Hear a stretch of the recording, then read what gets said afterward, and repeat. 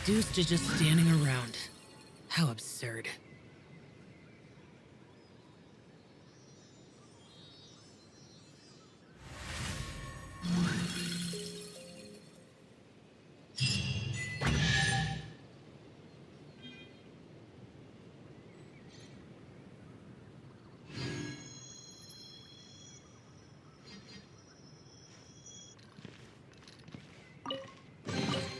Why would anyone want... Forget it. It's not my concern.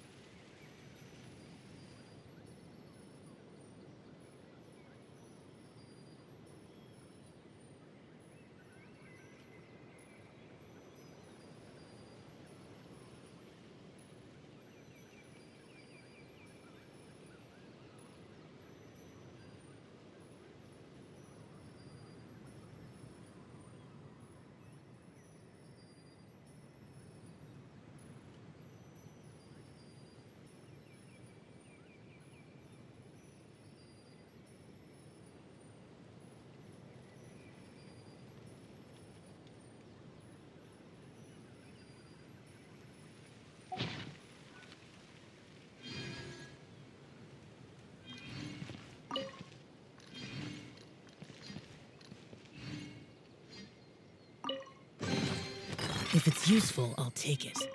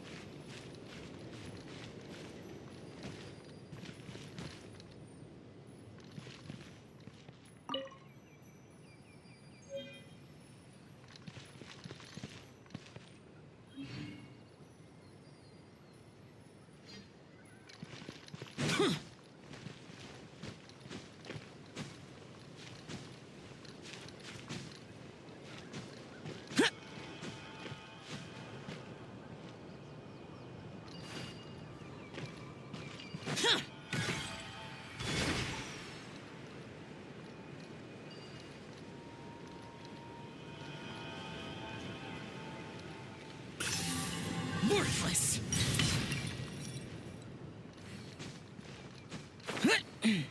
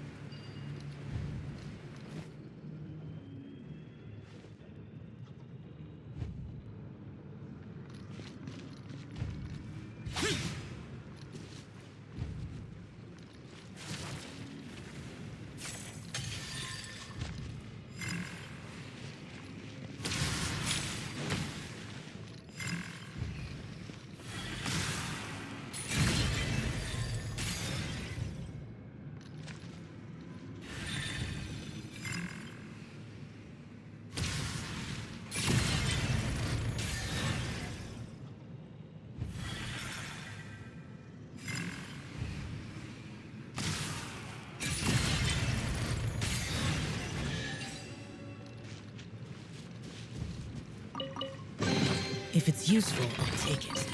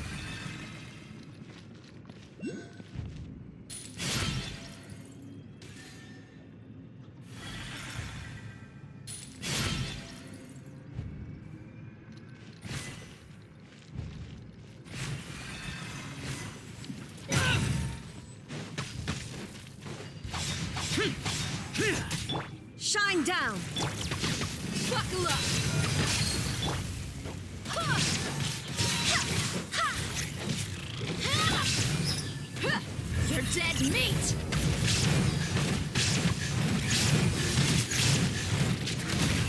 That's great. Go as planned! Yeah.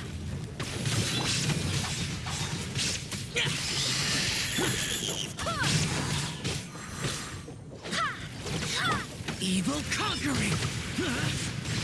Worthless! Here! Worthless!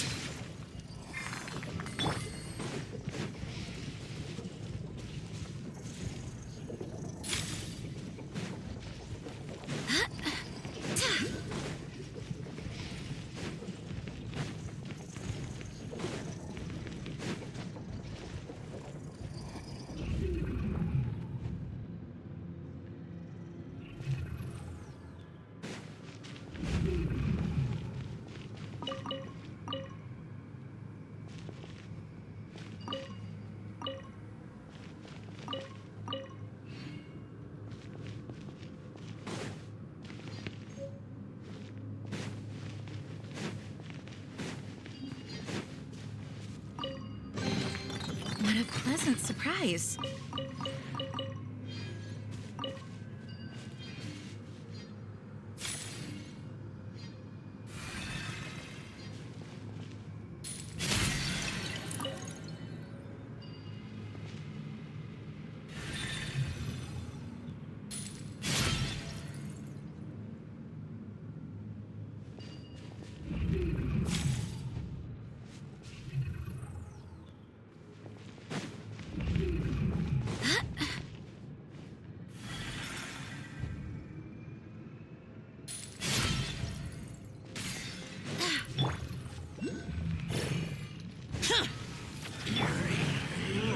Barbados, guide us.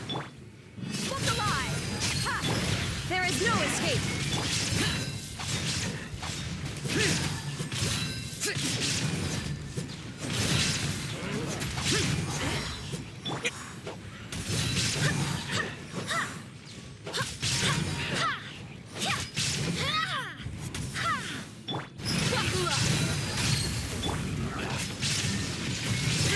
Torn to oblivion!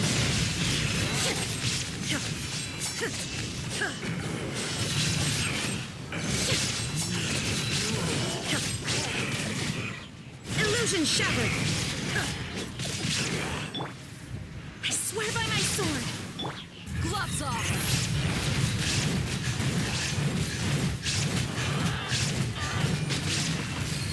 Let's get it on!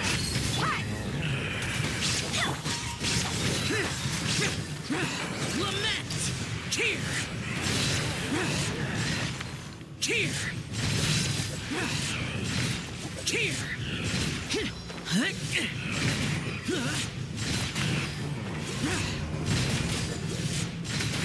Here!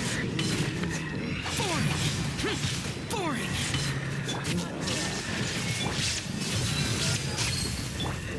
Now you shall perish!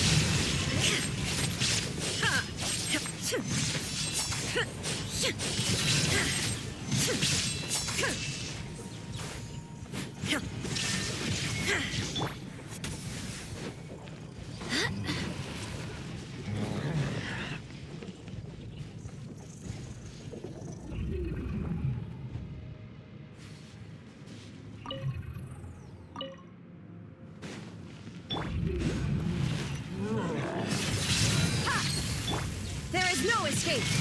Barbados, guide us!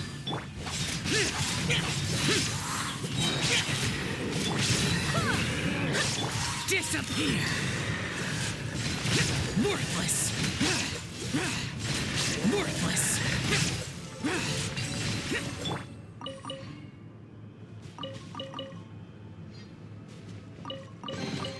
What a pleasant surprise.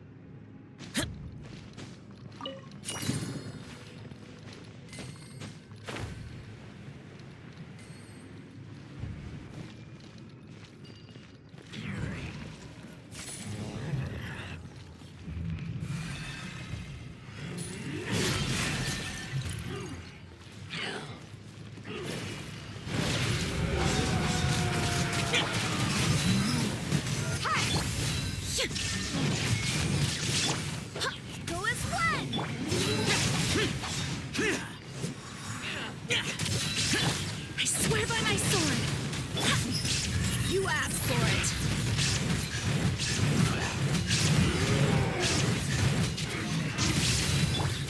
Inazuma shines eternal. Illusion shattered.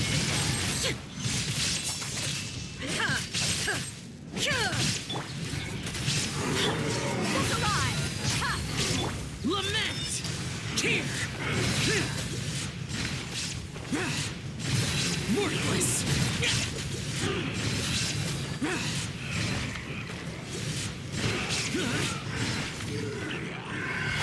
Boring!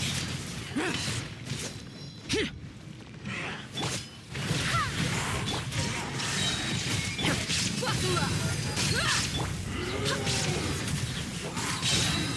Wind, hear me. Useless!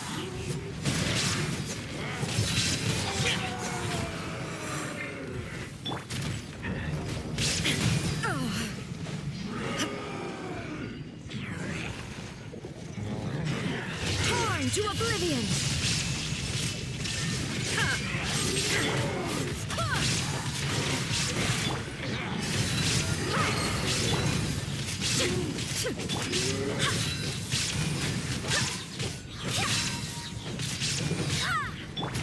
They're dead meat.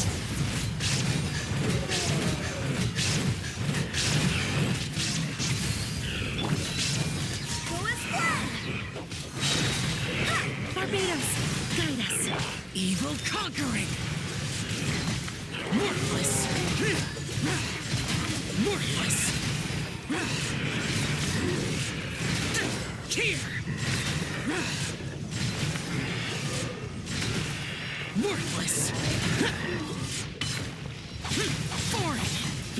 Useless! There is no escape.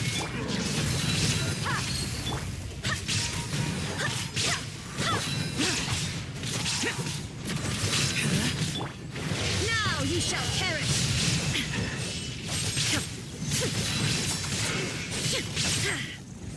Shine down.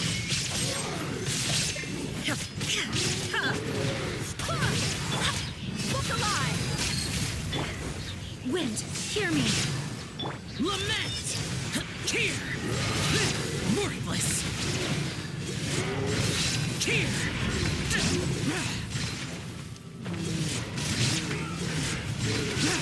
Worthless!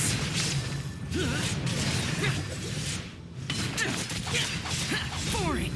Here! Buckle up. There is no escape. Go as planned.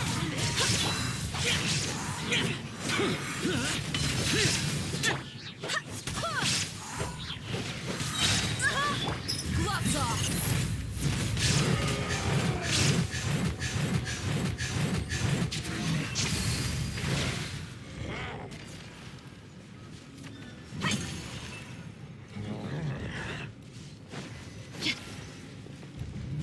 Look alive. Hi. Shine down. Barbados, guide us. Evil conquering! Worthless! Worthless! Worthless!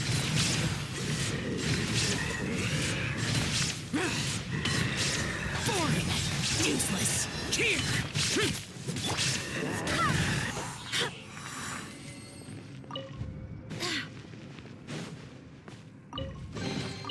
I hope the others find some.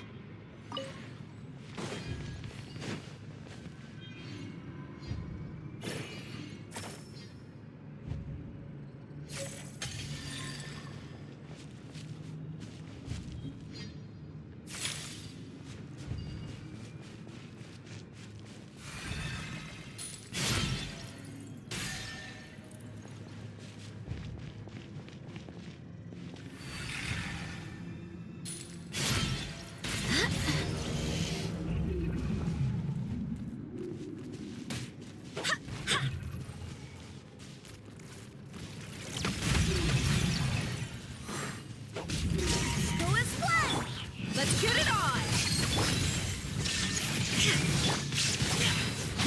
Boring!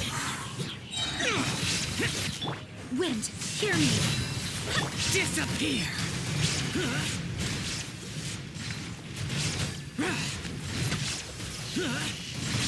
Here! Worthless! Here! Worthless!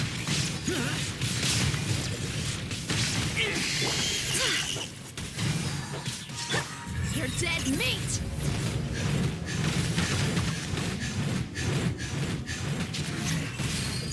Look alive! Ha! Ha! Ha! Ha! Ha! Ha! Ha! Ha! Torn to oblivion! Ha! Ha!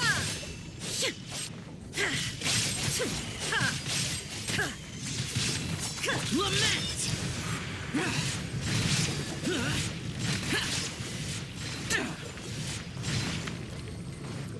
Here! Boring! Worthless! Shut it! Barbados, guide us. There is no escape.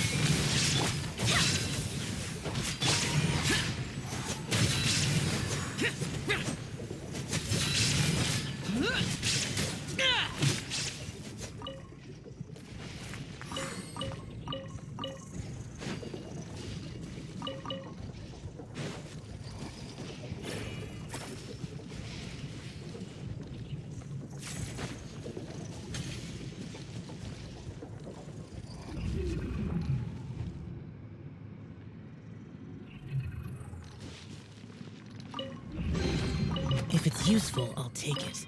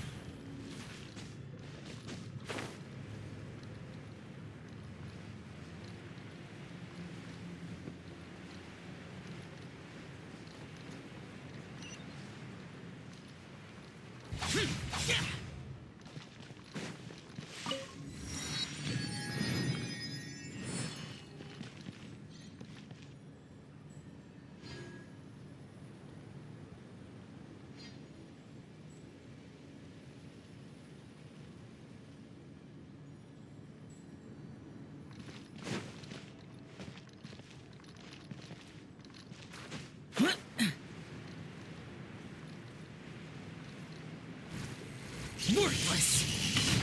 Shine down!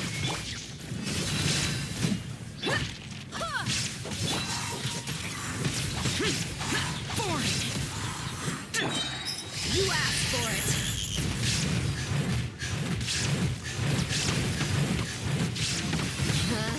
Illusion shattered!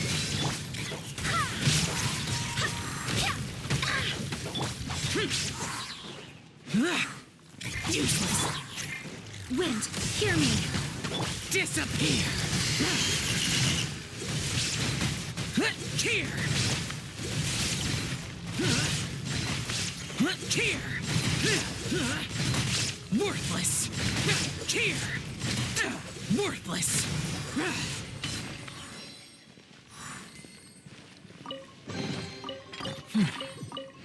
There's quality here.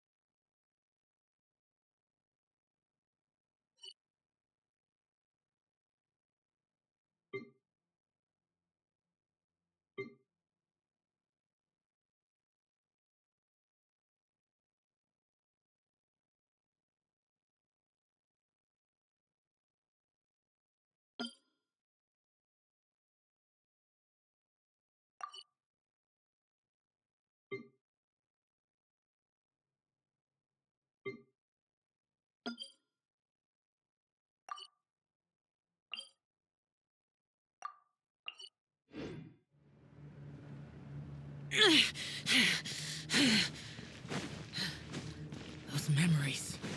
So dark.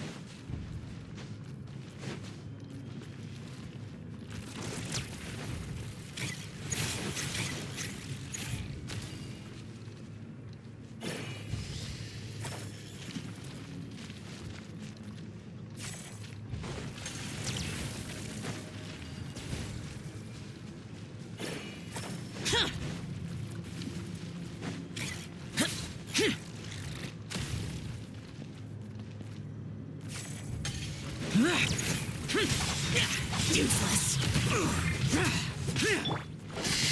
So let's run! Ha! There is no escape!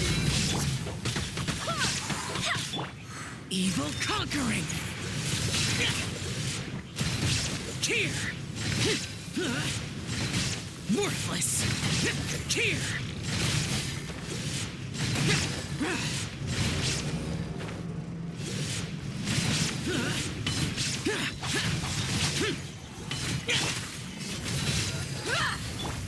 I swear by my sword! Ha! Shine down! You're dead meat!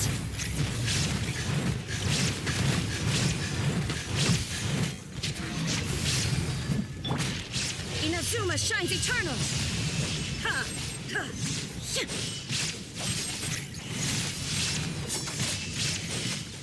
Ha! There is no escape! Disappear. Worthless.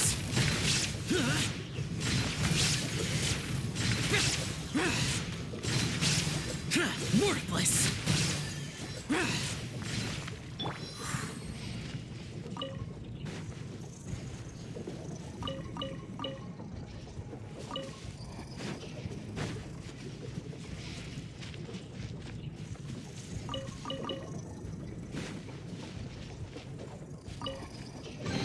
I hope the others find some.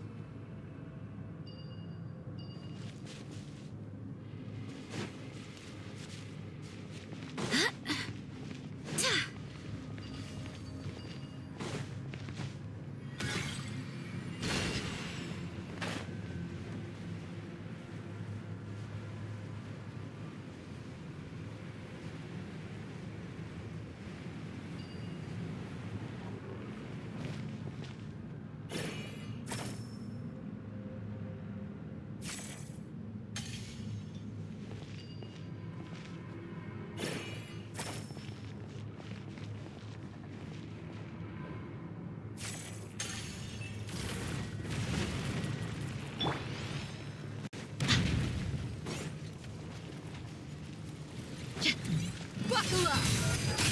Illusion shattered!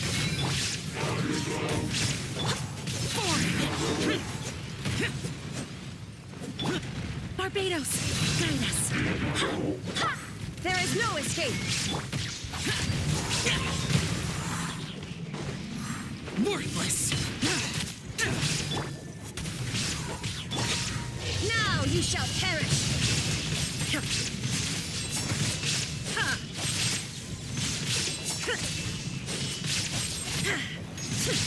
Going down. Absurd.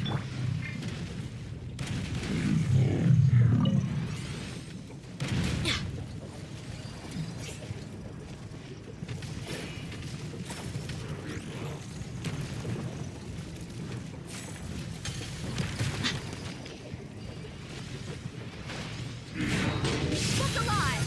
Hi! I swear by my sword! Lament! Tear! Worthless! Tear! Worthless! Tear!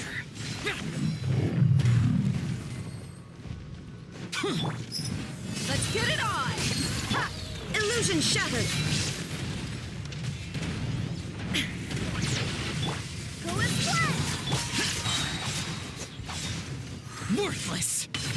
Tear! Wind, hear me! You asked for it!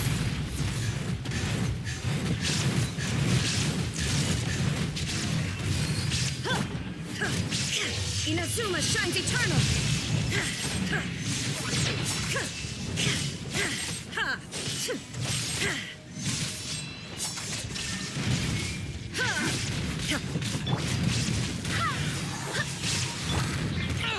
Get out of my way! Disappear!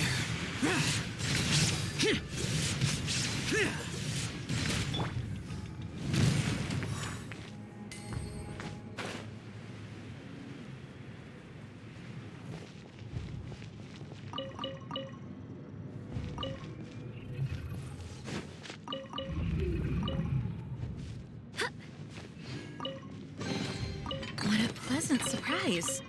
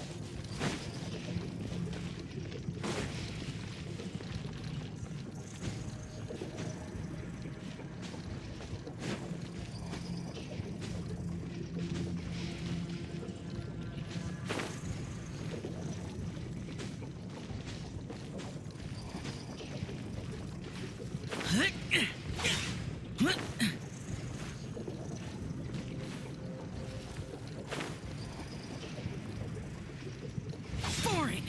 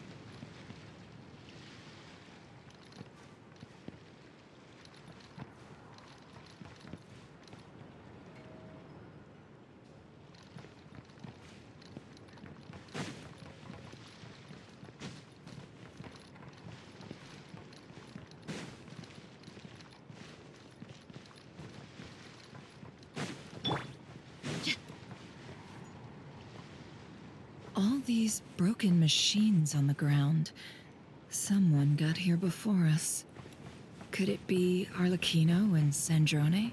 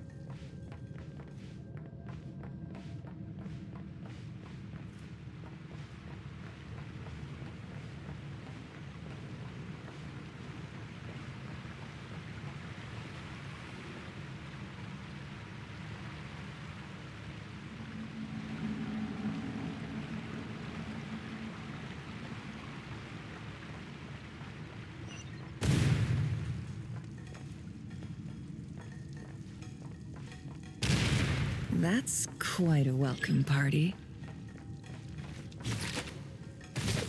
Water jet!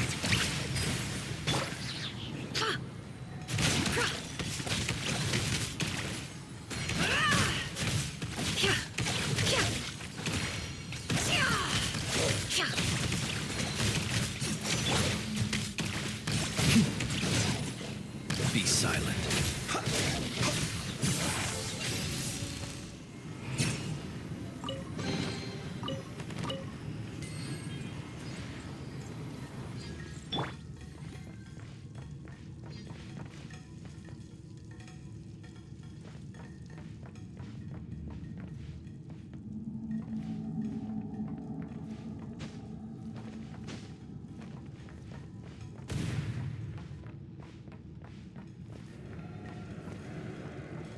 Wipe out! It all adds up.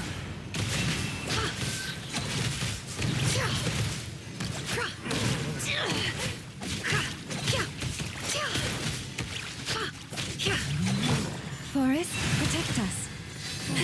Close your eyes.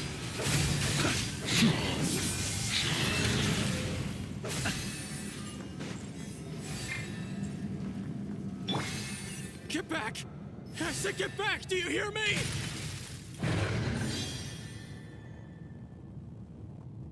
Why isn't it working? No! Don't come any closer! Don't!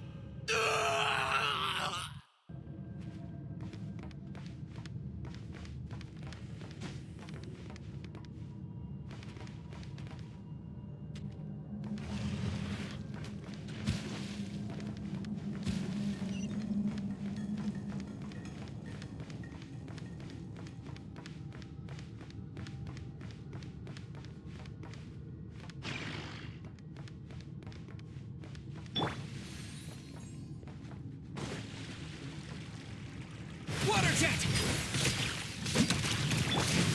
Stay your hand. By the frost moon of old. Be silent. Close your eyes.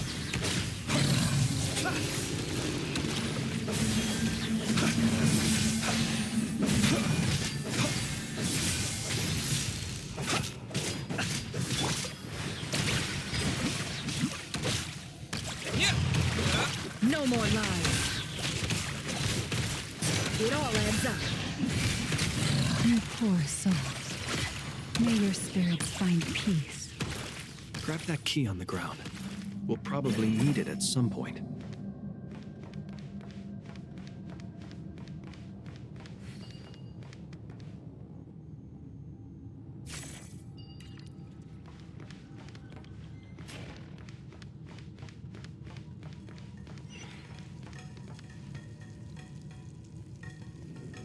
Watch out.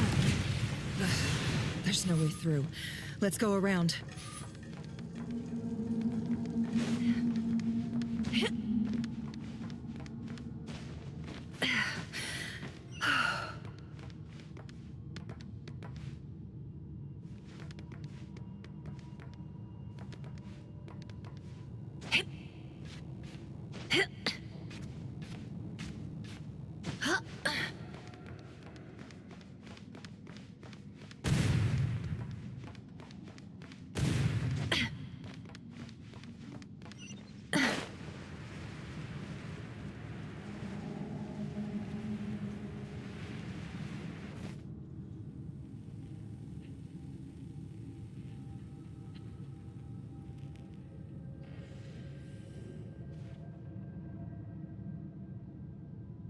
What the? Trespassers? Here? What's wrong with you people? We're looking for the doctor, and we understand he might be here. I see you're fleeing the facility. You looking to settle a score with the doctor? Good luck with that. I don't think you have many chances left. Perhaps. But you might have a chance to live if you start talking. 2 other Harbingers had the same idea as you. They're already inside. But what good is it gonna do? The doctor wouldn't do something like this unprepared. Seems to me that you're not too thrilled about being his subordinate. Also, is it just me, or do I sense monsters nearby? If you'd prefer their company to ours, that can easily be arranged. We need to know what the doctor is up to. Please, if you know anything at all, tell me. This is about more than us versus the doctor. His actions could have consequences for all of Nodcry, and perhaps even your homeland, Snezhnaya.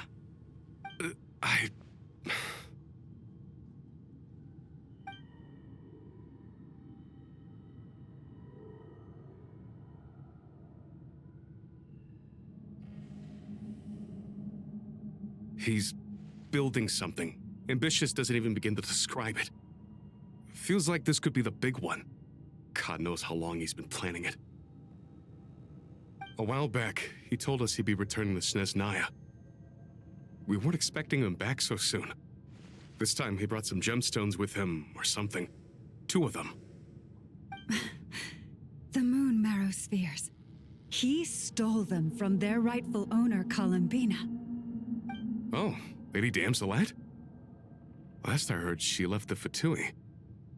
Before she went, she told us she'd finished what Her Majesty asked of her, and wished to focus on some personal matters.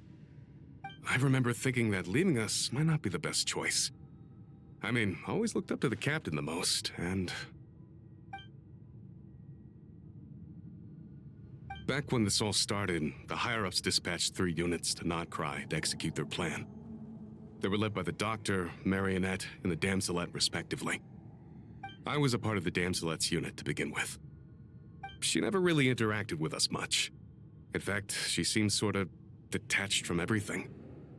Not because she was distracted, just felt like she was indifferent to the world around her. Like she had no stake in anything that happened. She always seemed like she was staring off into the distance.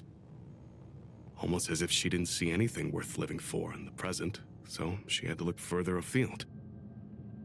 That's right. She always used to stare up at the sky. The Doctor used to stand nearby and watch her. Apparently they got along well at first, but somewhere along the way, she grew wary of him, started avoiding him as much as possible. After she left, everyone in our unit merged with the Doctor's. He's similarly indifferent to the world, except when it comes to the moons. He seems to have big plans for them. Right now, obtaining the 3 moons is his #1 priority. He even said, if he can only get his hands on 2 of them, he'll create a 3rd one himself. How would he create an artificial moon marrow? Maybe the knowledge he gained from the Hyperborean phantoms has something to do with it. Thank you for cooperating. We appreciate the level of detail. I get the sense that you'd serve under Columbina again if you had the chance. Would that be fair? No, she's no longer a Harbinger. As a member of the Fatui, my loyalty will always belong to the Tsaritsa. I'm only telling you all this because I don't completely trust the Doctor. His actions do not align with the goals that first brought us to Nodcry. I understand. We'll do everything within our power to stop him. The Knaves unit is based at the Kuvaki Experimental Design Bureau. Maybe you can seek refuge with them. Well, now we know what's going on here. Artificial moon marrow. He's likely well on the way to completing it. Dottore's technological capabilities are far more advanced than I thought. I fear this could get ugly. Everyone, prepare yourselves.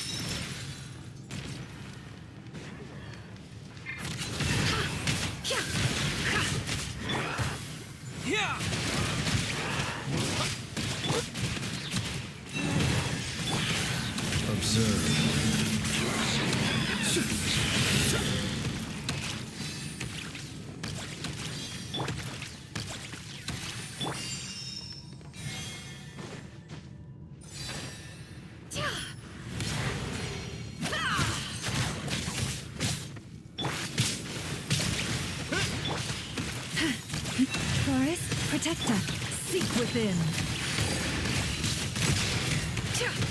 Can't hide the truth.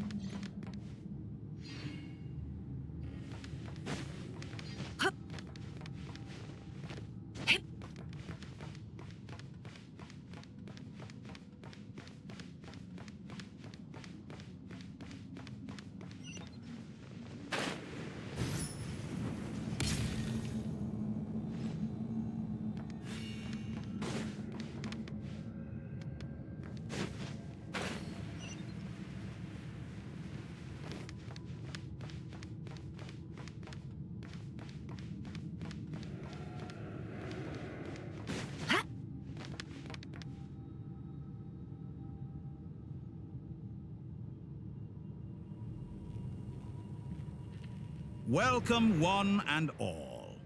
I've been expecting you. I hope my humble research facility is to your liking. Yeah, we really appreciated fighting our way in through a horde of monsters. The gall. You expect us to believe you've just been patiently waiting for us? Of course I have. Should I be worried about something? Everything seems to be going quite smoothly so far, and you've shown up right on schedule. First Sandrone and Arlecchino, now you. Ah, quite a surfeit of guests I've had today.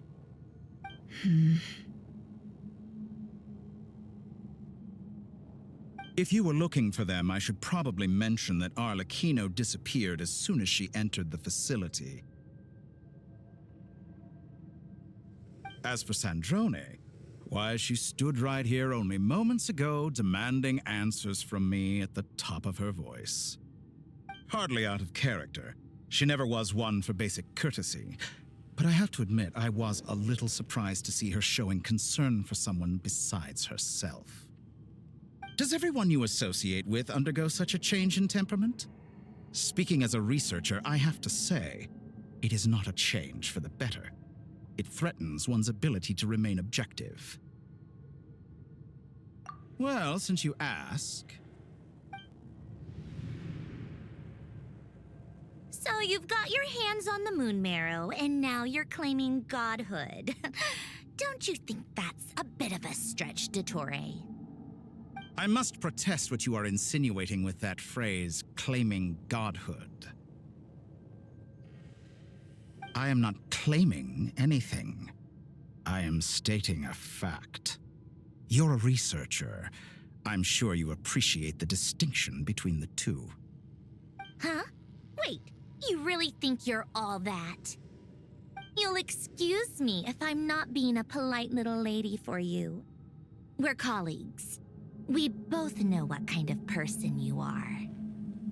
By the same token, I knew you'd respond along those lines. You and I both understand that facts speak louder than words. To that end, I've had my people send you a small gift. It should go some way toward helping you understand my present position. What gift?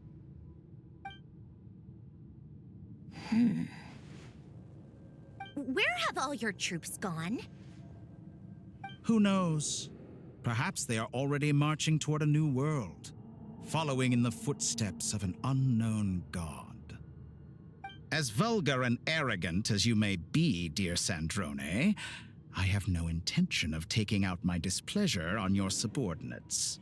They will enjoy equal rights to my own. You sent your people to the Experimental Design Bureau? That's the Tsaritsa's property. Yes, and I am very mindful of Her Majesty's instructions. But you know full well that they do not conflict with my present goals. In which case, all I'm doing is conducting another one of my experiments. Is there a problem with that? Now then, you have a judgment call to make. Am I simply lying to stall you? Or is it possible that every word I am saying is the truth? In which case, your subordinates really are in danger. So now you've turned on fellow Fatui soldiers. You're completely insane. I have set a new rule for myself. Each person gets one chance. Naturally, that includes you, Sandrone. If you wish to leave, I won't stop you. We are colleagues, after all. Scumbag!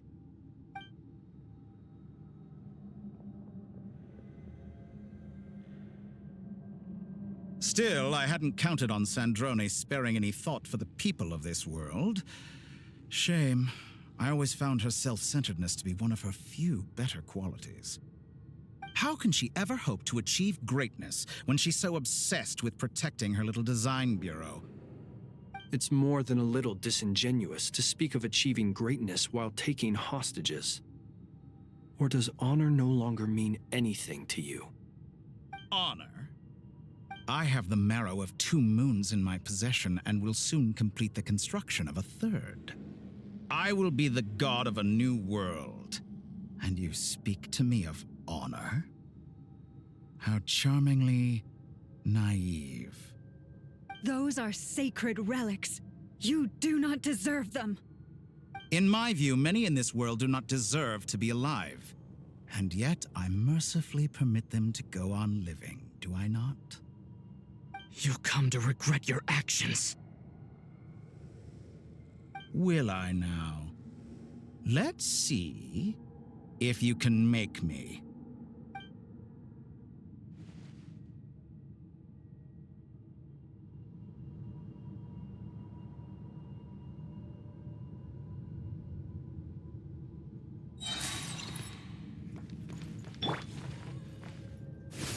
Lush as the moonlight. Wipe out! Target acquired.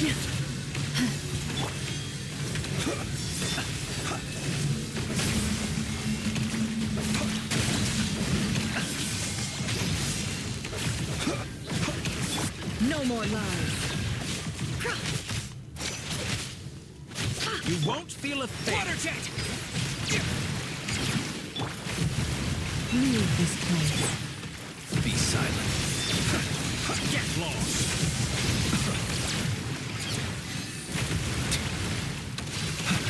The night cometh.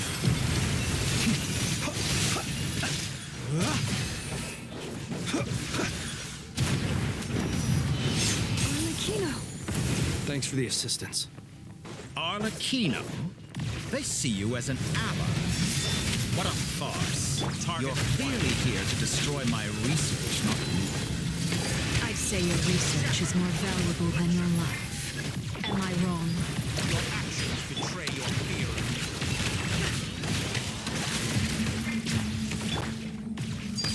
Transfixed.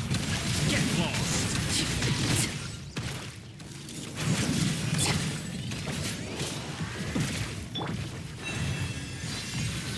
For the everlasting forest.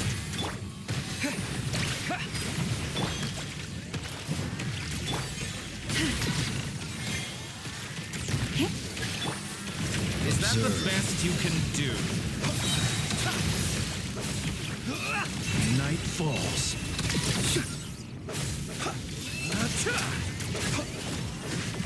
Is this all it takes to tire you? Everlasting as the moon. Your actions betray your fear of me.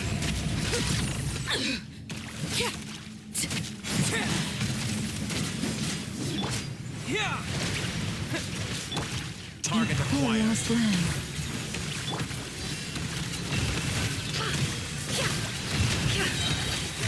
The deception ends here.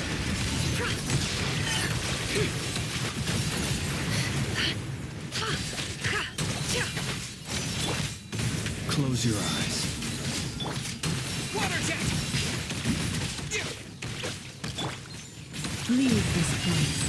With one heart, Datora is too powerful with the artificial moon marrow in his arsenal. Fighting him is futile. Quickly.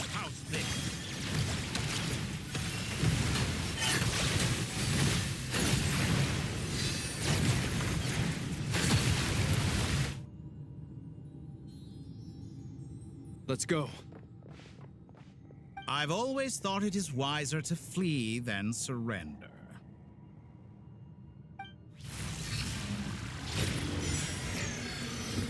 Watch out! What the? Forget about me! You should... Where's the traveler?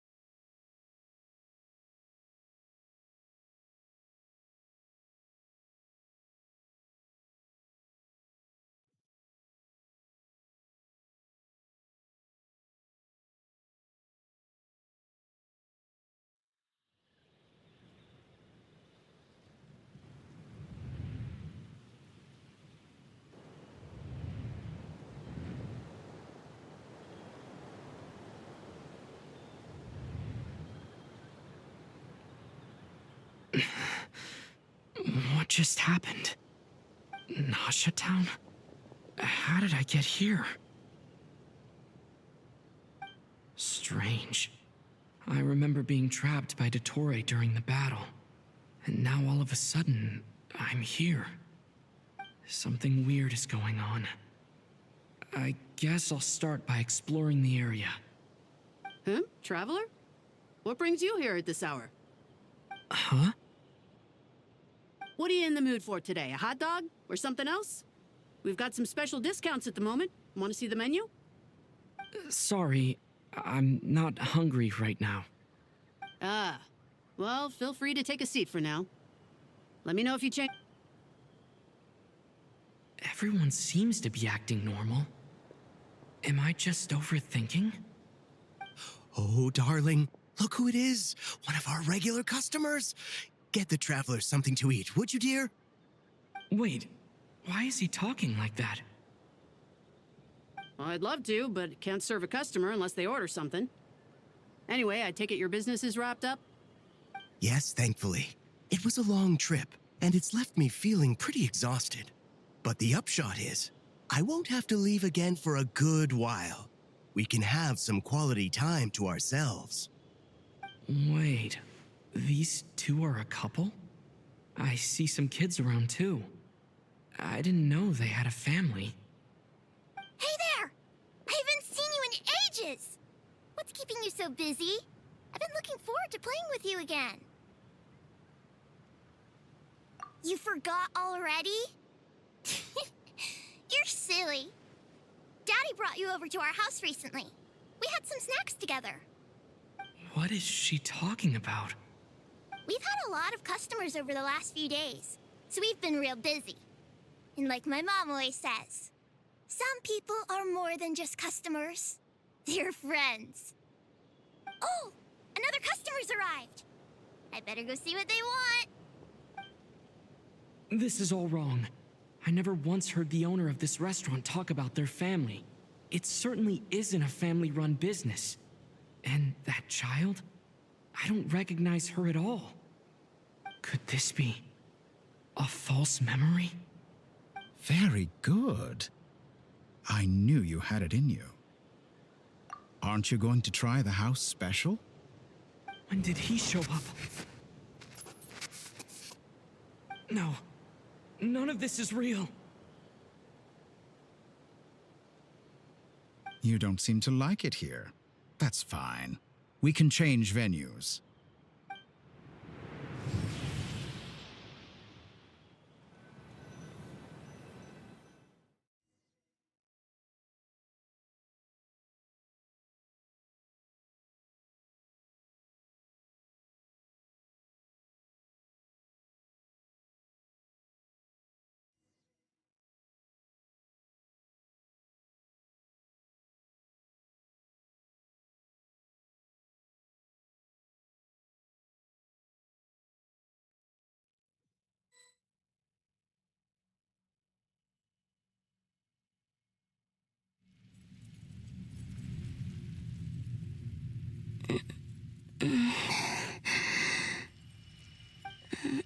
I'm still alive. Where is this place? It took all my strength to open the moon gate, and then I leapt into it. So this is the moon's reflection? The mysterious realm beyond the gate?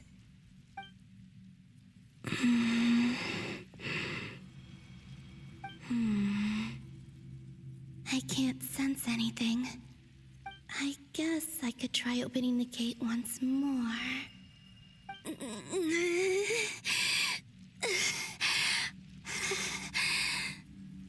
No response. Maybe this space can't be opened from inside. If this was the space that killed both Revier and his lover, then why am I unscathed? Or... no, I'm not unscathed. Even the air here feels... frozen in place. There is nothing here with which I can restore my power. I should conserve my strength and proceed with caution.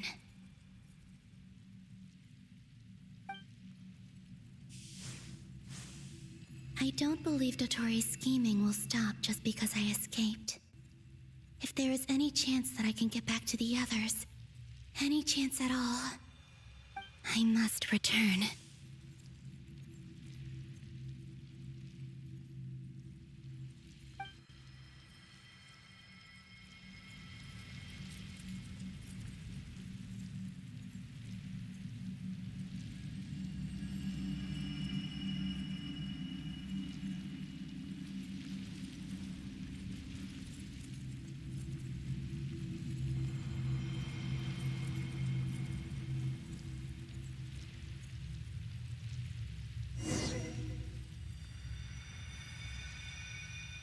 Emptiness.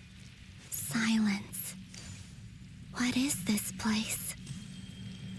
Or maybe the real question is, what is it for?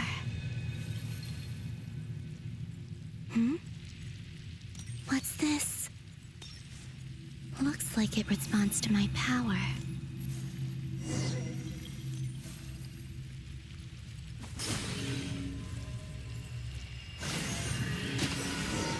Golden. Fuvaki. Is it some sort of guide? And why does it feel so familiar? I might as well follow it.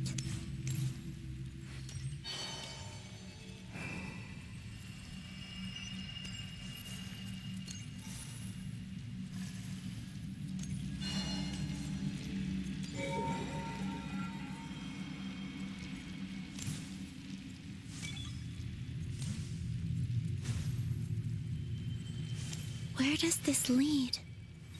Could it be the exit?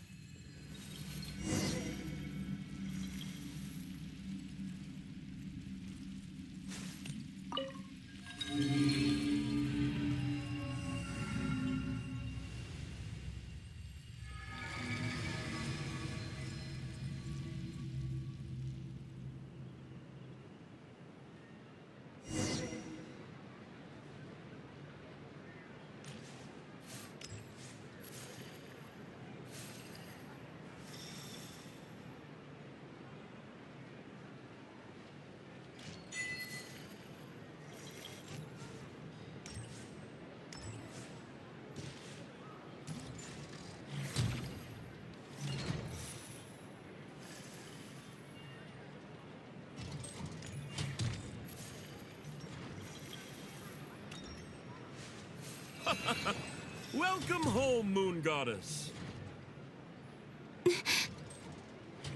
Is this Nasha Town? But isn't Moon Prayer Night over already?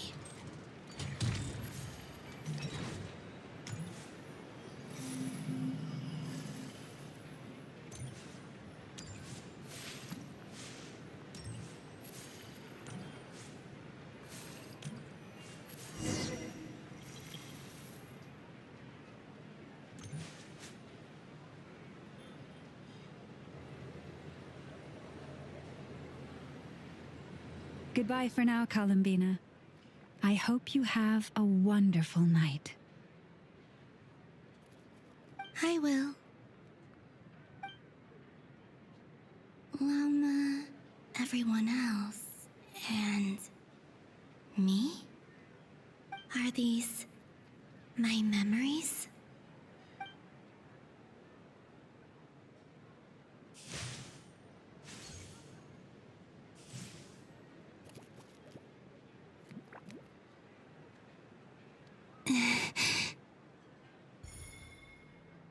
I can't touch them.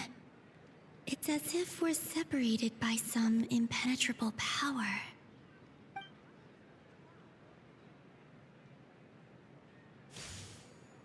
Over here! Over here!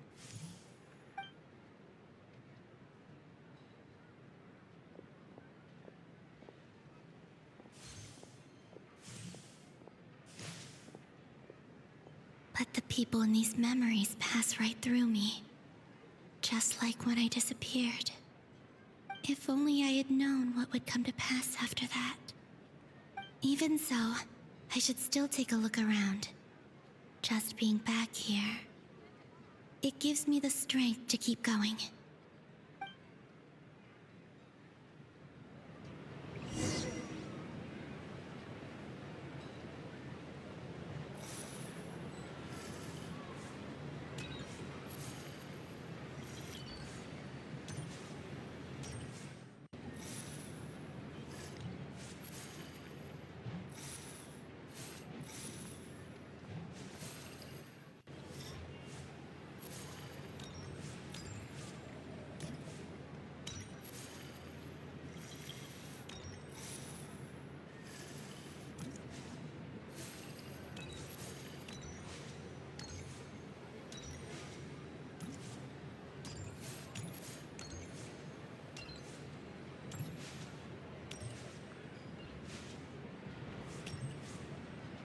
Welcome home, Moon Goddess. Oh, you're the genuine article. Alice was right. This Moon Prayer Night was worth watching after all. Oh? Yes. That was the fortune-telling stall run by Barbeloth from the Hexen Circle.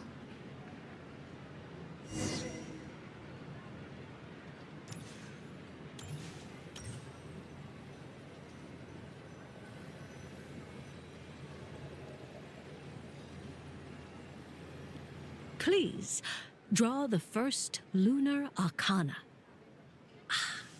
This represents destiny and is the foundation for the divination as a whole.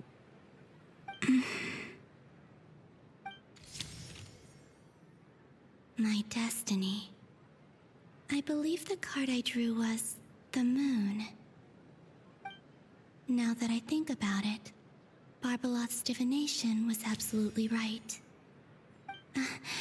It's almost time to draw the last card. The one that represents the future.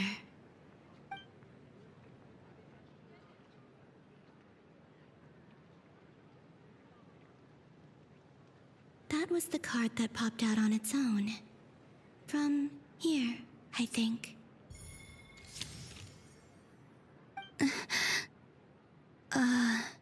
Kuvaki Pulse? What? Fascinating. I've never encountered this before in my role as a diviner. What's going on? Did that card leave the deck? Because of my influence? All I did was try to touch it, and then... Maybe this memory space is not untouchable after all. Are there weak points in the barrier? Or... is it possible that there's more to this space than my memories alone? This card is death. I need to get to the bottom of this. I'll try touching something else.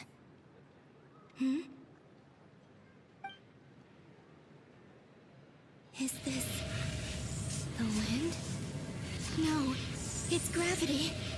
It's pulling me outwards. No, Traveler!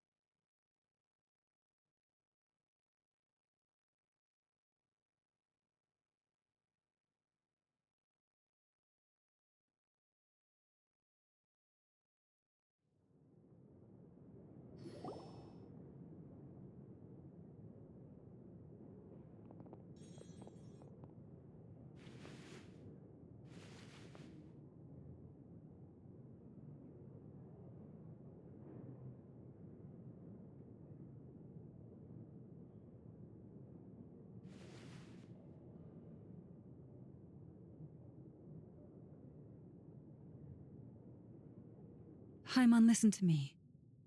From the bottom of our hearts, we are so sorry. We completely understand how you must feel. The Traveler is trapped, and we all feel responsible for it. Don't say that! Haimon's not a little kid!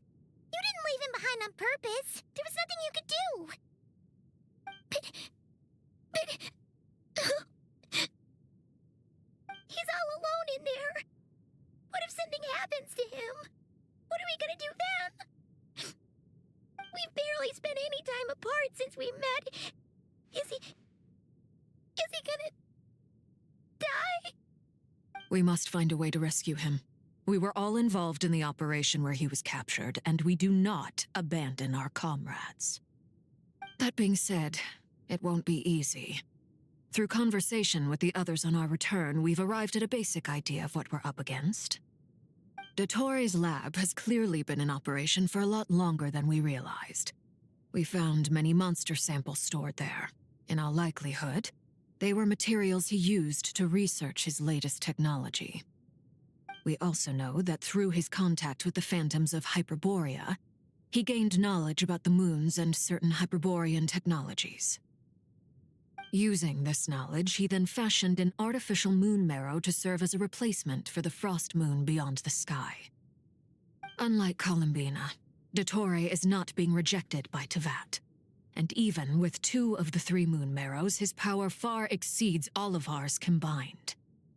Once his 3rd moon marrow is complete, Dottore will have completely seized the authority of the 3 moons. Tevat's most primordial powers will then be in his grasp. Does that mean... I'm afraid so. No one could have predicted this level of insanity, not even from Dottore. And unfortunately, his insanity is coupled with an intellect and ambition that not even his peers in the Fatui can match. This is dire. Sounds like the world is done for. The 3 moons' authority can influence the very fabric of time and space. I dare not imagine what a monster like him would do with that kind of power. The trouble's already begun, I'm afraid. On our way back, we discovered that part of Nodcry is being enveloped by an unknown energy. We cannot ascertain what is happening inside. I'm convinced this is Dottore's doing. Not that there's any way to prove it. The issue is, we have no idea what his intentions are. The only thing more frustrating than facing down evil is knowing that it will surely come, but not knowing when.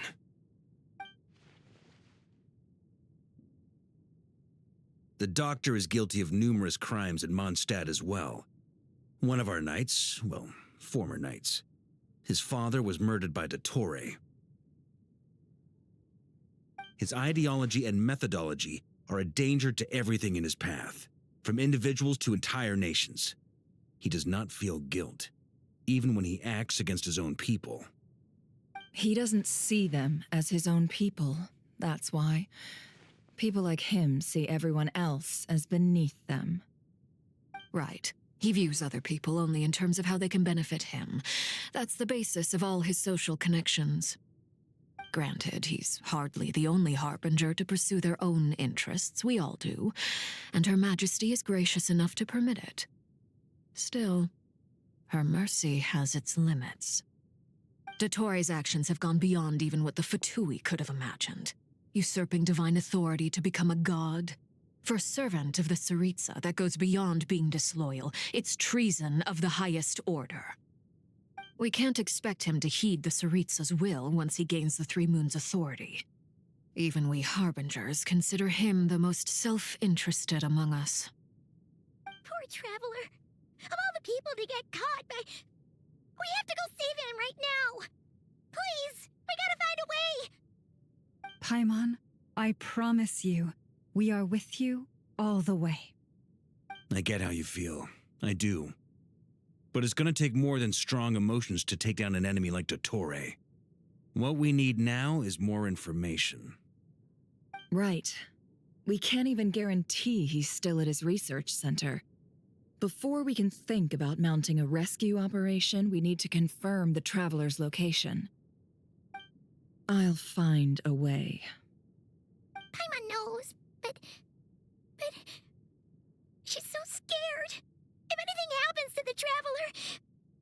He might be the strongest person Paimon knows, but he's still human. He feels pain and bleeds just like anyone else. Then think things through before you stick your neck out. Unless you want to lose your head. Sandrone. Miss Sandrone, you're okay? Put the stuff over there, and be gentle with it. Am I okay? As you can see, I've had to move my whole livelihood out of the Experimental Design Bureau. It's been swallowed up by Dottore's energy field. If I'd left it any longer, I probably would have gotten stuck there. Ugh, Dottore always goes a little loco when he finds a shiny new toy. Not that he'd ever admit that. But this time, he's gone full psycho.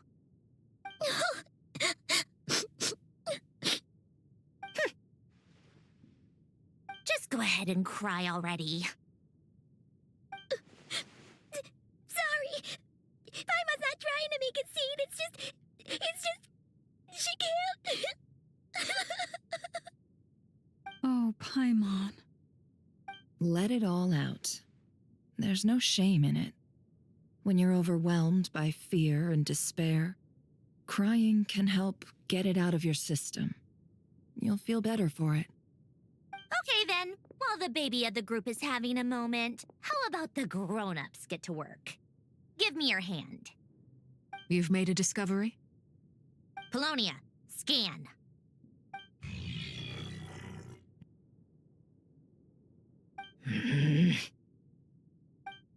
You, hand, now. Oh, I thought you'd never ask, my lady.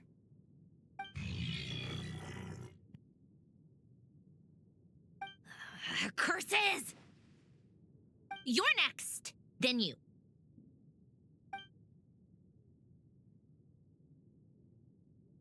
Dottore, you son of a... He's done something to us! Everyone who entered his research center has been implanted with some sort of curse. I don't feel anything unusual at the moment. Does that mean it hasn't activated yet? Is there a way to figure out its purpose and what might trigger it? My best guess is Dottore created it using the Moon Goddess's powers. 1 second, analyzing. Ugh! That friggin' maniac! So, what twisted game is he playing this time? The moment I analyzed the energy composition, some encrypted text appeared in my mind's eye. And when I deciphered it according to the Fatui standard encryption protocol, I got the following message. Feel free to run, or you will perish in nod cry. He's mocking us. Yep, he loves to toy with people. Only in this case, there might be more to it. But I didn't detect any murderous intent or malice either in the message or the curse's energy. As if this is him at his least malicious. Or perhaps all people are cowards in his eyes. Maybe he thinks the threat alone will be effective. What a despicable person. And he has the Traveler in his grasp. If I may, as unhinged as Dottore may be, he has always exercised great patience with the objects of his interest. I remember a comment he made when we first arrived in Nodcry. He said, "This world is, on the whole, an exceedingly dull place. But at least there are a few intriguing features, such as the gods or the Traveler. Presumably, they interest him because they're unknown quantities. He wants to understand as much as he can about them." Agreed. The Traveler is Tevat's fourth descender. All Harbingers are aware of this. Since Dottore took such pains to capture the Traveler, he is unlikely to kill him right away. Okay, but we still have to do that rescue operation. Of course. I also think we need to read between the lines with Dottore's message. If he's encouraging us to run, that means we mustn't leave Nodcry under any circumstances. My guess is, his curse will only trigger if we leave.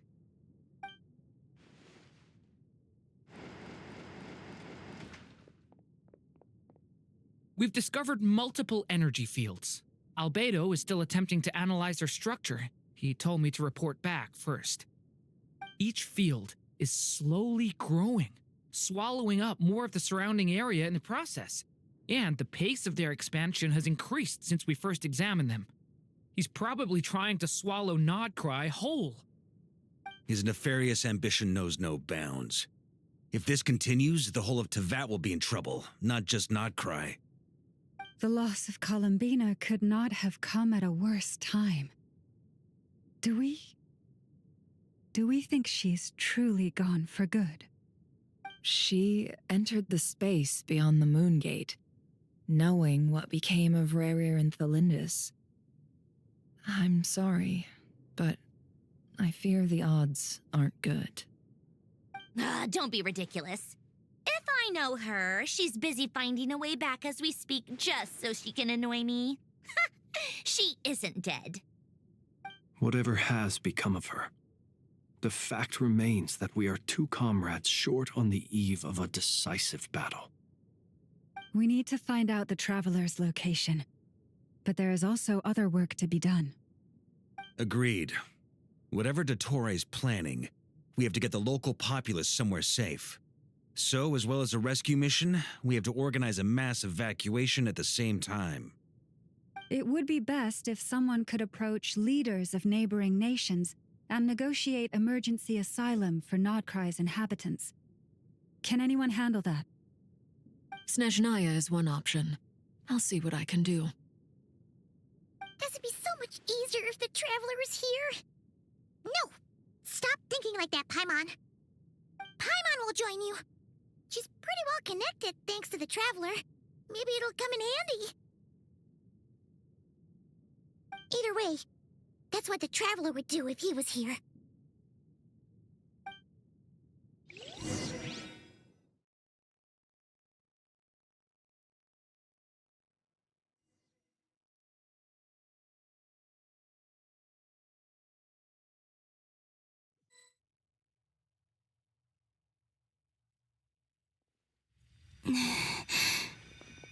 Back here again. That gravitational force that pulled me back. Is this where it came from? When I saw that memory of Moon Prayer Night, I think I influenced reality. Was it just a coincidence? Or... if only I could have sent the others some kind of warning on Moon Prayer Night. Maybe we could have stopped Dottore. I feel so heavy. Does entering that space consume a lot of energy? Well, even so, I have to keep moving forward. Back to emptiness and silence again. I should try and find my way back inside that memory.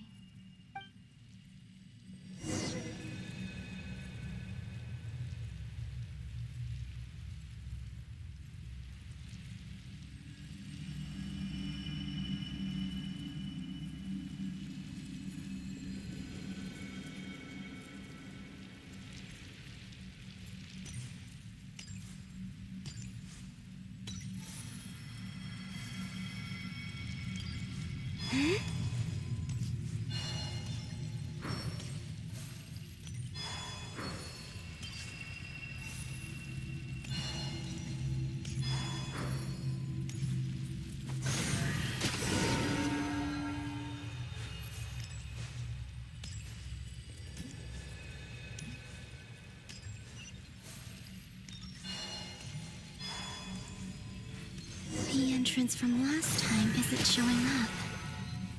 What am I missing?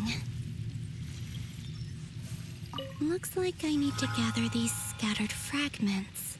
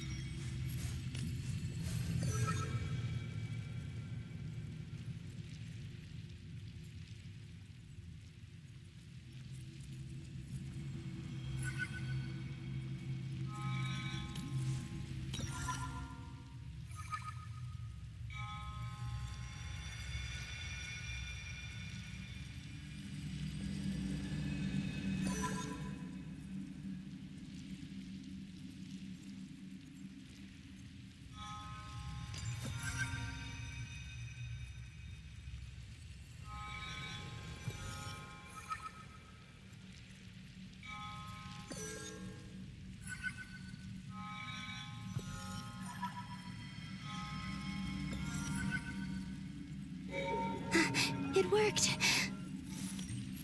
Hopefully I can stay inside for a bit longer this time.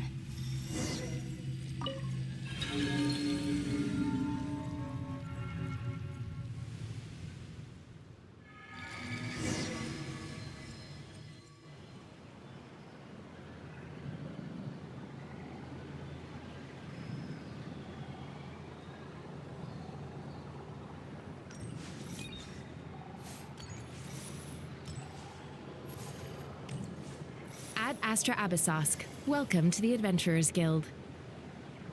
What? This doesn't look like Moon Prayer Night.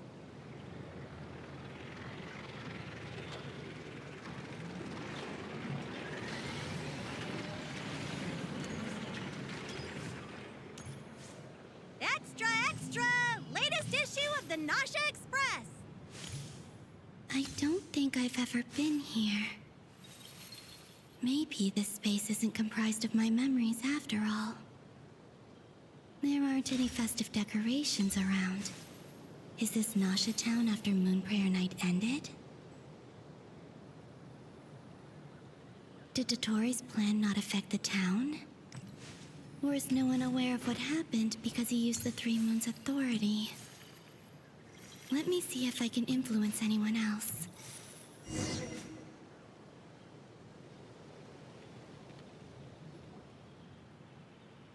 So, what do we do next? Wait, that voice. Paimon? The most important thing right now is to find that mage. Lauma the Traveler and Mr. Varga are here too. I'd better go pay the Fatui a visit. Traveler!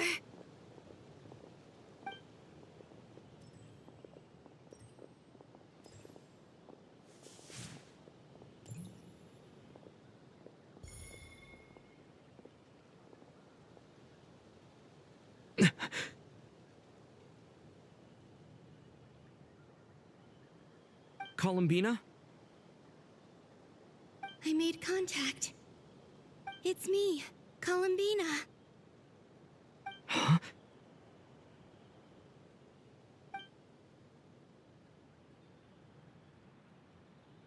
Traveler? Let's go! This is no time to be spacing out!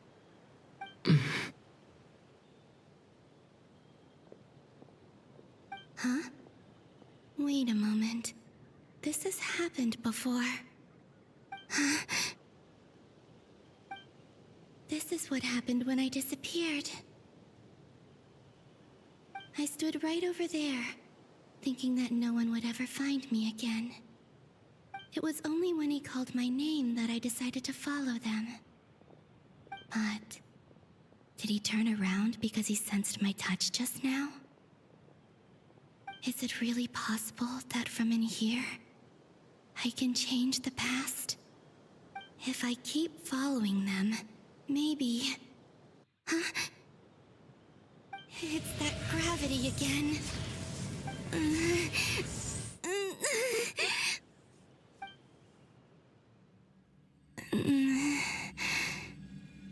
Every time I influence reality within that space, this force intervenes and pulls me back. It's as if it's trying to stop me from leaving.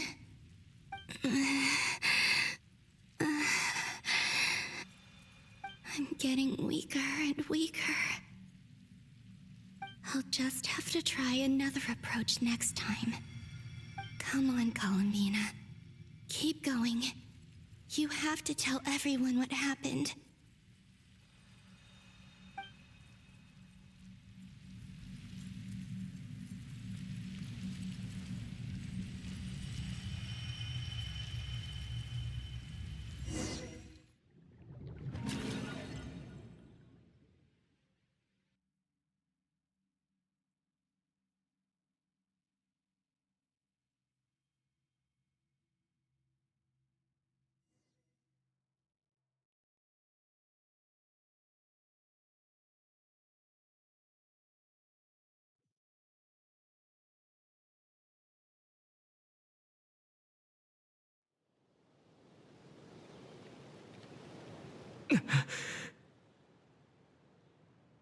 Suddenly, I've been plunged into darkness.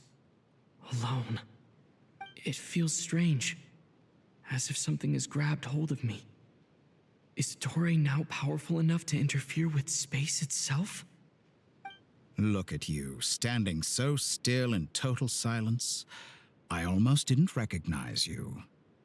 Hello there, traveler. He seems to be in a good mood. Wait, what's that behind him?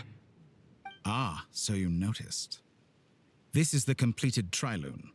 2 primordial moon marrows and 1 artificial specimen. You are wary of it. Good. Maintain that reverence. You performed well in that recent battle. Brave and reckless as always. Courage is the sign of a true hero, and impulsiveness is the hallmark of those who strive to advance. I say this not to belittle you. Most creatures are far more timid by comparison. 3 moon marrows? Does that mean the artificial one is now complete too? Well spotted. What do you think? For a replica I built myself, I dare say it looks the part. Dottore, are you planting illusions in my mind? I have no interest in fooling your eyes.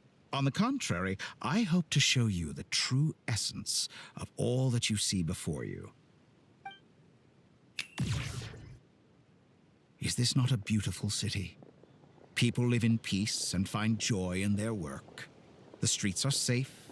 People can even leave their doors unlocked at night. You might say it is the Elysium everyone dreams of.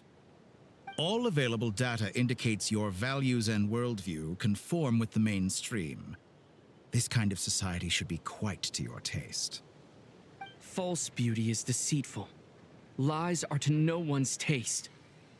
I wonder, is it your moral standards that are too high, or your expectations of reality?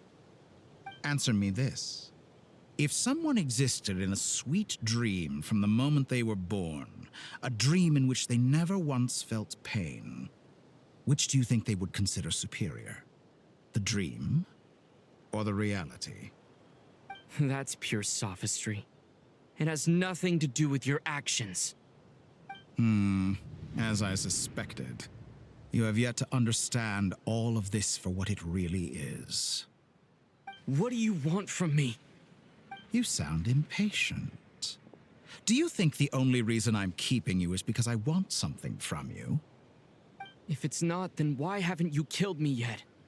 No one can stop you if you're as powerful as a god. I'm delighted you recognize that fact. I believe we last squared off in Sumeru. Ah, the memories. How time flies. You and I have both grown. I'm not surprised that Arlecchino and Sandrone worked with you. You've always a way of slowly but surely ingratiating yourself with all levels of society. People laud you as a hero, but I suspect there's more to it than that. Oh, but to be clear, I don't say that to flatter you. Do you always give your opponent an appraisal before you deal the final blow? Call it a long-time habit. I'm a researcher, and one of my duties is to give an objective assessment of my subjects. But you misunderstand. We are not opponents. Not at this moment. I just want to talk. Think back to Tartaglia, Arlecchino, Capitano, Colombina, and now even Sandrone.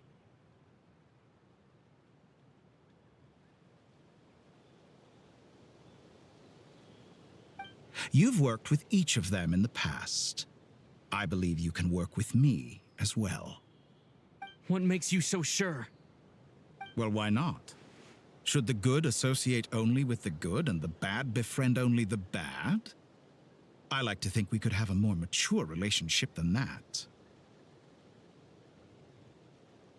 Surely you don't think all your relationships are grounded in friendship or shared ideals? People come together because it benefits them to do so. If you think of the people you admire, you must surely admit that they have provided some benefit to you. Morality, ambition, dreams, People have plenty of words to embellish the nature of their relationships. But once you break free from those ethical frameworks, you will see that the only thing connecting the two of you is mutual benefit. And that is what I'd like to talk to you about. We're finally getting into it.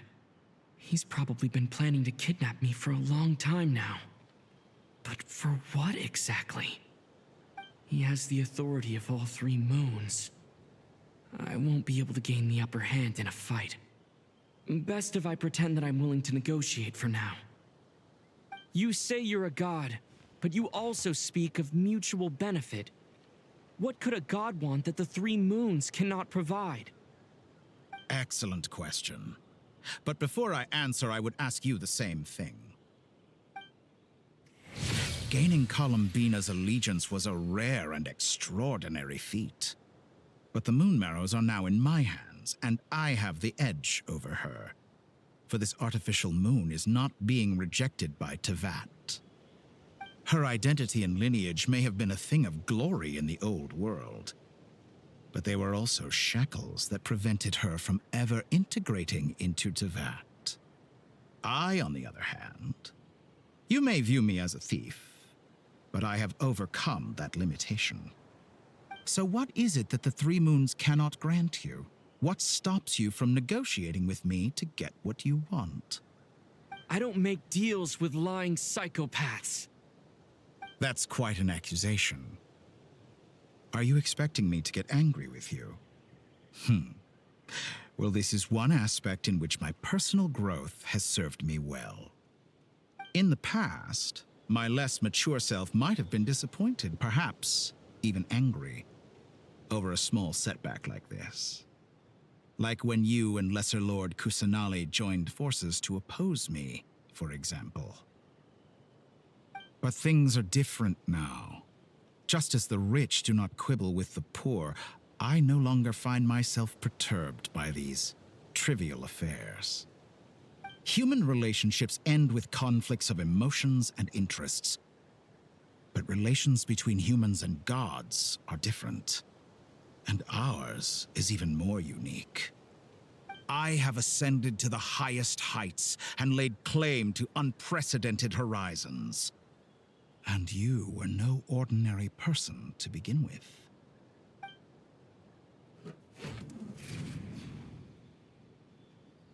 Allow me to show you the world, Descender.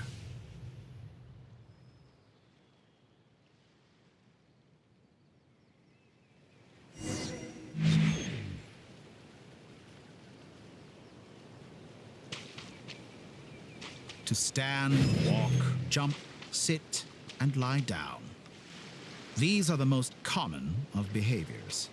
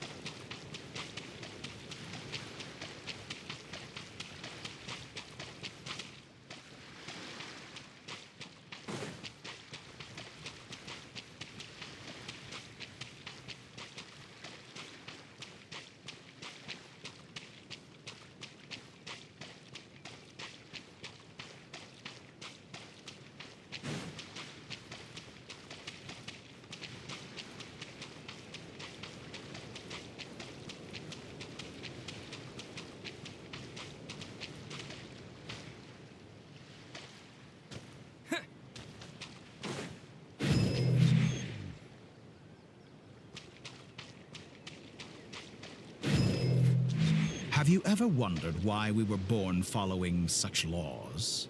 Who stipulated that we could not fly instead of walk?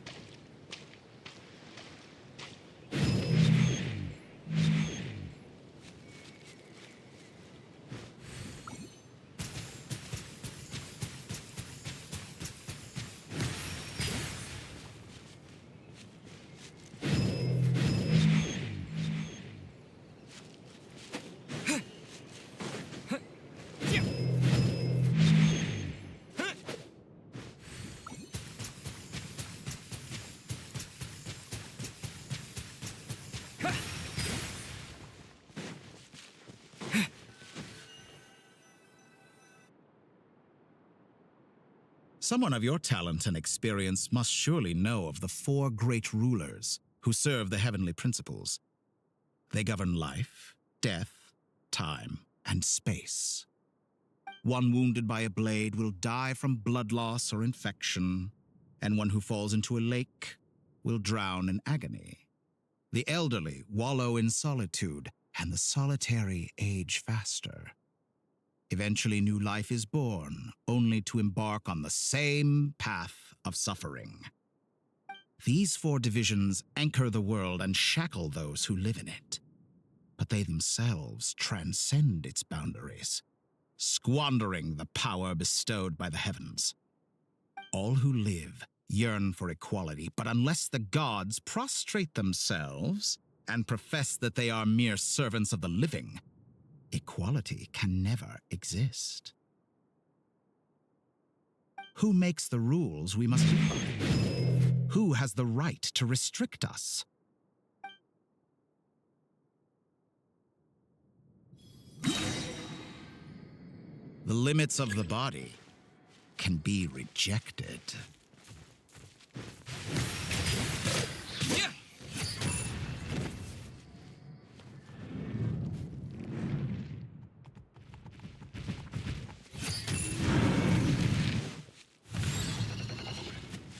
Wipe out!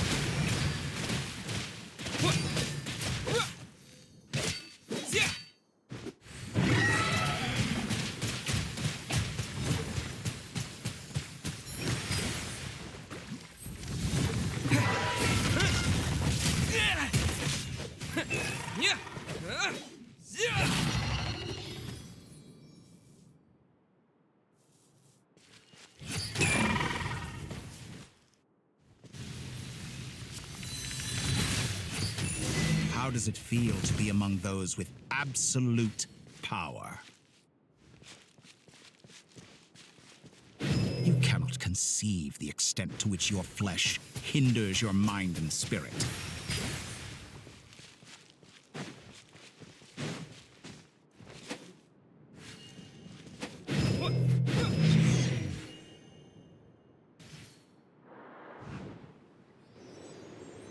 Only by discarding our useless, primitive eyes can we perceive a new world. How narrow-minded we all were in the past. Why should the final answer of the world not be the power that predates those of life, death, time, and space? The power of the Trilune. Through it, I have glimpsed new experimental possibilities. Nature suppressed, authority exiled, souls controlled.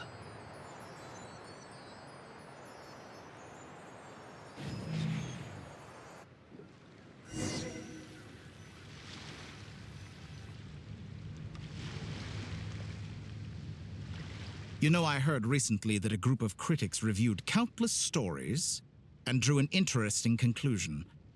They found that it is more often than not the villains who strive tirelessly to push the boundaries of progress. In fact, long before this, someone voiced a similar idea in an academia editorial. I felt a great affinity with this perspective. I have never been afraid to step up and play the role of the villain. Fanatics are trampled down for their transgressions, and those who transcend are rebuked for their audacity. And so, the majority of creatures are too timid to follow my lead. But all sacrifices made during my experiments have been worthwhile, as you can now see. I can offer you something new, something unique, precisely because I am a villain. Think about it. We are eternally bound through mutual interest. Can you truly say you would never turn to malice if it could give you the life you dream of? After all, what value do perfection and purity really have? They are fragile and feeble things, utterly tedious. I say, better to be governed by a flawed humanity than a gnosis. The true seeker of knowledge is the villain who undergoes countless tribulations in pursuit of their goal. I'm sure many people have told you that you're different. Because I'm a descender? Exactly. Very clever. But what has that got to do with you? I do not conceal my wicked deeds, my selfish desires, or my greed. A true researcher must act as I do if they are to understand and speak of the truth. And yet, a knowledge seeker like myself will inevitably grow tired of studying Tevat beyond a point. You have traveled to all corners of the world and met many people. Along the way, there have been moments when you were misunderstood or even became a wanted criminal. And all the while, you have spent your days doing some of the most mundane jobs in the world. You fight and toil, claim minuscule rewards from my friend Pantalone, then you fight some more, winning some battles and losing others as your search goes on. And this cycle continues, with no end in sight. Surely you must sometimes grow weary of being stuck in this same loop day after day. We're completely different. I embrace everything that life throws at me. I am engaged in every step of my journey. How does that make us different? I too embrace what life brings, researching everything that interests me. Think of all the novel things I've managed to create, like the artificial moon marrow. Don't you see? As unique a specimen as she was, even Columbina is not irreplaceable. Take that back. She's gone because of your actions. I didn't say that to anger you. Though admittedly, I don't see what there is to be angry about. Anything Columbina could do for you, I can do better. I know what your ultimate goal is. You wish to walk the path your sister walked, and seek answers from her at the end of that journey, don't you? Someone like you could never understand what it feels like to care about another person the way I care about her. Perhaps not, but that doesn't mean I can't help. I could find your sister right now, bring her before you, and make her give you the answers you seek. Don't be so presumptuous. You'll never begin to understand the situation between us. Oh, no. This is no presumption. I'm only offering what I know is possible with the power of the Trilune. But it seems like you would sooner continue with your journey through this world. Why? Do you truly desire this journey? Or is it simply a necessary process from which you cannot escape? Think of all the time and energy you have spent, everything you've had to endure just to make it this far. Is this really what you want? Or has your hand been forced by the promise of that final answer? Yes, you have made many friends. But do they ever spare a thought for the void in your heart and what it yearns for? What you want is not friends. It is family. But do they know this? I, on the other hand, am far more considerate. Join my experiment, and in return, I will bring your meaningless journey and all its struggles to an end. This is a malicious attempt to manipulate me. But at the same time, he's stating some very human truths. Of course he's right about my predicament. How can I deny it? I have faced ungrateful strangers, never-ending troubles, an endless quest for answers. I want to see her. After everything I've been through, words can't describe how much I miss her. How much I want to be reunited with her. Wherever you are right now. Do you miss me too?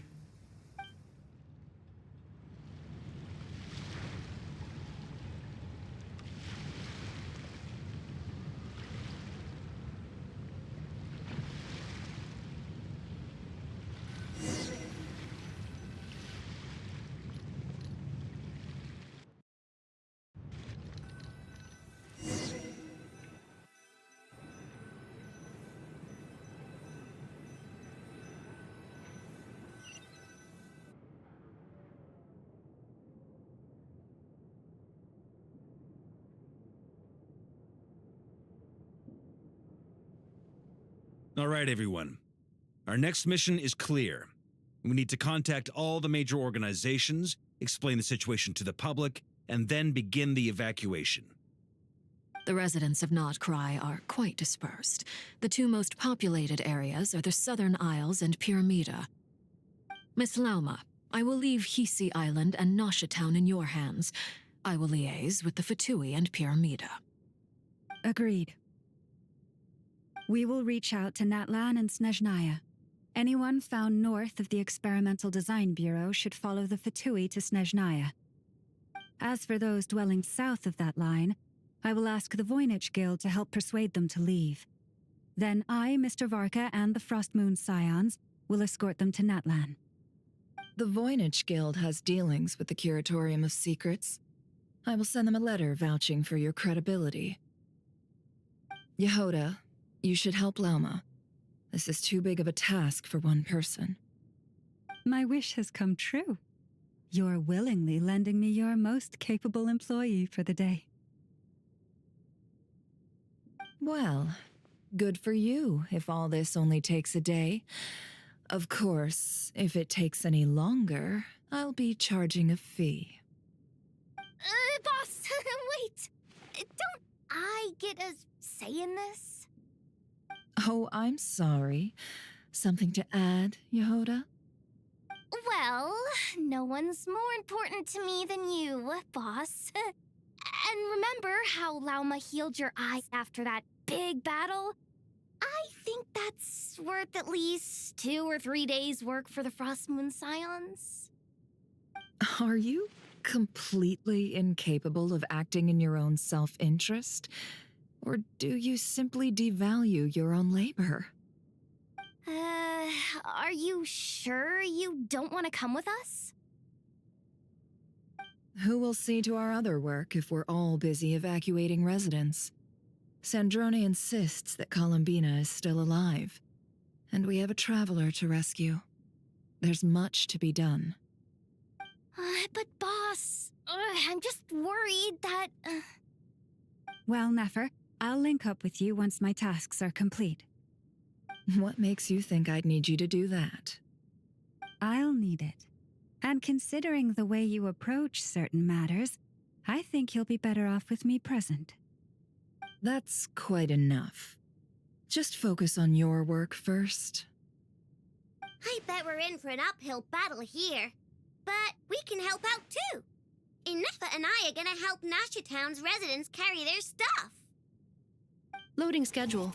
Store essential local research data and technology samples, then escort the people to Natlan. Understood. I will execute this to the best of my abilities. Great stuff. Thank you, ladies. I've contacted the Lightkeepers. A colleague of mine will join us shortly. I will persuade them to conduct a thorough search of the region to ensure that no civilians get left behind. As for me, I guess I'll be making an early return to Sumeru. I think it's important that someone informs the Dendro Archon of what's going on in Notcry. Roger that. Someone should inform Mondstadt, too. Mr. Duran, can I trust you to handle that? I think you fly faster than any of us can run. As an added incentive, get there fast enough and I'll see about getting your gliding exam waived. Really? Ha! Mission accepted! I intend to stay behind and help Miss Sandrone with her research. She has some alchemy-related questions that she'd like me to explore. She recognizes your expertise, then. I wish you a fruitful collaboration. Thank you. In truth, I was surprised to hear her express an interest in subject matter outside of machines. I believe she has been investigating some Fontanian technology recently. She made a point of bringing the relevant materials with her when she left the Experimental Design Bureau. She's sorting through everything in her room as we speak.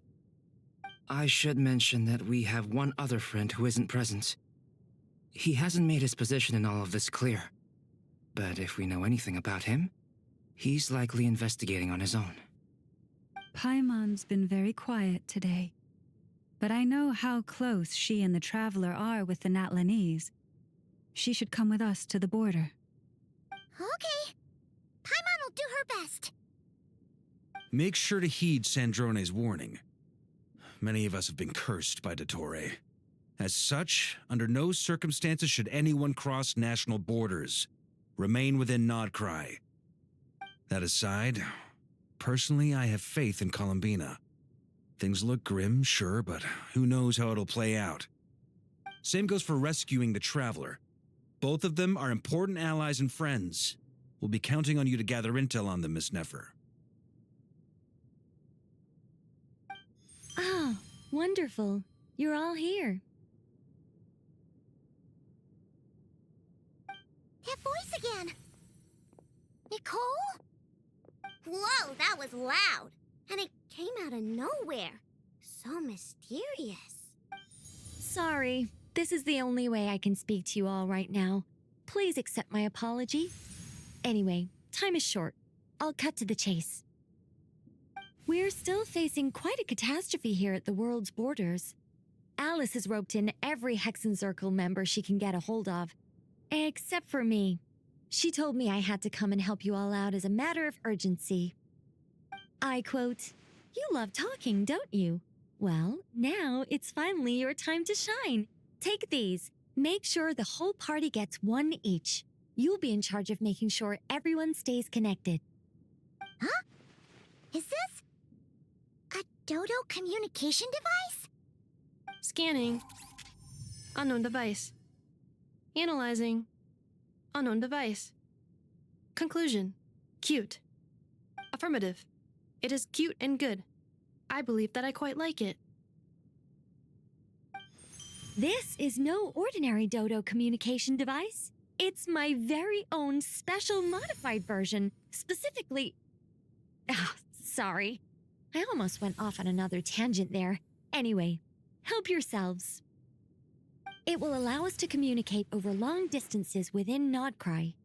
No more worrying about shuttling messages back and forth. What astounding technology.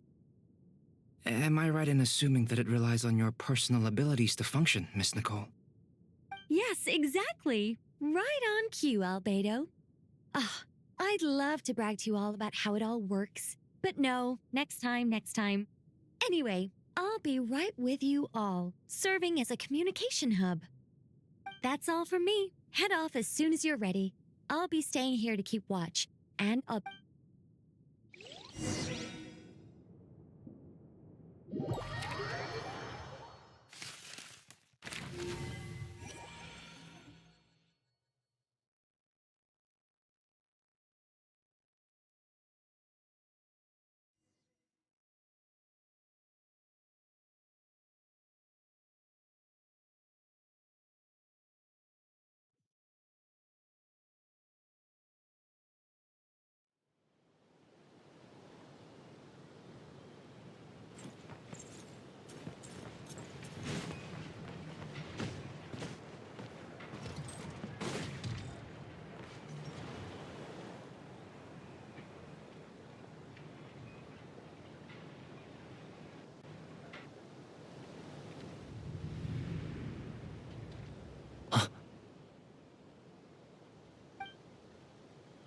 Sir Flint.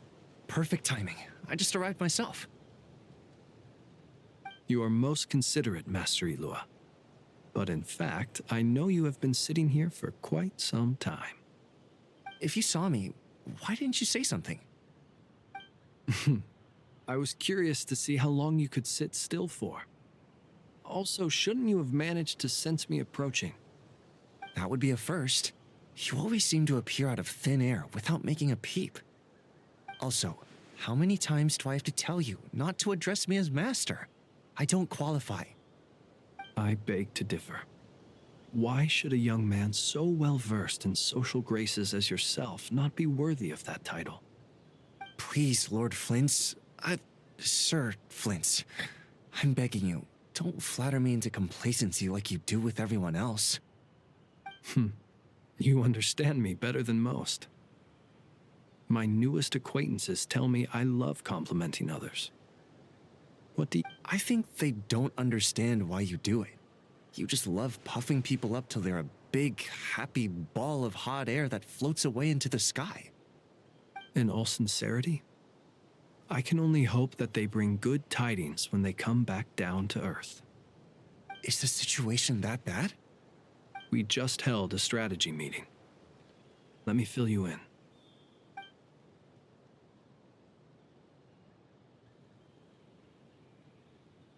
In short, we need everyone gone from Pyramida.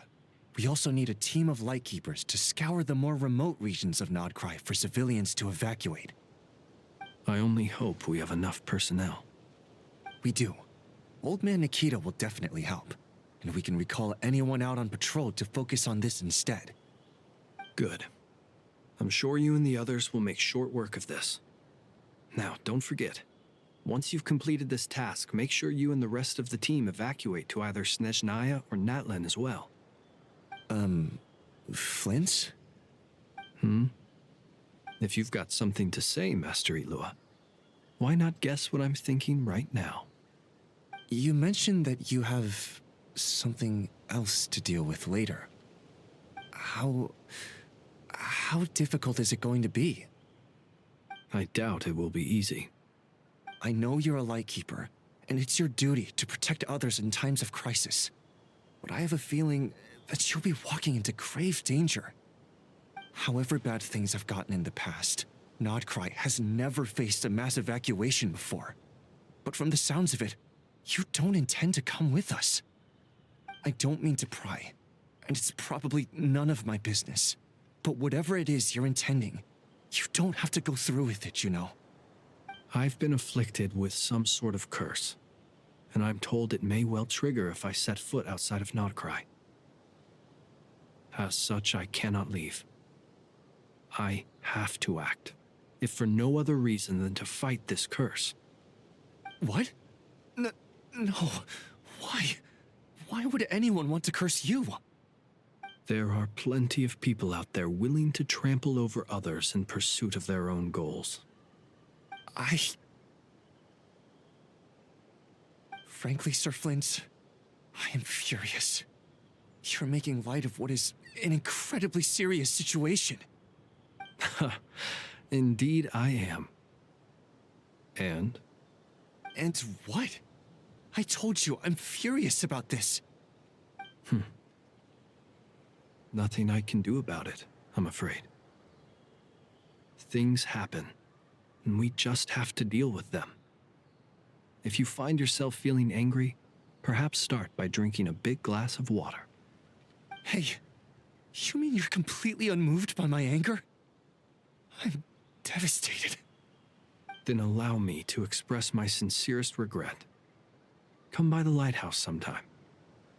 We'll catch ourselves a few fish, have a little barbecue, play some cards, and bask in the sun.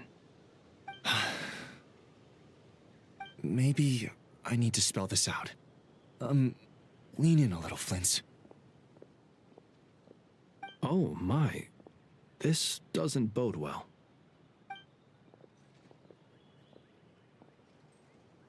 Word is that you were caught up in a real horror show recently.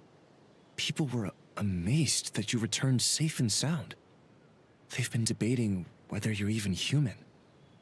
I've returned safe and sound from plenty of crises. When you say people, do you mean other people? Or do you just mean you? Fine. I'll be frank. You're not human, are you? Heavens. Now that's a horrifying thought. You know what? Forget it. We'll revisit this once it's all over. A sound plan.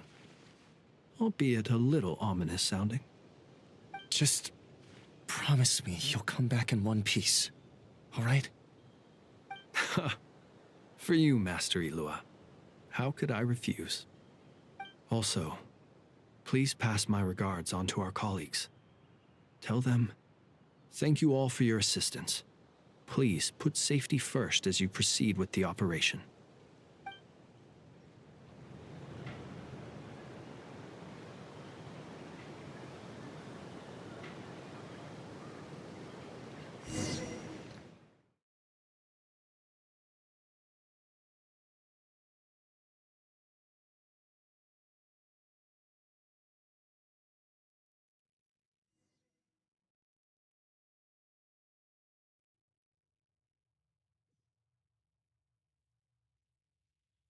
I have to keep searching for a path toward reality.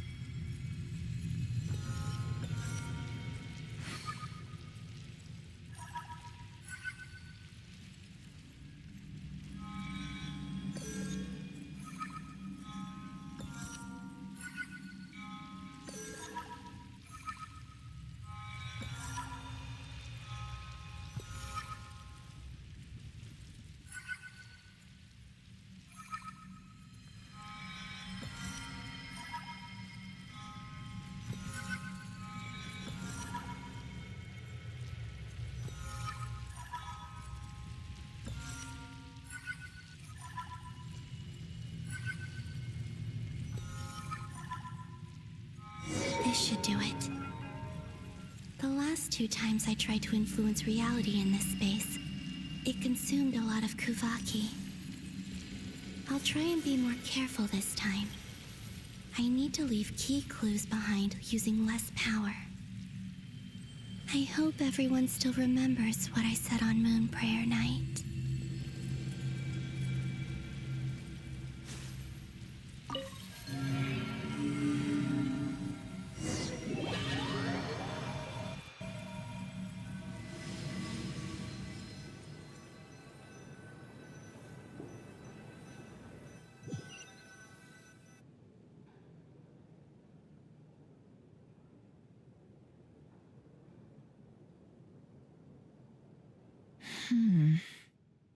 Nothing here either.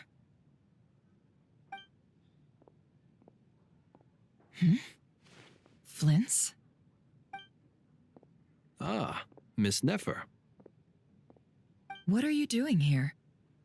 Unless... I just spoke with Itlua about arrangements for the search and came for a walk nearby. As for you, why would... Huh. It appears we think along similar lines, and neither of us likes to accept things at face value. As well as figuring out how to gather intel on the Traveler, I wanted to confirm some of my own suspicions. Also, we'll need to bring a lot of force to bear against Ettore, even if we're only looking to rescue the Traveler. We can't leave anything to chance. You don't think Columbina perished either, do you? I'm merely considering the possibility that she survived, just as you are. How much can we really know about a deity like her anyway? Do you remember what she said on Moon Prayer Night? About using moonlight to send messages to us? Of course. I think that's why we're both here. Where have you checked so far? I've been focusing on the outdoors.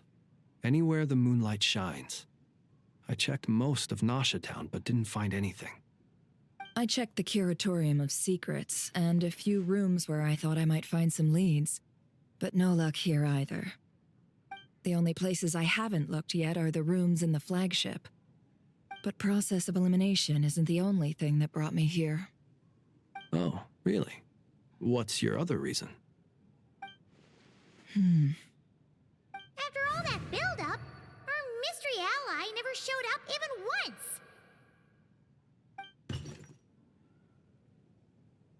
Huh? Am I imagining things?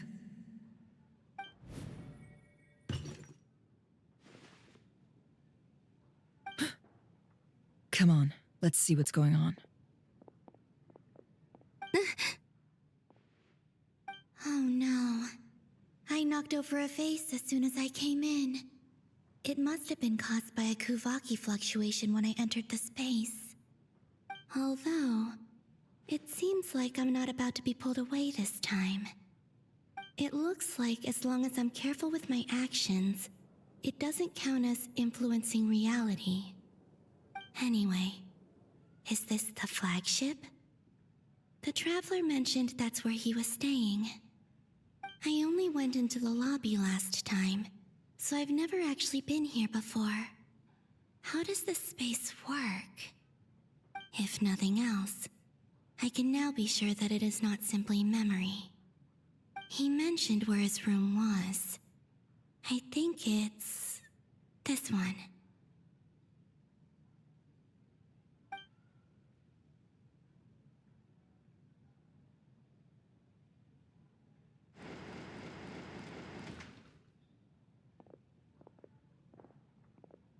The door is closed. But if this is anything like when I disappeared, then maybe...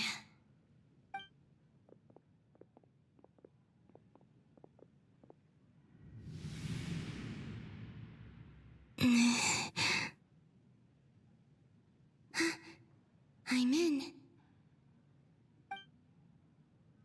He and Paimon aren't here at the moment. I hope he's okay. I wonder what happened to him after that battle with Dottore. Best not to dwell on that for now.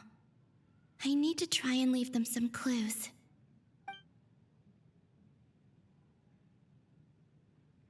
Please, Traveler. I really hope you find this.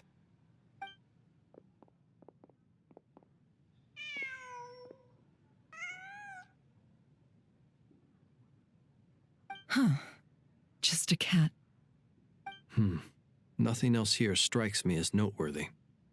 Didn't you stay here for a couple of nights once? Before Rerir showed himself, yes. It's also where the Traveler and I first met. Did you notice anything unusual during your stay? I remember thinking how much noisier the flagship is at night compared to the graveyard. Other than that, no. The Traveler and Paimon were most congenial neighbors. This is where they've been staying, yes? Over here? That's right. I wouldn't usually condone breaking and entering, but we can make it up to them later. Focus now. I have to write a message on the wall using Kuvaki, just like I said on Moon Prayer Night. Simply open your windows on nights when the moon shines bright, and the moonlight will naturally flow towards the words I have written. Here goes. I'll need to carefully control my strength.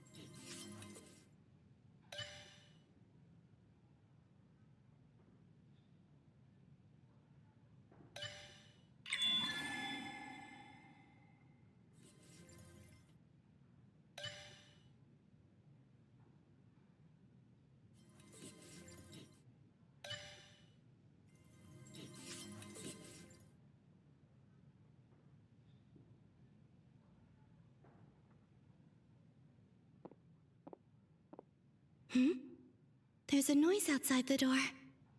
Is he back?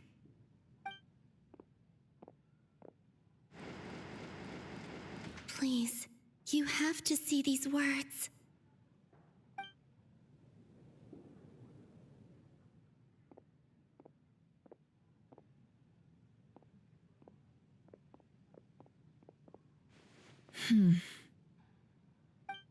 Well, do you sense anything? Unfortunately, no.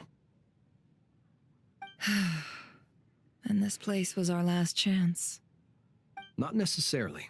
We've only looked in Nasha Town so far. Miss Columbina said she would leave messages at her friends' dwellings. It's still worth checking where Miss Lauma lives and where I live. Let's try and make some time to look into those then.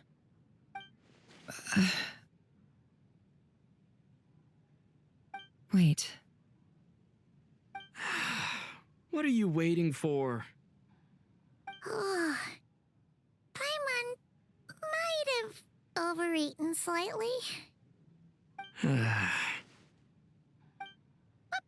that look for? This is a victory feast. It's normal to eat a little more than usual. The Traveler in Paimon. It's really you. But why are they talking about a victory feast? Huh. You worried Paimon sick while you were out there fighting Rare. So this is your chance to make it up to her, alright? Wait. So this is the night after the battle against Rare. How did I end up here? That's quite a long time ago now. Wait. Time. That's it. Every time I've entered reality within this space, it's been at an earlier point in time. Every one of those points has been before I fell into the moon's reflection. And everything I've done to affect reality really did happen in the past. Does this mean that within the moon's reflection, time flows backwards? Starting from the moment I fell in? Not long till Moon Prayer Night now. It's gonna be even livelier than tonight. Although, it's gonna be sad saying goodbye to the damselette. She seems like a really nice person. Paimon. No, I can't. Even if I make contact, they probably won't understand what's going on. And in any case, I'll likely get pulled away again if I do. Instead, I have to find a way to get them to notice what I've written using the moonlight. Wait, even I hadn't thought of doing that before Moon Prayer Night. They'd never conceive of that possibility. Is there truly no other way? Don't lose heart. We'll find a way somehow. Huh? Oh, you say that, but the Frost Moon is beyond the fall sky. If we wanted to go visit her, how would we make it through to the other side? We might not have all the answers now, but I'm sure we'll find a way one day. Huh. Guess someone's gotta be the optimist. The present. The future. That's right. There are still things I can do. What's your plan? Flint's, when you were staying next door, did you ever open the window? No. The rooms here are dark and damp, and there's such a buildup of dust on the windows that the moonlight can't even get in. I didn't think it was worth the trouble. The moonlight? I think I see where you're going. One moment. I'll see if the owner is available. Don't bother. Time is of the essence.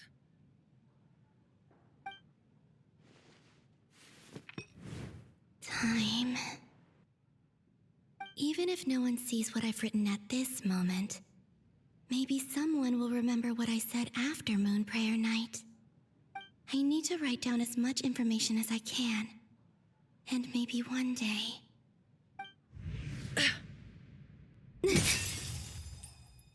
Huh? What's up with you? You can't even hold your cup steady. Are you getting tired? A little. Well, you should probably hit the hay then. You've had a really tough couple of days for you.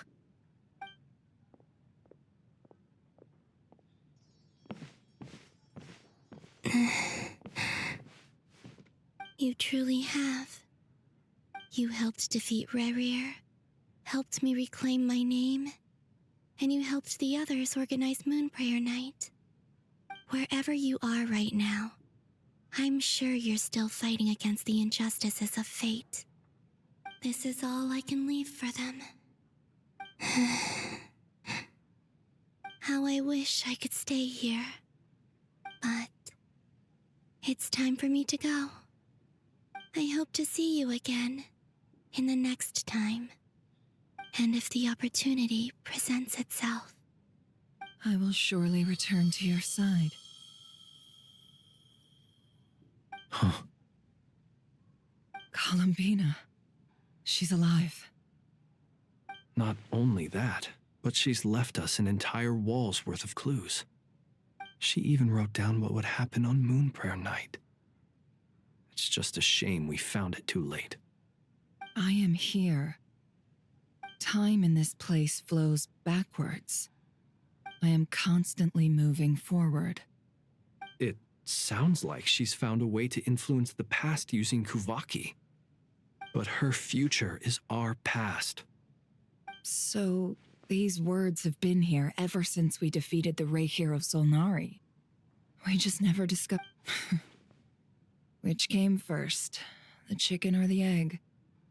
Do you ever mull over questions like that? Only when I'm in a good mood, and at leisure. Well, I never do. Everything that has happened already belongs to the realm of fact. As a business person, and especially an intel broker, what I do is extrapolate from those facts to try and read the future.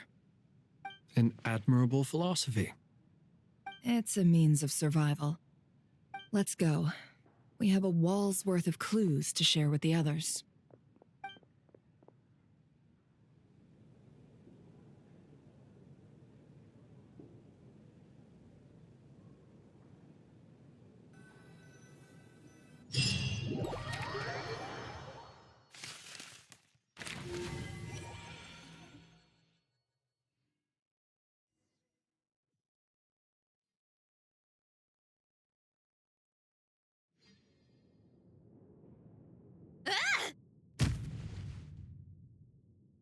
It appears that the doctor's energy signature has changed to something similar to Kuvaki, but not like the Kuvaki we're used to.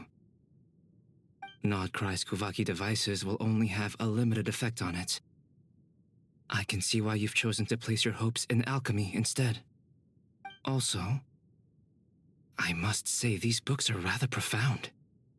My subordinates just shipped them in from Fontaine. Some of them are from the Narcissenkreuz Ordo. Some are incident reports from Petrichor, and then there's a few test reports for these junk machines. Additionally, after some further scanning, I've discovered something extremely annoying. What's that? Tevat's skies contain multiple moons. A long time ago, when I did my first scan, I detected 3, just as the legends say. But when I checked again just now, I detected 4 moons. So there's one extra? Yeah. Originally, I thought that if I could still find 3 moons, that would at least mean Columbina's still alive. But then it occurred to me that apart from the frost moon, Tevat's moons are just husks. And husks surely shouldn't show up in the scan, since they're not alive. It's weird, isn't it? If we can't even distinguish between a dead and a living moon, how are we supposed to know whether a moon goddess is still alive? Or does this mean that the moon marrows are equivalent to the moons themselves? It's certainly possible. In which case, the 4th moon you detected may be Dottore artificial creation. So he wasn't bluffing. He really built his own moon marrow. Ugh, I'm so mad right now. It's easy to get overwhelmed when you have too much on your plate. Maybe you need to relax. Perhaps try going for a walk, or simply take a few deep breaths. Nothing can calm me down at a time like this. I need more time, and I need progress.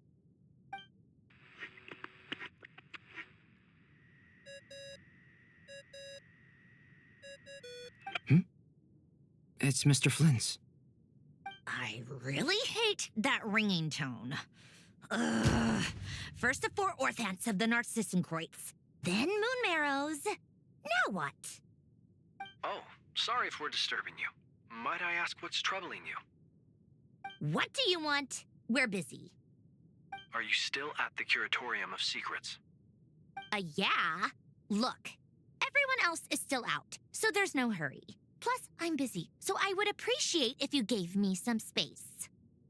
Even though we have crucial intel to share? Fine, I'm listening.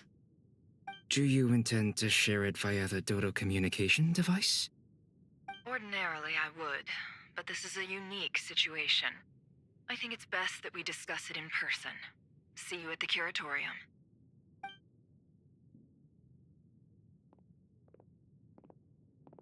All right then. So, what's the situation?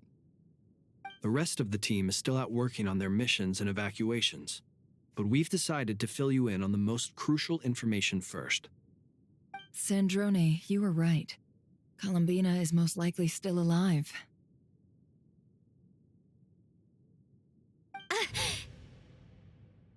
That's the best news we've received in a while, by a long way.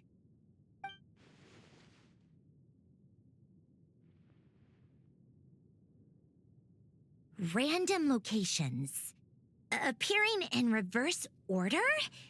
Are you serious? So not dying isn't enough for the moon goddess, huh? She has to show off too. Anyway, does this mean we can deduce her condition from the moon marrows? Miss Androne, there's nothing wrong with simply admitting that you're happy to hear the good news. I'm not.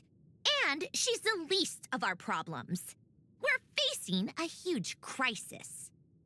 If she can't control the flow of time in there, she's just gonna keep moving backwards. Different points in time won't intersect, and she'll never find a way out. Let's say life begins with a drop of water. When did time begin? The moment this planet came into being? No, that's not right. Her final destination would be the moment at which the space she is in was created. But it doesn't seem like we can influence that space from the outside world. So how can we help her? Also, if she's alive, Rerir and Thelindis might be too. But as far as we know, neither of them have come back out. That space may not have an exit at all. I'm afraid I must concur with Miss Nefer in this. Can't exactly argue with that. Let's leave it there for now. I've taken notes on everything you said. Will it help with your research? I doubt it's gonna help with breaking Dottoro's energy fields. But who knows when it might come in handy. Better to have it all written down than try to remember everything when I need it. All right, I need to get back to my research. Mr. Albedo has made a lot of suggestions that will require my undivided attention. Sure, I'll stay here. I have things to work on.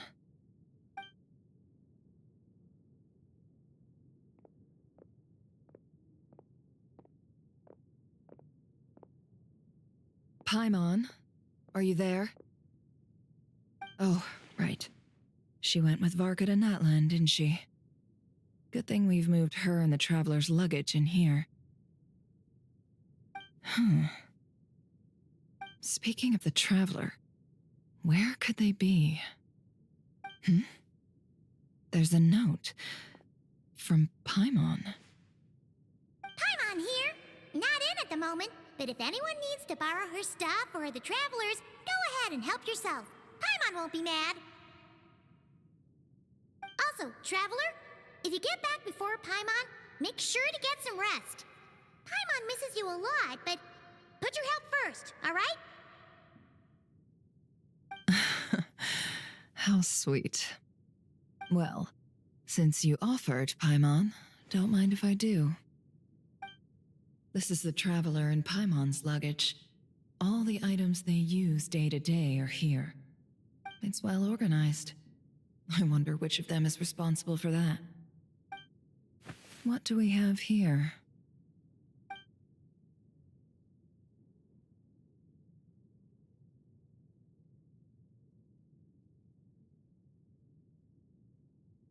The camera captured a special moment that can only occur between people who are close to one another. You can really sense how the photographer feels about their subject. I wonder why this picture was placed outside. Is it because Paimon recently looked at it?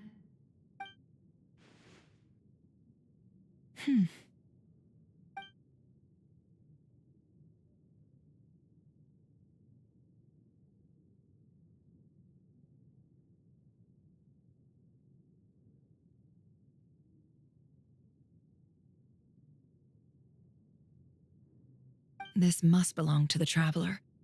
Perfect. I'll use this. Hang in there. We'll find you.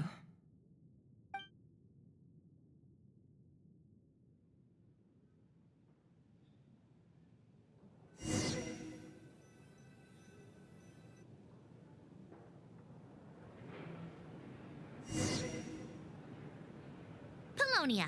Search keyword world formula and bring me all relevant books.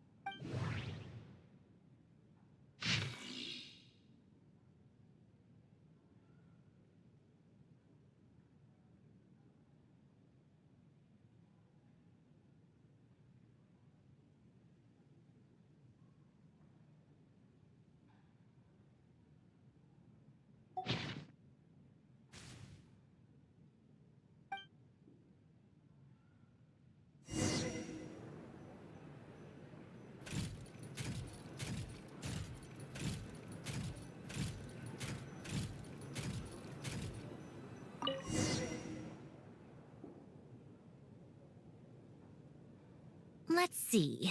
This one is on Tonki's sermon dictation concerning the apocalypse.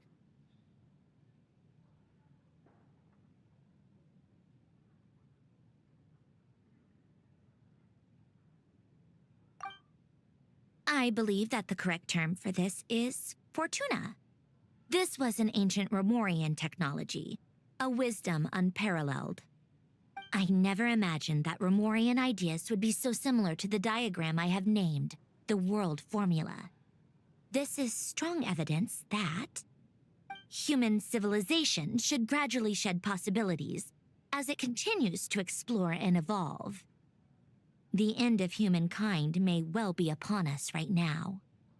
The sparks of civilization shall run out, unless we consider introducing variables from outside the system. Variables. Surely that can only mean one thing. Descenders? Dottore likely captured the Traveler because of his descender status. But the Three Moons' authority comes from the world itself. Why would Dottore need anything beyond that? Where does this variable factor in? The world formula calculates the fate of an entire world. Introducing a variable would therefore give us...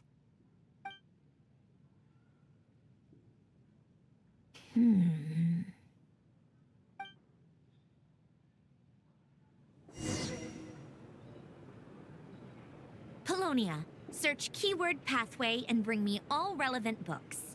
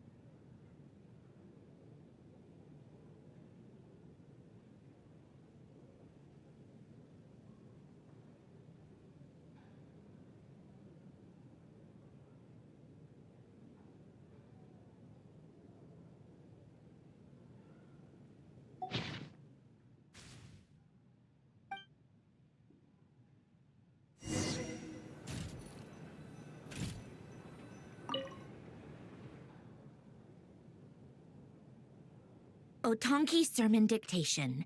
Explications on the Chemical Marriage. These titles are pretty esoteric. Observe and compute the pathway displayed in the guidance diagram. Deconstructing and reversing its effects could generate potential ideas. So, it's one of Renee's draft lectures. Deconstructing the pathway. I suppose that could lead to a breakthrough.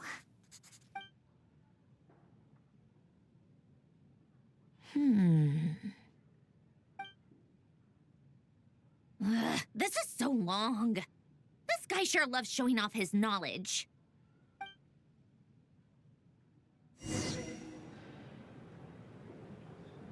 Polonia, search keyword tree model and bring me all relevant books.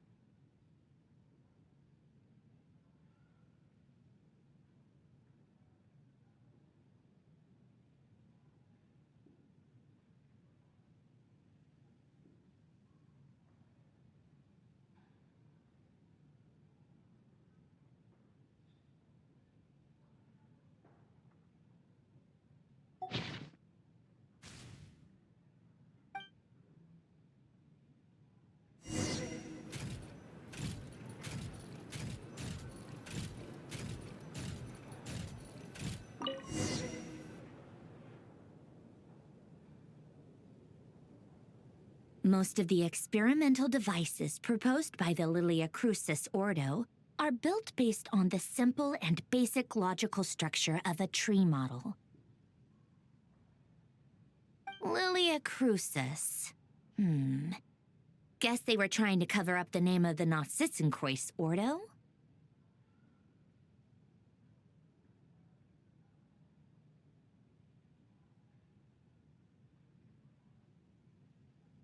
When Duke St. Germanus departed, he said, "It seems that there's no going back." Alas, he is only a genius when it comes to machines.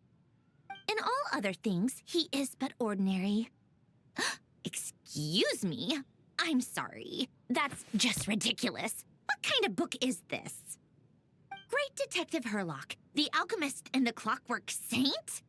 Isn't this a novel? Come on. Still, the author swears that they knew Renee well. Whatever. I guess it's not beyond the realms of possibility that Renee would say nonsense like that on occasion. Memory, wishes, souls, and persona.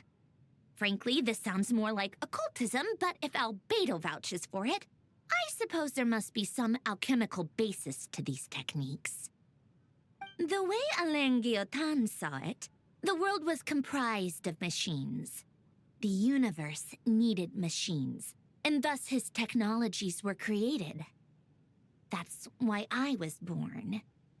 René, his full name was René de Petrichor, if I recall correctly. Sounds like he and the town must be intricately connected. That place was also the source of most of our information regarding Remurian civilization. Seems like some of his projects were based on their technology. The cutting of souls and storing them in vessels. These seemingly unrelated techniques underpinned René's research. Assuming that the four orthants correspond to alchemical categories. The chemical marriage model? Alain would have scoffed at that. He never would have let those theories or parameters anywhere near his mathematical formulas.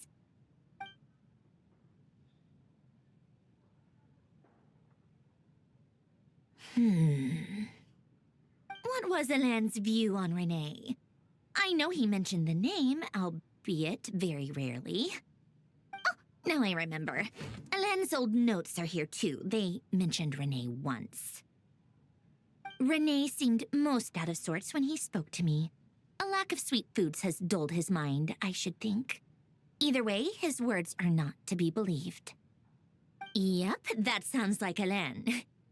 My subordinates actually did a half-decent job digging out all these materials. Makes a change. Good for them. Some of Alain's old files are completely consistent with these records. He must have gotten them from the Tower of Gestalt. I never knew he got his hands on Renee's records that early. He may have kept them, but he never even attempted to use them. Didn't believe a word they said. Come to think of it, Renee's world formula was filled with calculations of constants. That shows he believed that the fate of the world to be predetermined. As for Alain... it's been too long. I forget what he said. What would he have said? A guy like him, fervent believer in machines, but not headstrong enough.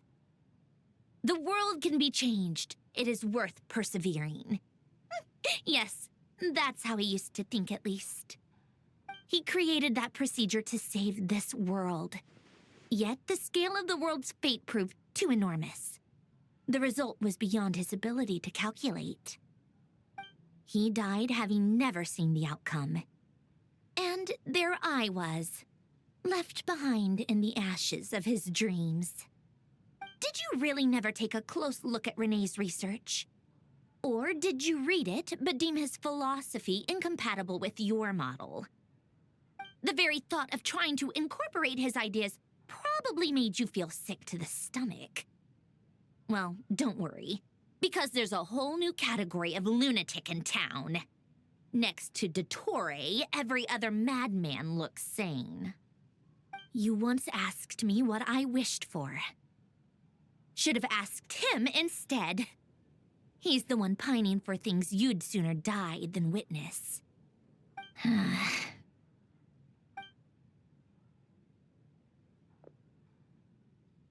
Even the tiniest variable can make big waves in the present. Now then, allow me to put these incompatible fragments together in your stead. First, establish and verify the existence of the Great Circle. Absolute nihil on one end, absolute reality on the other. Now, search between these two extremes. Then, the construction criteria. Variables. The sparks of civilization shall run out unless we consider introducing variables from outside the system. Input variables. Traverse the world, space-time, and civilization. Then extract the essential nodes from the records to determine which variables they point to. The primordial power that differentiated itself from the void. The power of light. Yes, light. Records. Hyperborea. This is horrendously complicated. After all that, I'm still missing a few variables. I need to think this through again. How do you think it looks, Polonia? Like the frenzied scrawlings of a madwoman?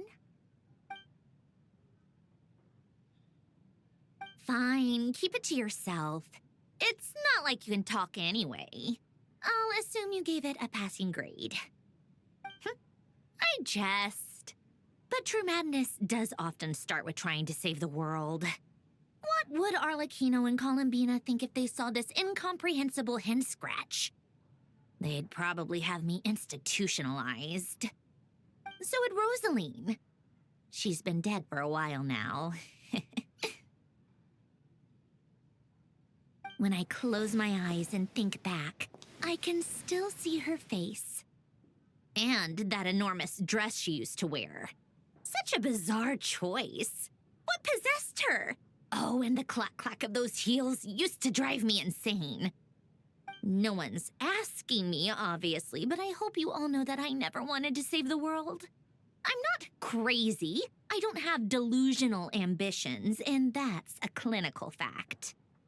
The world needs a solution, but I don't need the world's validation.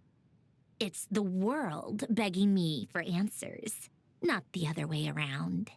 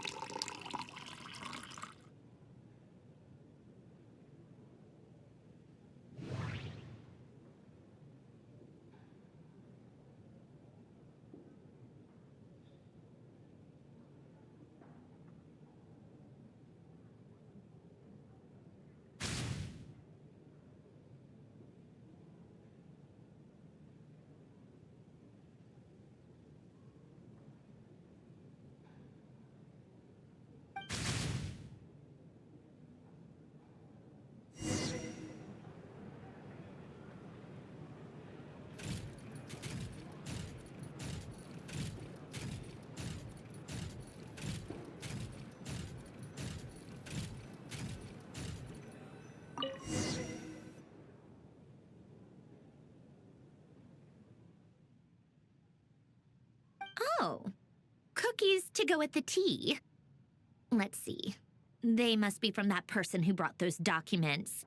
I see they're from Hotel de Boer. Something's written on the box. We are proud to present this homage to the Fortress of Meropede's fun-filled mill collection system. Fortune cookies. Have a lucky start to your day. Sounds like a dumb gimmick to me. Be early to bed and early to rise. Get plenty of sun and drink plenty of water. Then things will surely go well for you. What? Are you kidding me? Somehow I doubt that an early night and a glass of water is magically gonna save a world on the brink of existential peril.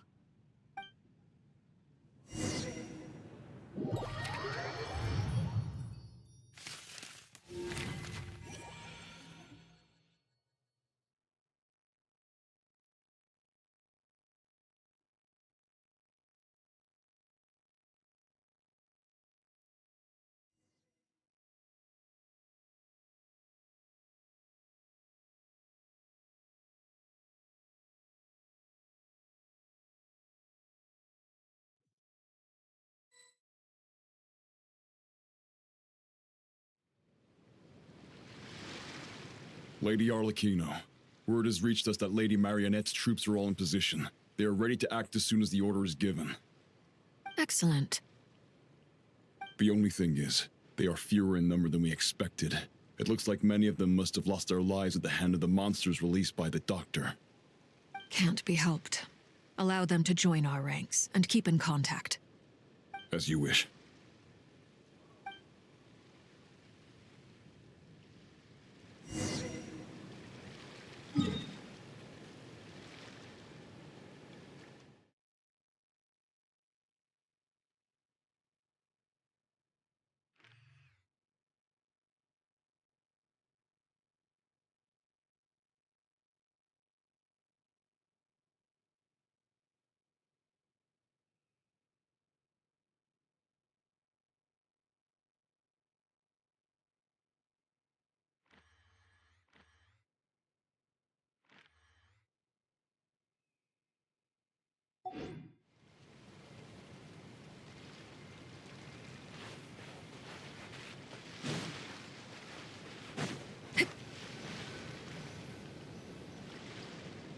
It's been a while, Arlecchino. You look well. Did Dottore really have to build his lab right on the sole path between Snezhnaya and Nodcry? Had to go on a huge detour to stay out of its line of sight. Sounds like an arduous journey. I assume you've brought word from Her Majesty? Of course, all part of the job. Firstly, the Tsaritsa has authorized Fatui Internal Affairs to review Dottore's case. They will reach a formal verdict on whether he has turned traitor and whether he poses a threat to Snezhnaya. While they're working on that, I've been ordered to come and receive the refugees from Nodcry. They are nearby. My team will escort you to them shortly. Great.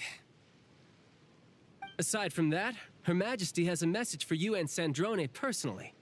Huh? Where is Sandrone?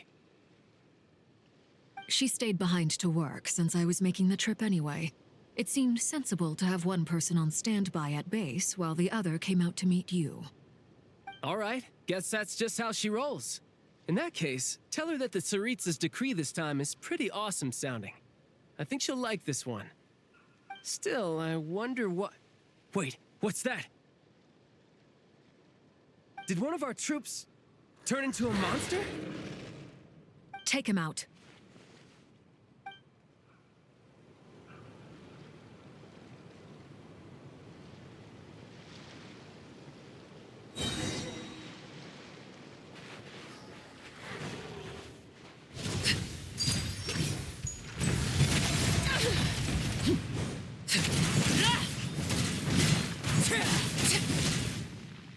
You've gotten stronger, Arlecchino.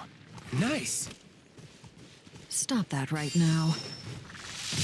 I appreciate the praise, but I am not fighting you today. I knew it.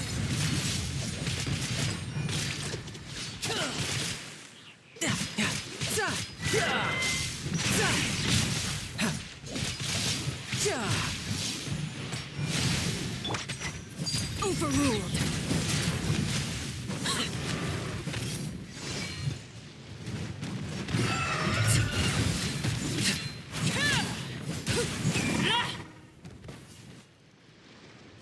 I can't believe it. He was a living, breathing human one moment, and the next... Another fine piece of work by our dear colleague, I'm afraid. What in the world has been going on in Nodcry? A lot. But long story short, Dottore stole 2 moon marrows that should have belonged to Columbina, then built a 3rd moon marrow of his own to concentrate the Trilunar Authority in his hands. What? What do you mean he built a moon marrow? People build roads and houses, not moon marrows. What's his next DIY project? He's gonna build a god? You could stand to be less surprised. We are harbingers. The work we are engaged in makes the creation of gods seem mundane by comparison. I tell everyone who asks that you once crossed swords with Rex Lapis while serving as a key supporter for Rosaline's plan. But right now, you're acting like a common adventurer. Thanks for speaking up for me. Those 2 really took me for a ride back then. Then again, surely no common adventurer would manage to get tangled up with them the way I did. That's gotta count in my favor, right? It almost sounds like you wish to repeat the experience. I might have to lower my opinion of you. No. I'll stop talking. Please, go on. Dottore is currently still experimenting with his newfound power in ways that continue to corrode the outside world. As for the human mutation, I believe this is simply a consequence of his experiments, and not a strategic move. That radiant beast was once a subordinate of Sandrone's. I suspect he was only allowed to live so that he could become an experimental subject. Also, those of us who fought Dottore have been afflicted with a curse. As such, I cannot leave Nodcry. This is so much worse than I thought. No wonder Her Majesty's decree is so extreme. While these exceptional circumstances persist, the Harbingers are hereby authorized to use unilateral executive powers. Should Dottore pose a threat, Arlecchino and Sandrone are permitted to eliminate him. My thanks to Her Majesty. I will pass these good tidings on to Sandrone. Her Majesty has also declared that she will refrain from launching an attack on the now evacuated Nodcry due to the presence of unretrieved research material. A wise decision. By the way, how's my old partner doing? I'm assuming they're with you? Partner? You mean the Traveler? I'm afraid I have bad news. He was captured after our failed assault in Dottore's lab. His whereabouts are currently unknown. What? Why? Since when does Dottore have a bone to pick with him? That is indeed the question. I'm not sure he does. He must have some other goal in mind. This won't do. I have to rescue him. You can't. We have no idea where the Traveler is. What am I supposed to do then? Stand here twiddling my thumbs? Sandrone is working on it. The best thing you can do right now is complete your mission. Fine. I guess I'll leave this to you then. One last thing. Tell the Rooster to get the message out to the gods and citizens of every nation in Teyvat. Beware. An uncontrollable pollution is spreading forth from Nodcry. The source of that pollution is a madman drunk on the success of his experiments. The Fatui and our allies will endeavor to contain the threat. However, if Nodcry falls, things are likely to escalate. Considering Dottore is one of our own, all Fatui stationed in Nodcry consider it our duty to stay and fight him to the bitter end. Whatever the cost. Hey, don't be too pessimistic. If it comes to it, I'm sure Her Majesty won't stand by and do nothing. I hope you're right.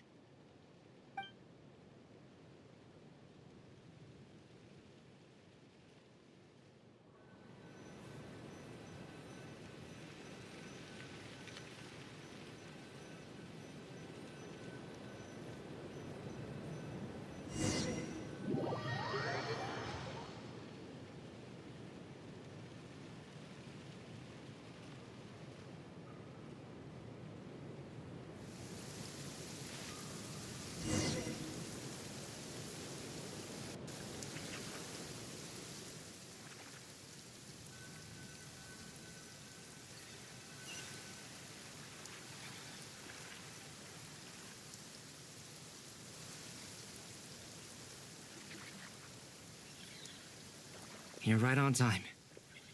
Thanks. Hey, do you think I'll get that gliding exam exemption? I made sure I was on my best behavior in Mondstadt. I landed well outside the city and walked in through the gates. I'll help you apply, don't worry. For now, let's see what we have here. What are the doctor's energy fields even made from? The usual attract and repel principles that govern Kuvaki don't seem to apply to them. They are very mysterious, but ultimately, they appear to be comprised of energies from the three realms. Thanks to research by Master and the Hexen Circle, we know that Tevat's 7 elements are derived from the more primordial power of the Light Realm, which is antagonistic with the power of the Void Realm. Since you have the power of the Dragon Durin within you, I'm sure you can already tell that this energy field contains no abyssal energy. That's true. It's not abyssal energy. It's something pure, wild, and untamed. I've been thinking about something. Do you still remember the device that Dory supplied from the Academia when you and Miss Columbina fought Raria? That was one of the most marvelous feats of ingenuity I've ever seen. The design, the craftsmanship, the material selection. I couldn't fault any of it. Not to mention the operating principles. Surely the most ingenious feature of all.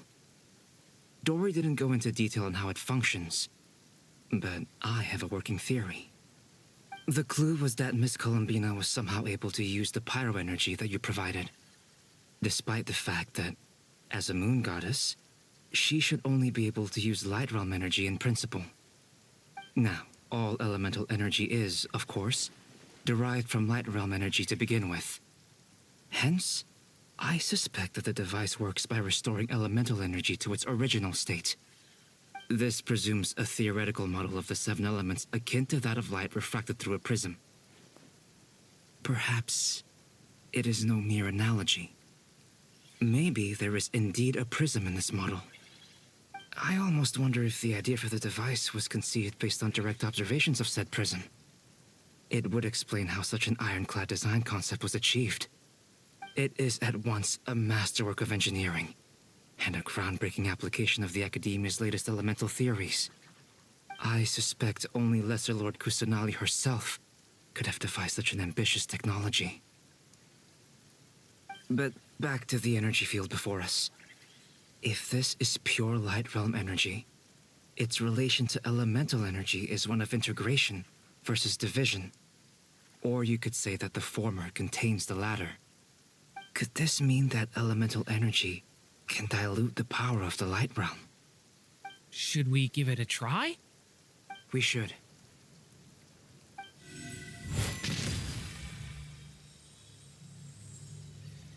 Ha! It works! Clear signs of disruption were detected at the periphery of the energy field. This indicates that elemental energy can disturb or even negate the field. Now you try. All right, here goes. It's working! Switch to abyssal energy and attack again.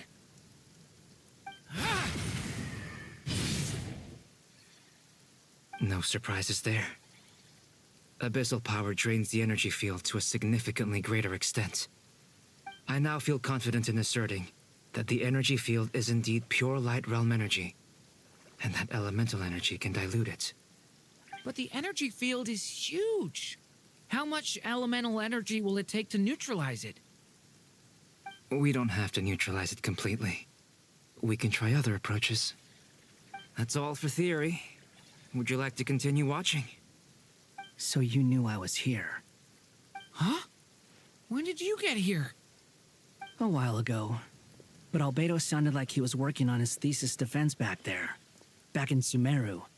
You can end a person's whole career by interrupting them mid-speech.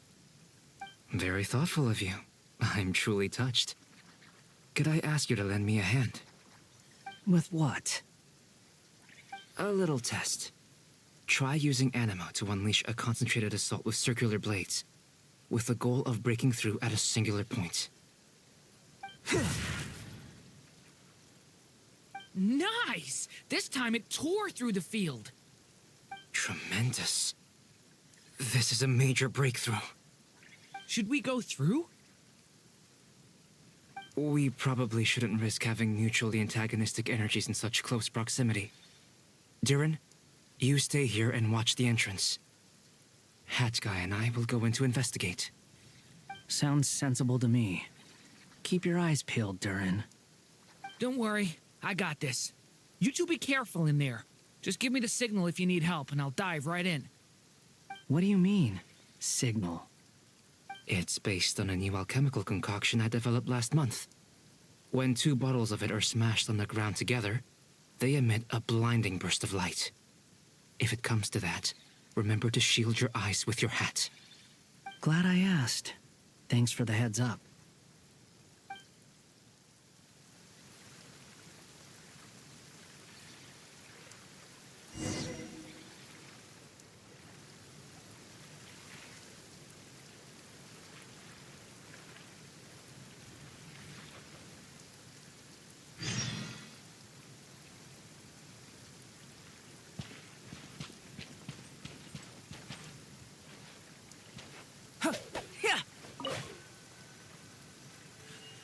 Like I thought. Beyond a certain distance, we can't see the opening where we came in. Maybe that's to prevent people from escaping. Sounds like Dottore style to me. Not much has changed. Things are basically the same here as they were before the energy field appeared.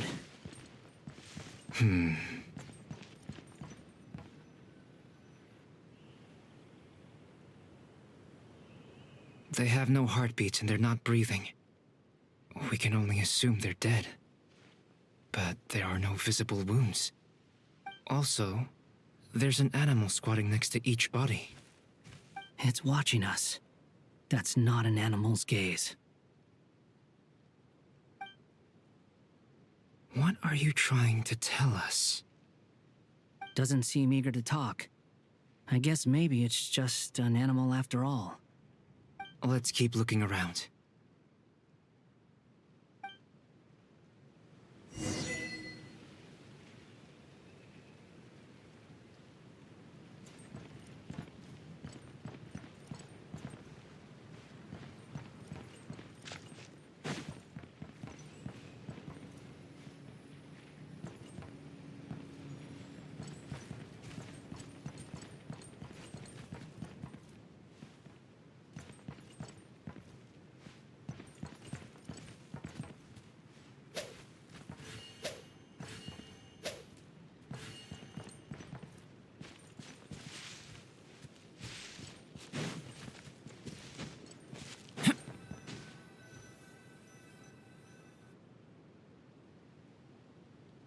Same situation everywhere. Not a living soul in sight. Just countless bodies with animals standing watch over them. Well, I think we can safely rule out the possibility that they're all pets. Is skirting around the topic your way of showing consideration for other people's feelings? Just being cautious. I don't doubt that you can handle the truth.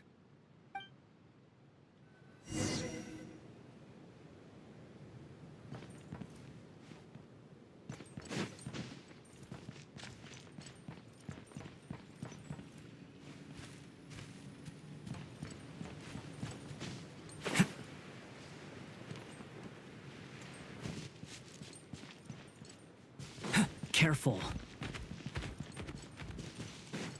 Please. Help us. Please. Over there. I hear a voice.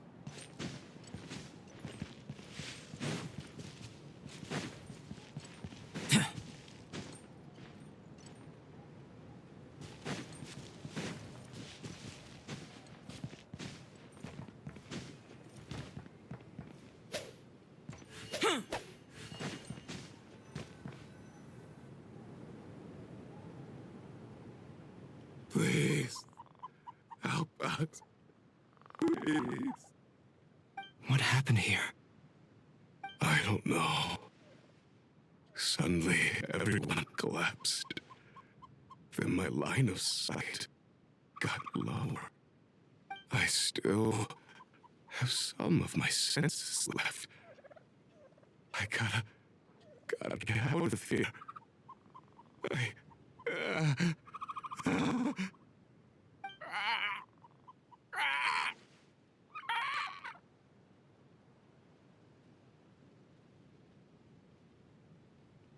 It looks like there's a huge experiment going on inside this energy field. Maybe each energy field is its own giant experiment. Vile.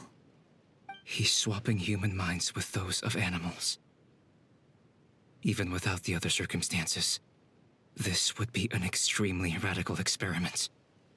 Those people may have lost their sense of selves, but they are not fully animals either. If they were, they would have left. But instead, their instincts are driving them to remain by their dead bodies. We should go. No sense in sticking around here longer than we need to. Agreed.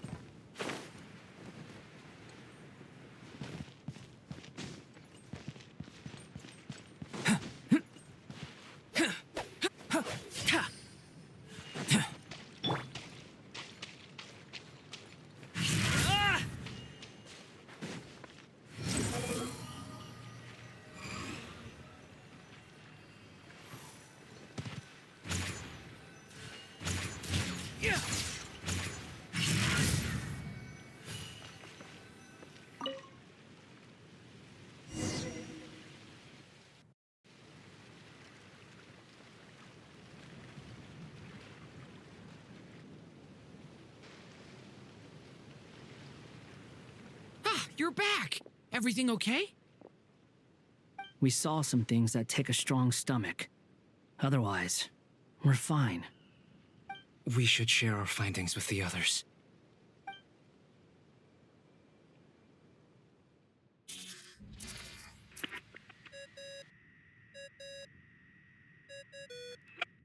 Yes? Who is it? Miss Nefer, it's me, Albedo. We found a way to break through the energy fields. With enough control, it's possible to tear them open using elemental energy. Also, we managed to take a look inside. Dottore is carrying out his cruel experiments on an immense scale. Any residents who have failed to evacuate in time will likely meet a grisly end. Sounds like he's living down to our expectations. Might I ask how things are proceeding on your end? I'm just about to get started. I'll be in touch once I have a result.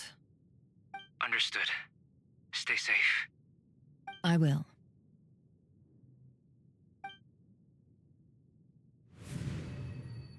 Well, Nefer, I'll link up with you once my tasks are complete. What makes you think I'd need you to do that? I'll need it. And considering the way you approach certain matters, I think you'll be better off with me present.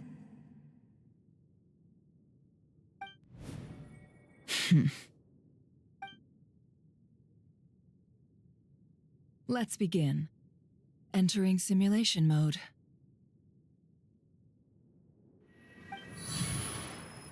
A vast wasteland.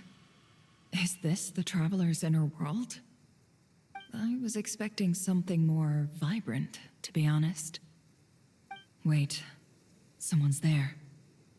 What are you looking at? Hmm. In that case, I'll look at it with you. I want to know all about everything you've seen and experienced. Is there somewhere I should return to? Or should I stay here and be the hero everyone says I am? I don't dislike my current life. Roaming the land, fighting battles, accomplishing missions, earning a living, looking after Paimon. It's not so bad. I guess the only thing that's missing is that you're not here with me. This is the conscious layer, which contains a person's true feelings. It is filled with both longing and kindness. I suppose anyone who lives long enough ends up wishing for someone who can't be there. Maybe it's the only way we can feel truly alive. Time to delve a little deeper.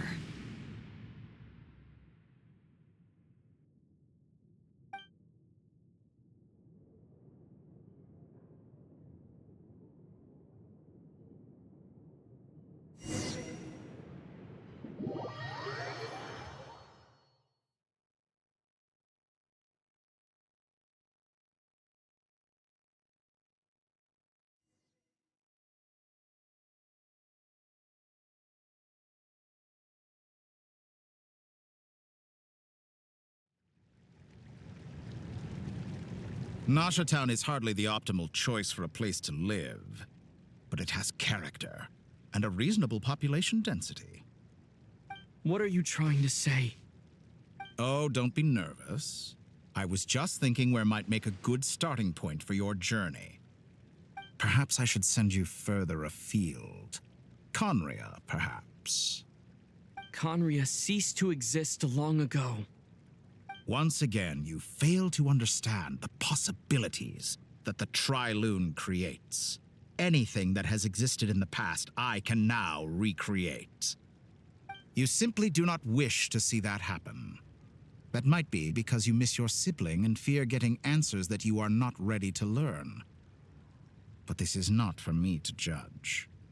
If we are to collaborate, we need to maintain an amicable relationship.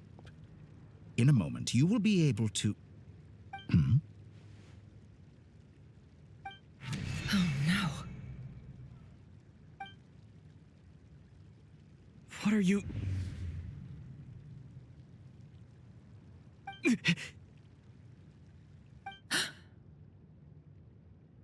What are you gonna do? Don't move. Something unwanted has crept into... Oh? Gone as quickly as it came.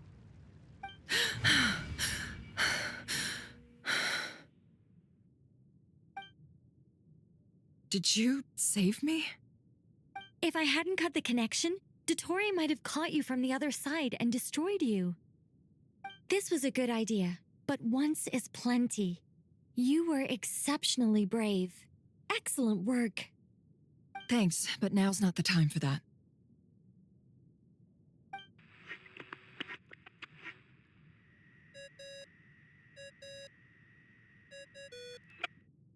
Albedo speaking. I think I know where he is. What is this endless darkness?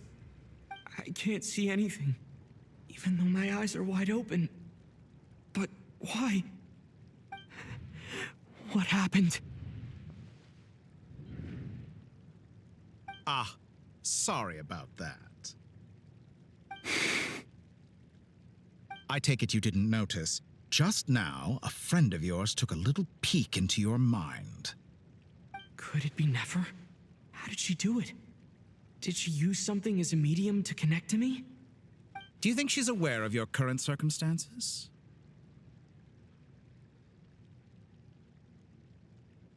Oh dear. Have I stunned you into silence? I only wanted to slow down your time a little so I could stop your intruder in her tracks. It would have been nice to capture the spy. I must say, I'm finding the ability to adjust the flow of time rather intriguing. The moment you closed your eyes, time seemed to grow impossibly viscous, didn't it? A whole month passed before you opened your eyes again, but only for you. No one else was affected. I dare say this is something only a god can achieve. Point taken. You've proven once again that you have god-tier powers. Oh, you misunderstand. This wasn't about proving a point. I was testing things out. I find I learn best by doing, and I have to admit, time is not the easiest dimension to control. I only wanted to make you sleep for a short while, but it ended up lasting a whole month. Clearly some finesse is required to wield the authority over time as I wish. I hope you're not angry with me. It was only a month's discrepancy, nothing too serious. Had I been off by a year, a decade, or even a century, that would have been quite a different story. You could have frozen me for millions of years. So much for collaboration. You aren't showing much sincerity. Millions of years? To what end? I wonder if you don't understand humans all that well. They are very pragmatic creatures who understand only that which they can perceive with their senses. If I had you sit here for a week, I imagine people might sympathize. But if I left you here for 100, 1,000, or 10,000 years, the sheer size of that number would cause it to lose all meaning to them. They would not have the capacity to comprehend your suffering, and thus they could not empathize. Unfortunately, while gods do exist in Tevat, it is ordinary humans that account for most of the population. Their lifespans are so limited, their bodies so fragile. Did you ever really hope that they could begin to understand someone like you? Your long life and unique origins make you fundamentally different from them. How long will it be before they start to treat you like the alien you are? Before you are ostracized, outcast? Alien? Even I feel bad for you sometimes. This world has made you into a slave. So many times you have served its will, and not once have the powers that be ever thought to grant you the one simple thing you wish for. You have been treated most unfairly. I can change that. I will grant you special privileges and give you back the status you rightly deserve as a descender.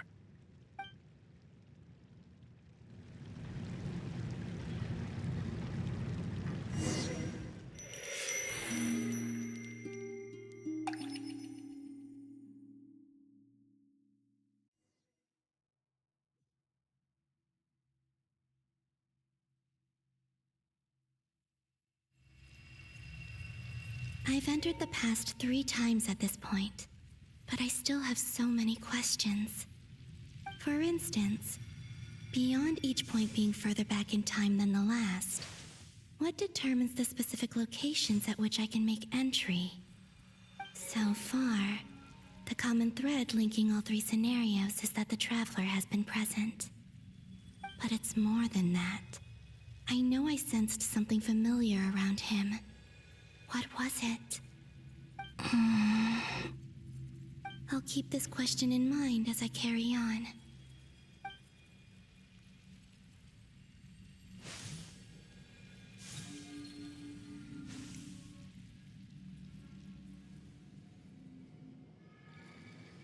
Humans, you never change. Always trying to use powers you neither comprehend nor control. This looks like Star Sand Shoal. Was this before Rerir regained his physical form?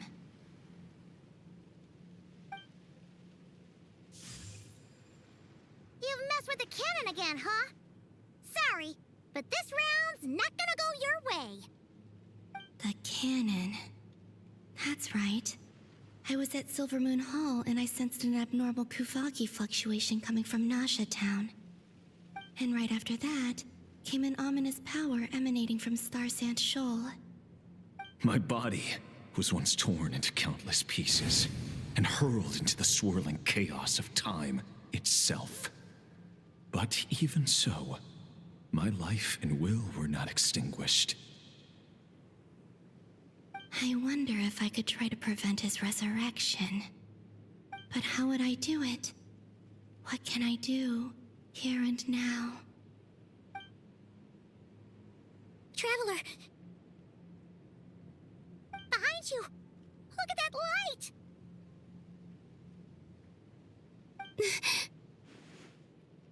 No, I won't make it in time. He's using the Kuvaki shield, like I taught him. Is he going to use it to block the cannon's beam? He's strong. I'm sure he can manage. But the force released when the beam impacts the shield might lead to collateral damage. EC Island. The Frost Moon Scions will be exposed to lethal levels of Kuvaki. A question, if I may, kind Miss Columbina. When the cannon's Kuvaki beam was deflected earlier, I saw several bolts of energy streak toward Hisi Island, only to be blocked. Did you also have a hand in that? Maybe that really was me after all. Well, future me. But I don't know if I have enough power left.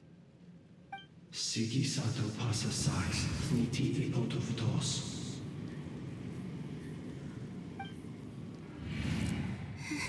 There's no time.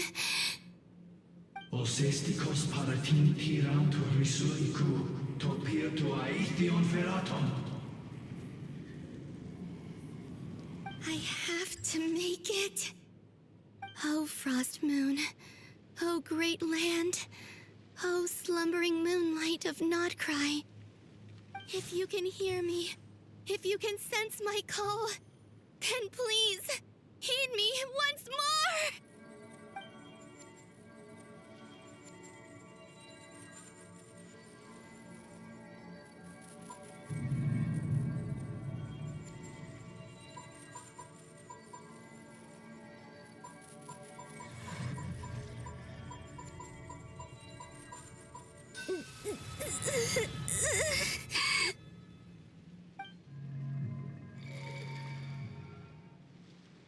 Did it work?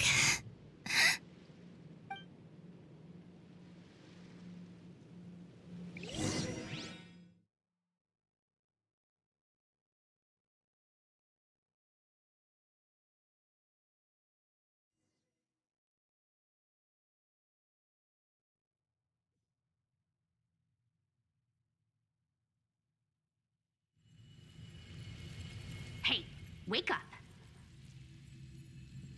Hey, did you hear me? Columbina, I said wake up, now! Oh, good morning, Sandrone. It's 3 in the afternoon, actually. And could you kindly not use my quarters as your personal nap room next time? But I feel so safe here.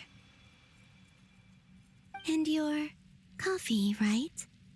It's so bitter, but it smells lovely. It's like you were raised by wolves in a forest or something. What did you drink growing up? Grass tea? The Frost Moon Scions certainly led a more frugal existence than the Fatui. Then I'll bet you've never eaten one of these before. It smells delicious. That's because it's a Fontanian recipe. I had a little free time today, so I made a batch. Rosaline will be here shortly, but if you really can't wait, I guess you can go ahead and... Hey, at least let me finish before you start eating! Did the Frost Moon Scions not teach you basic table manners? Or did the rules not apply to you because you're the high and mighty moon goddess? These are so tasty. Of course they are. I made them. I was worried they might contain traces of machine oil. What?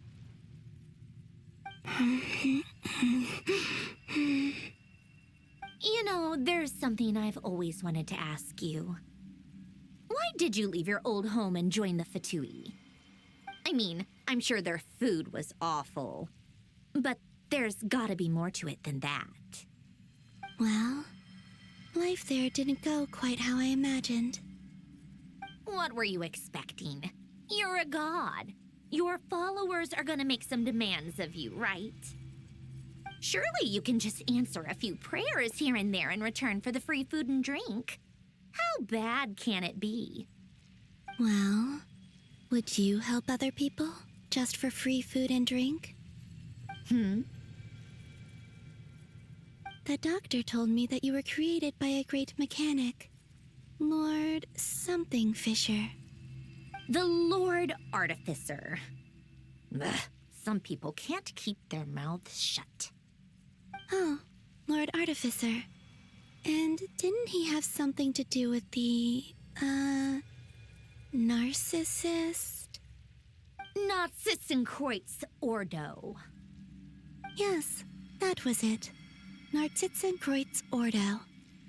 So, would you try to fulfill their wishes? You must be joking.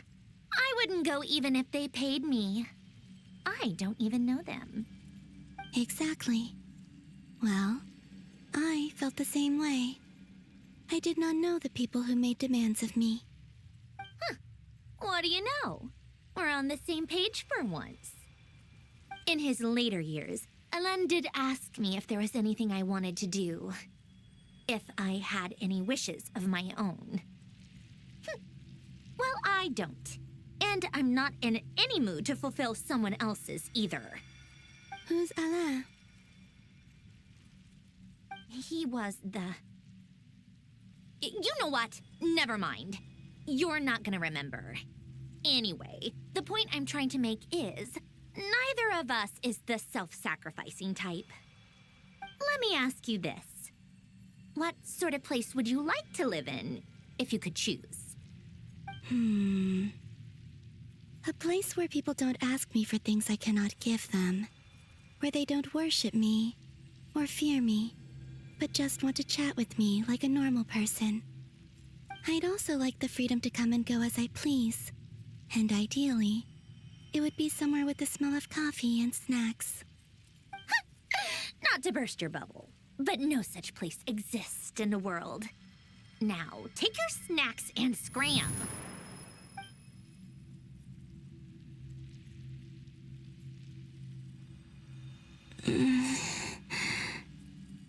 Did I pass out? Of course. I'm back here again. I dreamed of events from my past. Sandrone. Traveler. I miss you all so much. Back there, I guess I managed to harness all the Kuvaki energy on Hisi Island. But how did I do it? Time is flowing backwards here, and I can use that familiar power to enter the world of the past. That mystery ally everyone talked about. It was me all along. I can sense that there isn't much more power remaining up ahead. What lies at the end of all of this? Will time keep flowing into the past? And will I ever find my way back?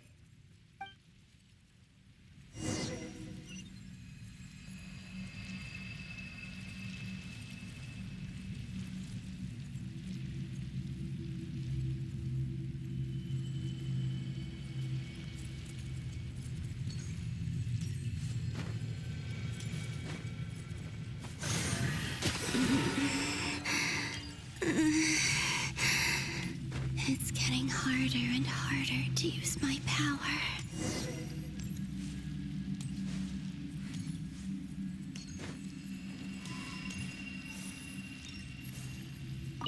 I'm no match for the Abyss in this state.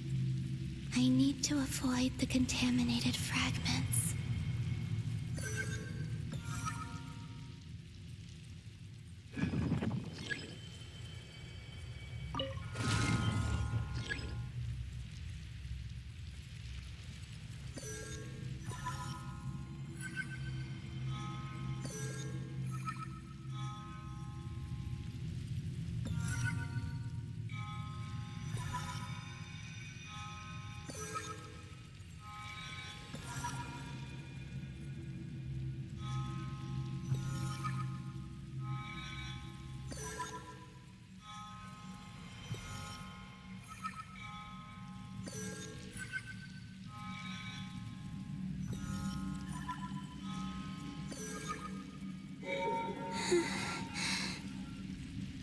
go.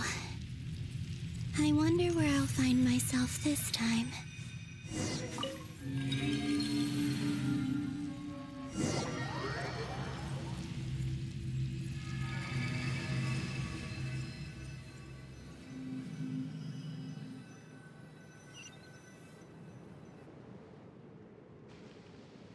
The Final Night Cemetery.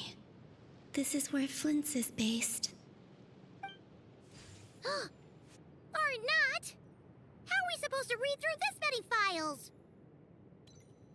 Difficult, yes, but it is also our most efficient option. Seems like they're searching for information. Oh, I remember. Flint and Varga talked about some files on the Wild Hunt. Was this my doing too?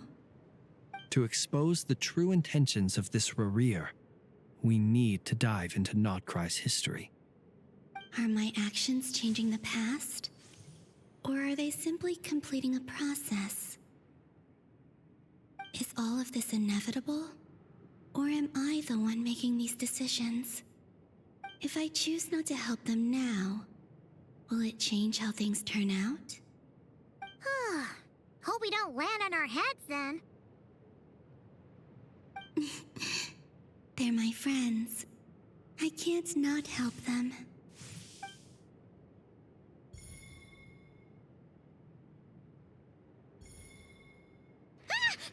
Ghost! And the other one was... here. Hey! Another file's moving!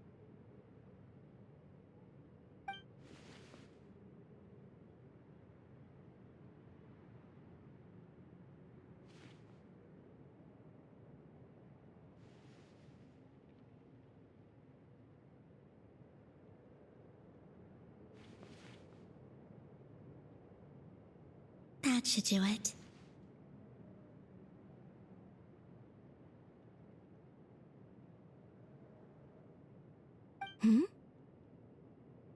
Luanatar? You can sense my presence?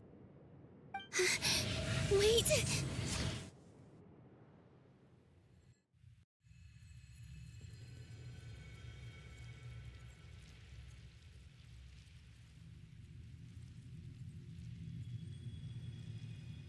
Luanatar.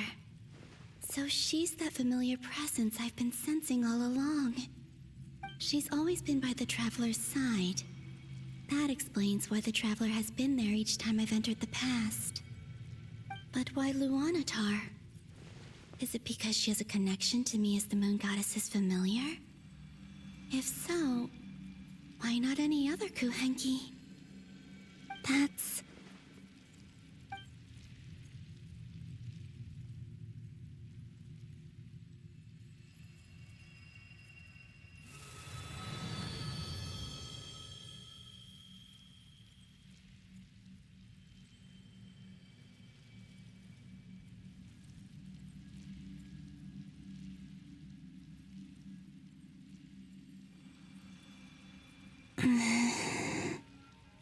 I cannot sense any power up ahead. Just a void, stretching out into infinity. This is likely my final chance to enter the past. It's now or never. I have to find a way back.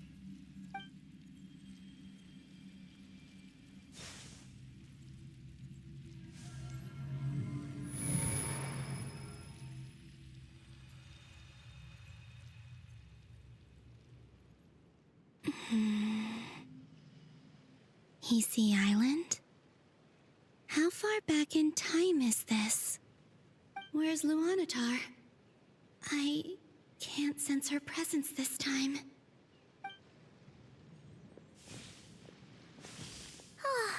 Seeing Enefa and Aino reunited like that sure was heartwarming. Traveler, Paimon. No, stay calm. I don't have much power left to change things. I don't even have that much time left here. Think, Columbina. How do I find a way back? A way back. To where? Do I go back to Moonprayer Night? Or to the future that followed? And if I return in my current state, what will become of me then? Dotori's actions that day proved that he'd been planning that for a long time. He had already seized the power of 2 moon marrows before capturing me. Even if I managed to get back, how can I fight against him when he wields the Tri-Lune Authority? I can't. If I go back like this, I'll be playing right into his hands. I have to find some way of rivaling the power he has usurped. Wait. Time flowing backwards. The Tri-Lune Authority. Does that mean? I think I know what the final destination of this lunar reflection might be. I know what I must do. Speaking of homes, we must already be close to where the Frost Moon Scions live. The vibe here feels different, just like the scenery. But how do I communicate my plan to my friends? Should I write it down here? No, someone else will see it. I need something with a close connection to me. Something I can use as a medium to tell them what's happened to me in here.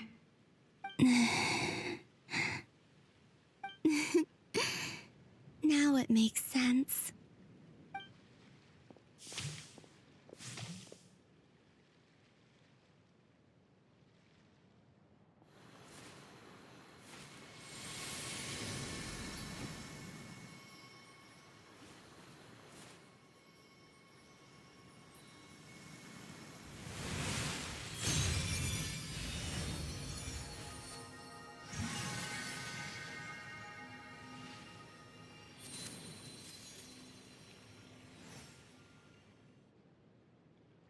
Hey, what was that? I feel like some sort of breeze blew by, and then the petals suddenly turned into...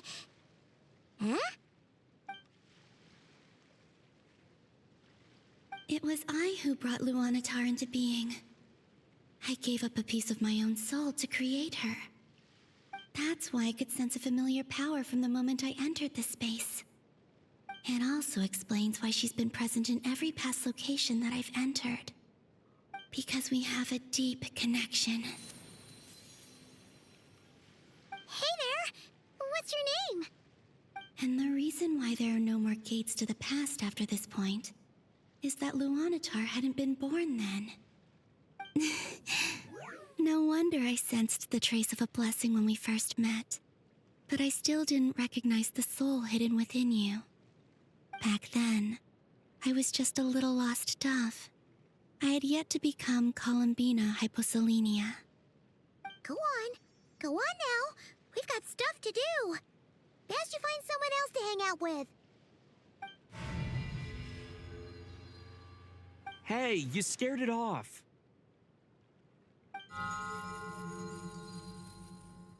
I'll be counting on you. Remember to stay by the traveler's side, guide him, and help him in my stead. Oh, and bring him to the garden where the moon prayer blossoms grow. There's a little lost dove there who will need his help.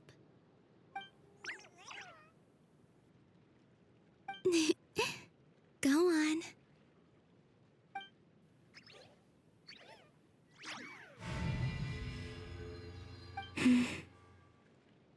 You too.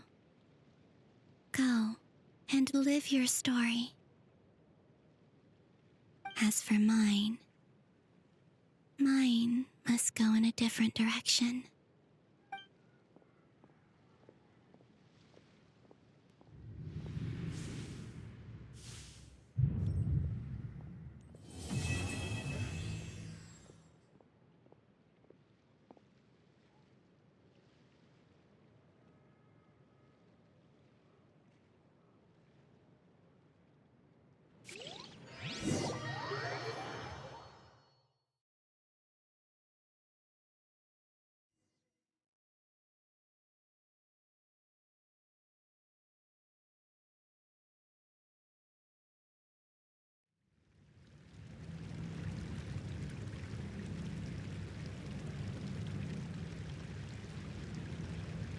How would you like to experience the thrill of never being held accountable for your actions?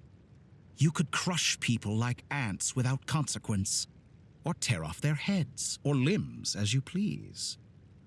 Believe me, such a life is but one small step away. What point is he trying to make? Freedom? But the freedom to kill? To do evil and get away with it? Why would you offer me that? The creation of a world is the ultimate scientific experiment. I have taken my research to the highest level, where I shall be not just a god, but also a servant to many sacred spirits. I shall heed the truth and perform holy deeds. A god's laboratory is the perfect playground, but it needs the right occupant to explore its full potential. Mortals are found everywhere one looks. Not so with Descenders. I'd prefer my first guest to be a distinguished individual such as yourself. And I know you could make the most of the opportunities it offers. So the condition for entering the new world is to take innocent lives. The same dilemma that Rerir once faced. Could I really bring myself to kill others for my own benefit? Rerir did. And look where it got him. Have you made up your mind? I can't do it. Your playground is no place for me. You're putting your hopes in the wrong person. But we both know I'm not quite the hero you say I am either. I have my own reasons for the journey I'm on. And they aren't all selfless. You've grown a lot since we last met, but there are still things you are unwilling to compromise on. This will only hinder you. Why don't I lower my requirements a little as a gesture of goodwill? I'll give you a little time to learn to be a less noble soul. That'll make things much easier for you. I really doubt I could live that sort of life. And yet you already sound less defiant than a moment ago. The benefits appeal to you because you can read the signs of the times. Why don't we return to my research facility? Your last visit was so rushed. There is much that I have yet to show you.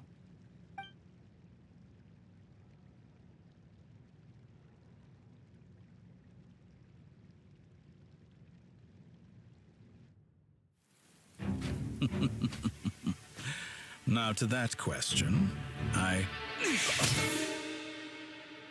Heroes don't attack from behind. Guess I'm no hero. This is most disappointing.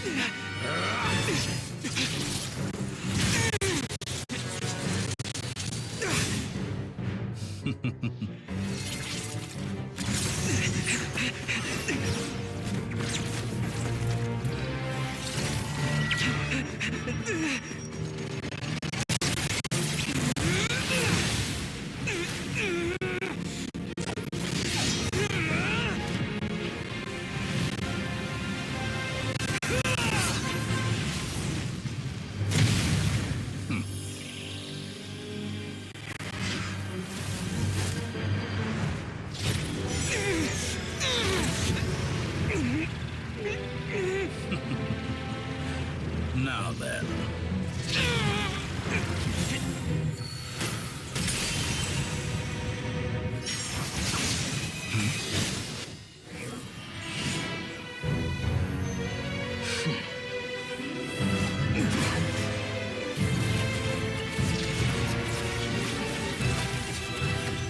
A new face. Interesting.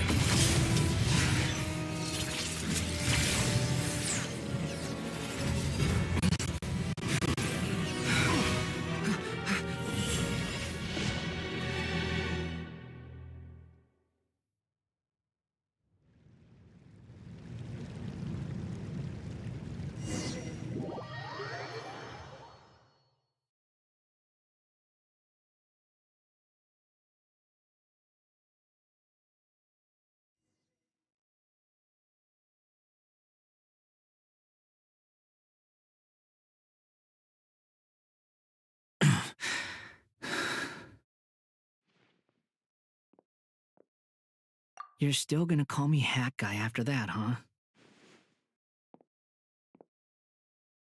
I didn't see anyone else in there who needed saving.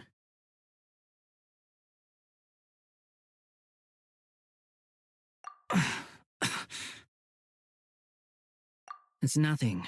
I'll be fine. Why are you looking at me like that? Is it that shocking that I'd come to your rescue? I owed you a favor back in Sumeru. Now we're even. Distracting Dotori was tough. I won't lie. He's not gonna fall for the same trick twice. That was my one shot. I'd hoped to use it to take him out. Ugh. I never wanted to obliterate someone more than I do right now. Dotori doesn't recognize me, but his segments were originally made based on an analysis of my operational principles. I expect it's only a matter of time before he figures out what I am. So Dotori doesn't recognize Wanderer because he deleted himself from Irminsul. Did he really miss his only chance for revenge by saving me? Why the long face? Hey, I'm not blaming you, okay? And I'm not complaining either. Rescuing you and killing Dotori are equally important goals. Everyone would be pretty stuck without you. It's best you live to fight another day. How are you holding up? Are you all right? Hat Guy said to put safety first, so we agreed to run as far away as we could after leaving the energy field and only meet up once it was safe. You don't look injured. It seems that Dotori didn't do anything to you. All right. Rescue operation complete. Let's head back. There's a lot more work to be done before this is over.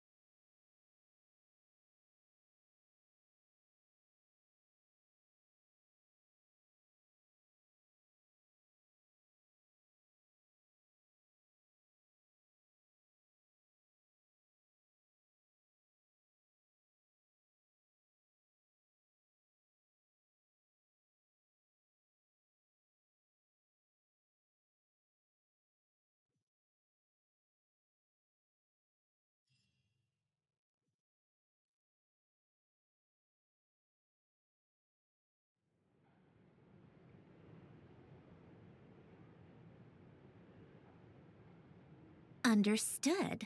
I will bear the Tsaritsa's decree in mind. I don't see what's so awesome about it, though. Does he really think everyone else is as immature as him? I'm not stooping to Tartaglia's level. I thought you might say that. How's your progress? Quite promising, actually. That alchemist Albedo gave me a few ideas. Remember how I asked you to look up some files for me? That stuff on the Nachtschitzenkreuz Institute. Rene de Petrichor and Jakob Ingold. Alain Guillotin despised Rene's theories and methods, but he never managed to come up with better alternatives either. So I adopted some of Rene's ideas. I thought Alain was like a father to you. He and Rene were mortal enemies, were they not?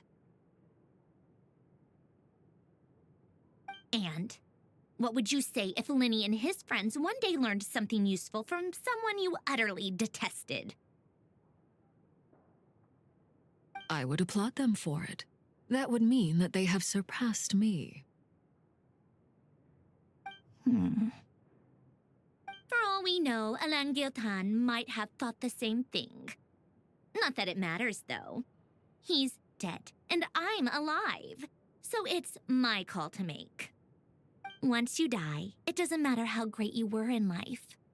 Only the living get to decide what happens next. Hey, come on out. They're back. Huh?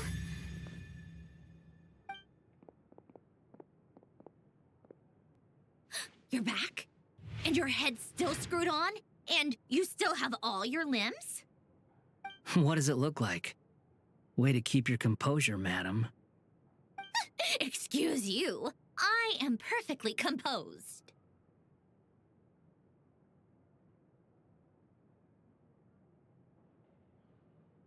Glad you're okay. Yes, it's a huge relief.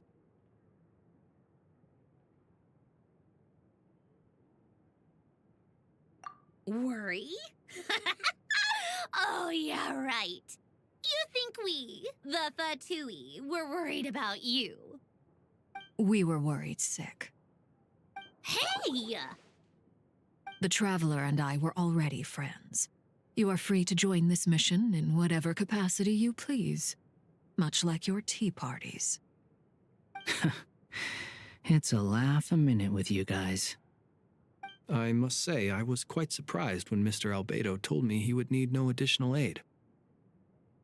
We discussed this on our way back as well. I am rarely so unequivocal, but in this case, we had full confidence in Hat Guy. He said he knew what he was doing. Albedo and I pretty much had to just wait outside on standby.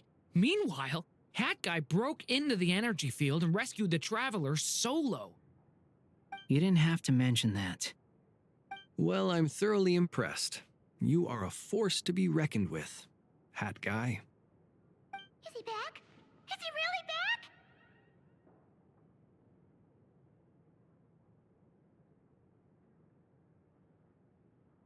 Traveler! It's really you!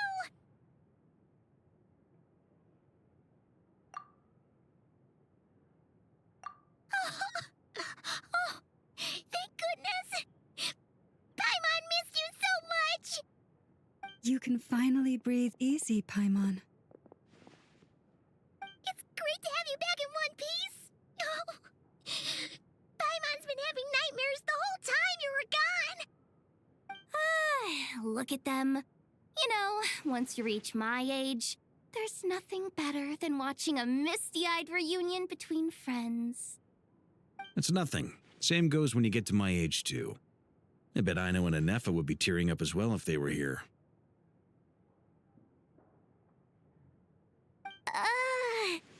Varka, I'm not sure Anefa can cry. Oh, yeah, good point. Hey, your eyes are looking a little red and puffy. Come here, let's hug it out. What? Ew, no! No, thank you. You're not my dad, okay? Knock it off! Everyone, I'm sorry for all the trouble I caused you. But the silver lining is, I didn't come away from this ordeal empty-handed. While I was being held captive, I learned a lot about Dottoro's current capabilities, and what he plans to do with them.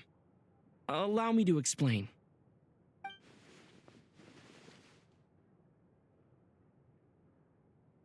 The three moon goddesses were even more powerful than we imagined. No wonder Dottore believes himself to be equal to the gods, maybe even superior. Utter blasphemy. While everyone was gone, Nefer and I made an interesting discovery, and I believe Miss Sandrone has something to share too. Ma'am, perhaps you could do the honors?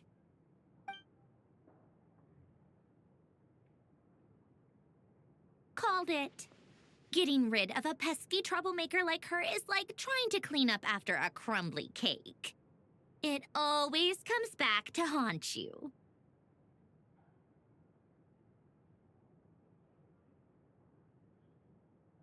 Our next step is to find a way to bring her back. A place where time flows backwards, with no destination in sight. Surely it must have been created for a specific purpose. But I fear the answers are buried deep in Tevat's history, held by great powers beyond our reach. It sounds like she's on a specific path through time, just traveling in the opposite direction to us. The question is, where does that path lead?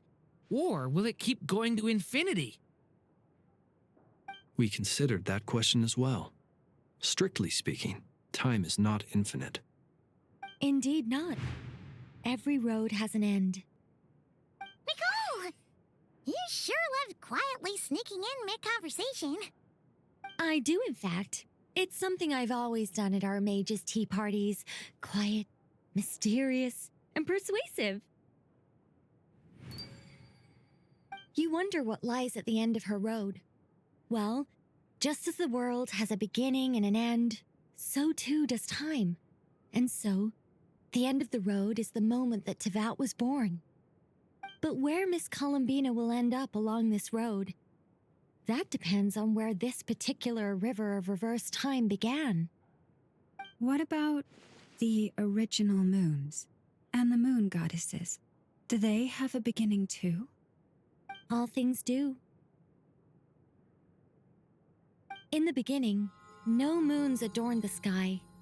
It was the Dragon King Nibelung who raised the 3 moons into the heavens, and thus were the moon goddesses born. They were shadows of the planet, born to wield Nibelung's authority and oversee the world on his behalf. They were extensions of his will, manifestations of his majesty.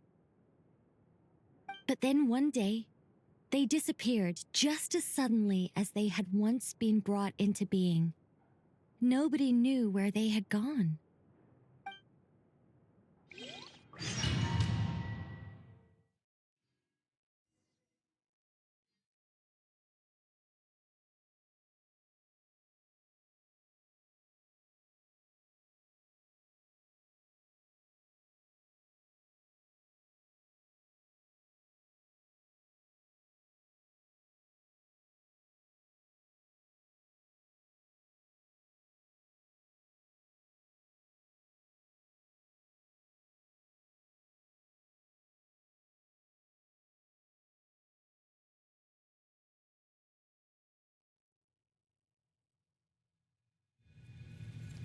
Like I thought, no more paths back to reality have emerged since. But how can I be sure that I'm going the right way without scenes from reality to keep me on track? I can't even be sure of how long I've been walking for. The further I travel, the less stable this space becomes. There are even moments where I can sense something that feels like abyssal energy. They can just materialize out of thin air. I have to keep my wits about me.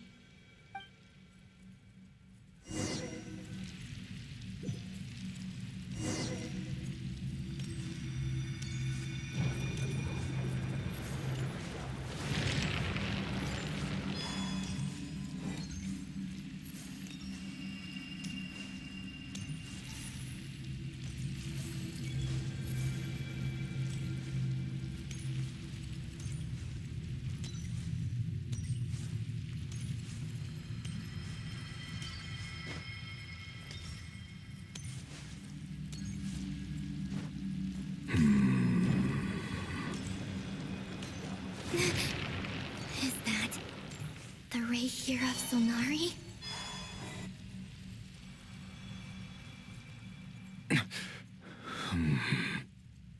You are the moon goddess.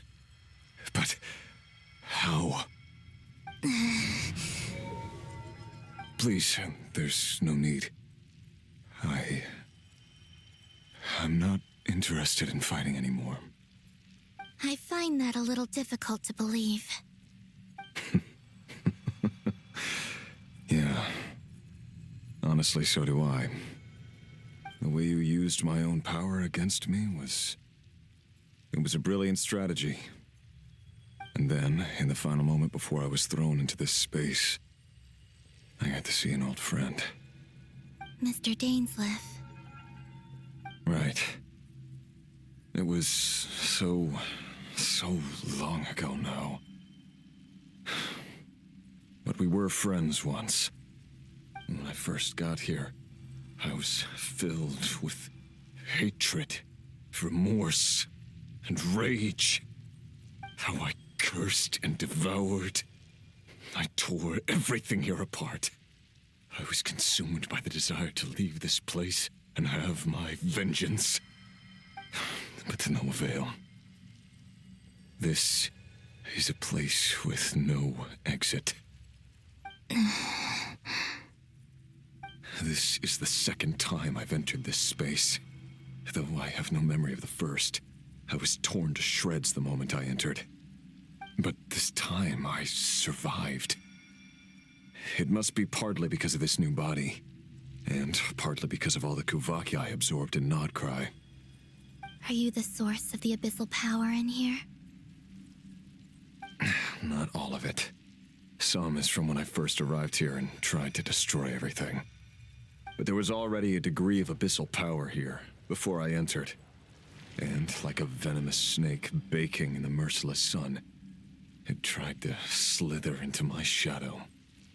Tried to? So, you rejected it? Yes. Because after that, the world suddenly became silent for a moment. What do you mean? The voices in my head, they were gone. And then I saw her. Her? Thelindis. My former lover. Never mentioned that she saw a memory of Thelindis leaping into the moon's reflection. More precisely, I saw her afterimage. I'm sure the real her is long gone. She was just an ordinary Conrian. She couldn't have survived here for very long. Anyway, why have you come here? Didn't you know it was a dead end? If I hadn't escaped through the moon gate, my friends would have been in far greater danger. Oh, I see. Because of your power. The power of a moon goddess. What? You'd like to know how I know, wouldn't you? The one who resurrected me said so. I could hear a deep lust for power in his voice. Do you mean... Dottore? Dottore. So that's what he's called. He'd been collecting fragments of my body for a long time. All so that he could resurrect me at the moment of his choosing. I had no interest in his research. But being as corroded by the abyss as I was, we were aligned as far as hunting the moons and recovering my strength were concerned. So that's why the Wild Hunt suddenly became so active in Nodcry. When I left the Fatui in my weakened state, Dottore must have felt that his time had come. Moon Goddess, could I ask a favor of you? What? I know this is a lot to ask, especially from someone who tried to kill you. If you refuse, I won't fight it. But this is the only thing I desire now. Nothing else matters. What do you want? I'd like you to take a message to Thelindis for me. Thelindis? But... Yes, she's dead. But like I said, I saw her afterimage. I can sense that some part of her soul remains here. Far, far ahead. Why don't you go and speak to her yourself? I can't. I don't know why, but I can't move freely in this space as you can.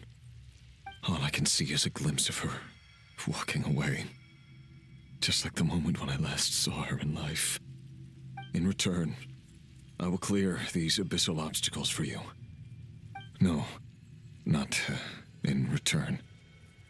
I'll clear them for you, whether you want to help me or not. It feels like something I ought to do. Why? Yeah. Why, indeed. I've been asking myself that question a lot recently. Why did I do the things I did? I'm tired of it all. Tired of the person I became. people used me. And then I turned around and started using others. I hurt a lot of people. I think I grew tired of it long ago.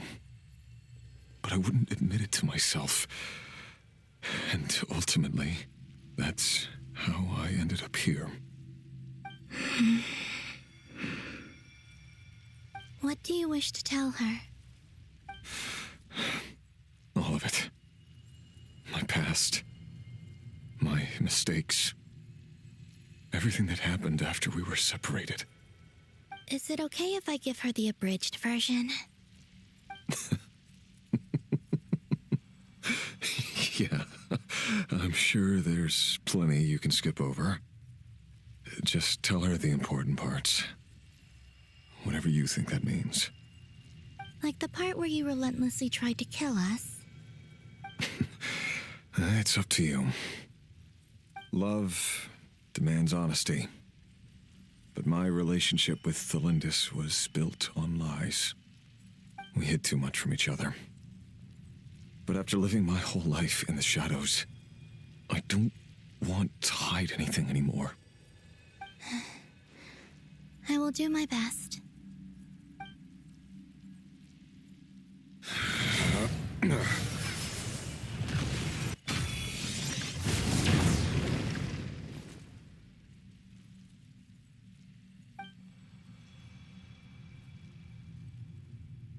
There. The abyss will no longer stand in your way. Even though Mr. Dainsliff felt he had to fight you, I think he still regarded you as a friend. Dane?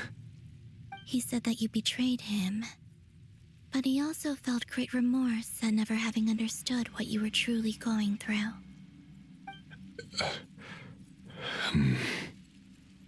Why tell me this? Because if he'd known that someone could take a message to you, I believe that's what he would have said. Thank you. It means a lot. I know this will sound strange coming from me, but don't die, Moon Goddess. I can tell that you're determined to get out of here.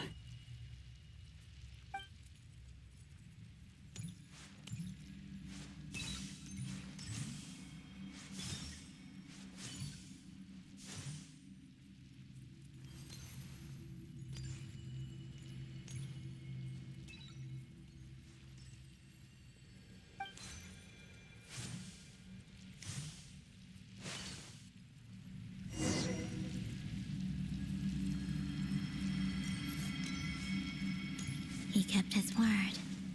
The abyss is no longer obstructing my path.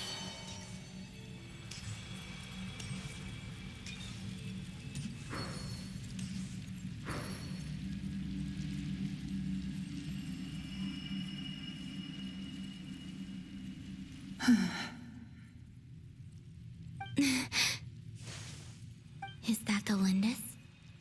She wasn't far off at all. And yet, they can never meet. Hello, Miss Thelindis. Who are you? How do you know my name? I've never seen anyone else here before. You can call me Columbina. I promised Rerir that I'd bring a message to you. Rerir? My Rerir? Is he well? He's doing better than he was. Better than he was, huh? Sounds like he's had a pretty rough time. Others have had a rough time on his account too. In many cases, their time ran out because of him. And I'm not just talking about the children of the Crimson Moon. So, things got worse before they got better. Could you tell me what happened, Miss Columbina? Are you sure you wish to know? Yes. This is my opportunity to learn the truth. No matter how hard it is to hear, I have to know. I admire your courage. However, time is short. I cannot stay here for long.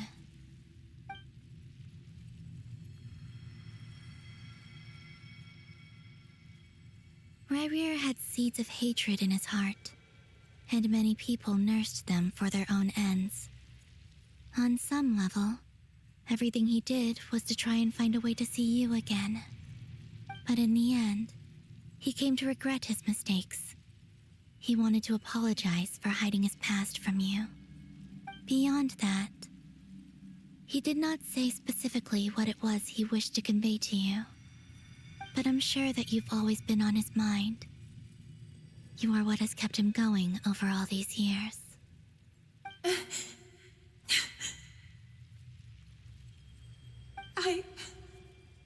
I'm sorry, Miss Columbina. This is so upsetting. I'm not sure how to put my feelings into words. It's all right. I understand. Well, that's everything from me. So, I guess I'll be... Wait. One moment.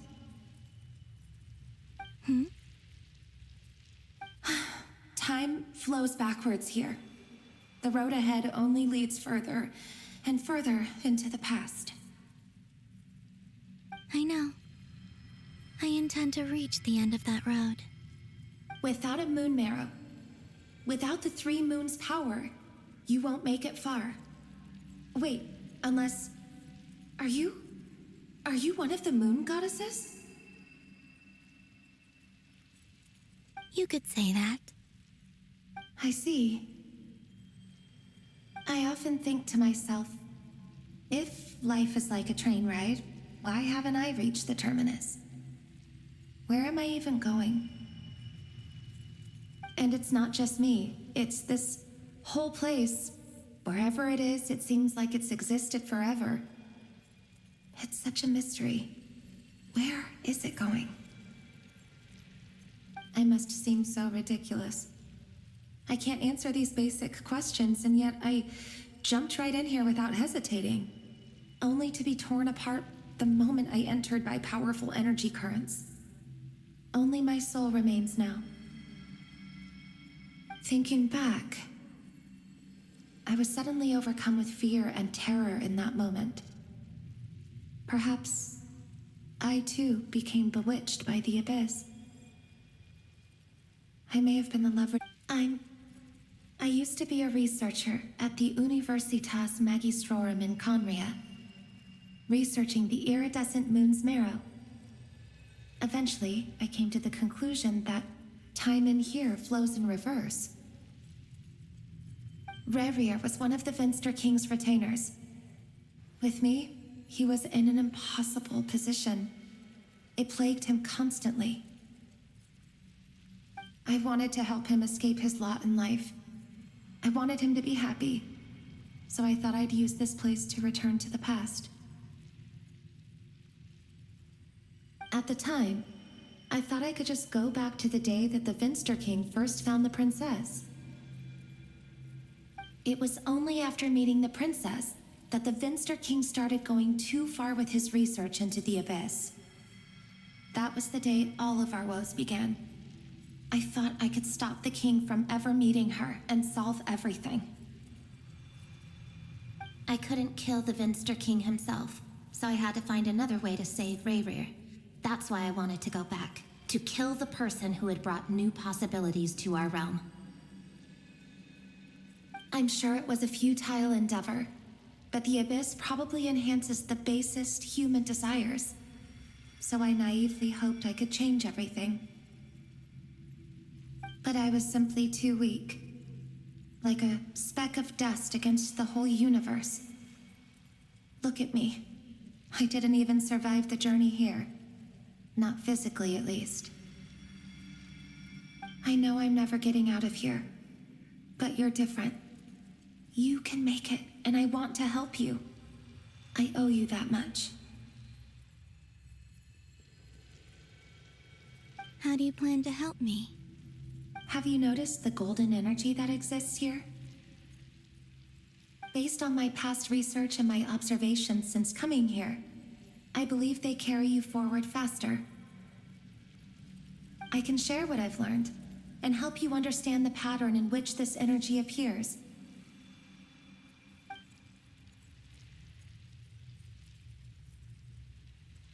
I think you just might... Now, I know you will be able to change the past. Also, I've been speculating about where this space ends. The documentation was scanned, but from what I know of the legends about the moons, the oldest ones seem to begin with Nibelung, king of dragonkind.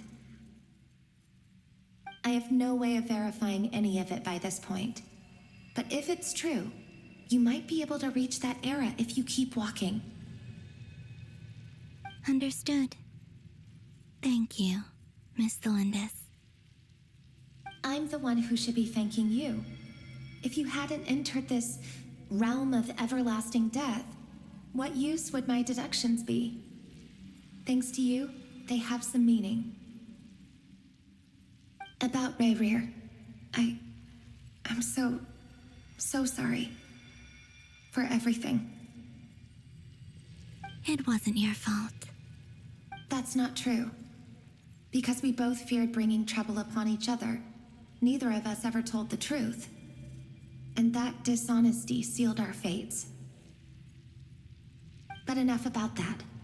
I wish you a safe journey, Miss Columbina.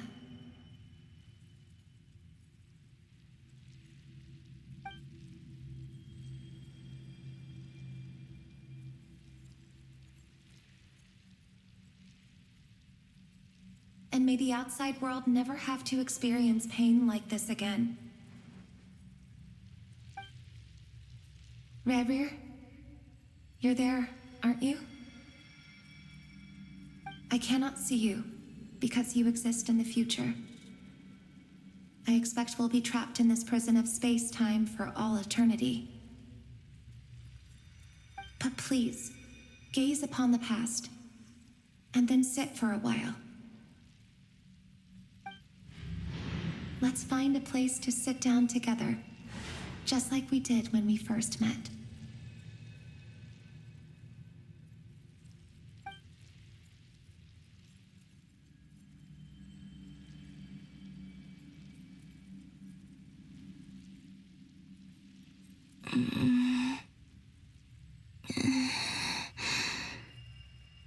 How long have I been walking?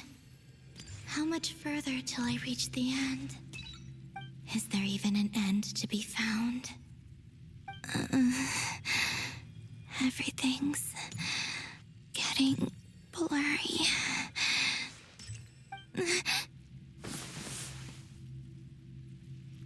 Huh? Are you all right, little sister? Have you come from the distant future?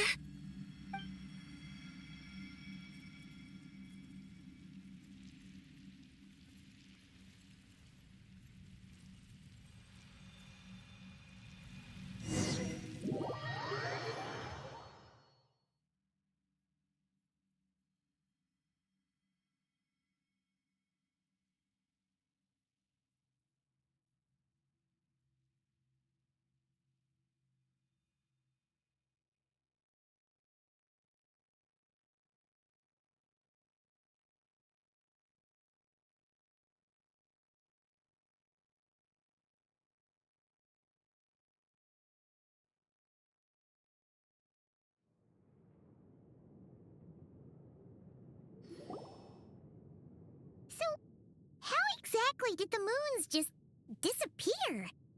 Shouldn't it be a little harder to get rid of major creations like moons? The world is a vast and ancient place. On a certain scale, all life lasts for but a fleeting moment. Miss Nicole explained that the moon goddesses likely perished in the War of Funerary Flame.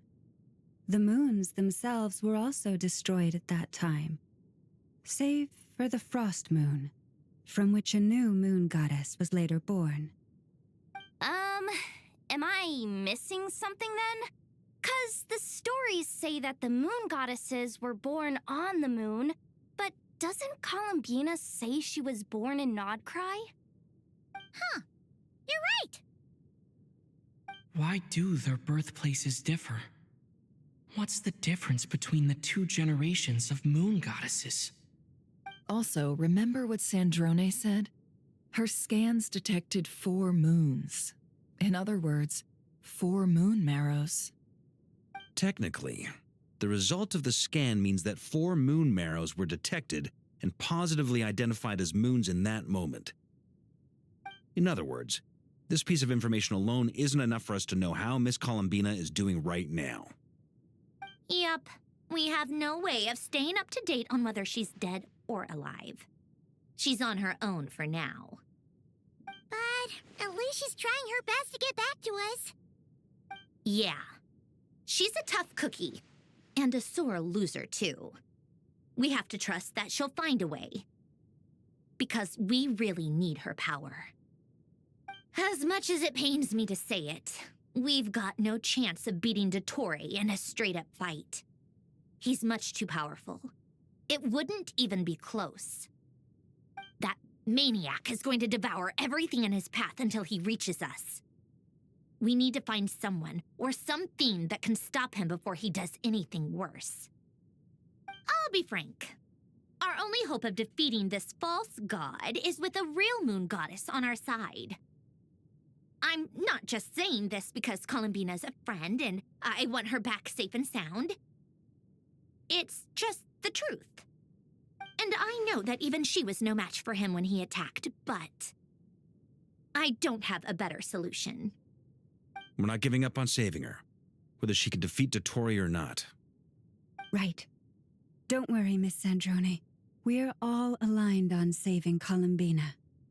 No one's trying to argue that we can only justify saving our friend because it will help save the world. This is about multitasking. We want to save both.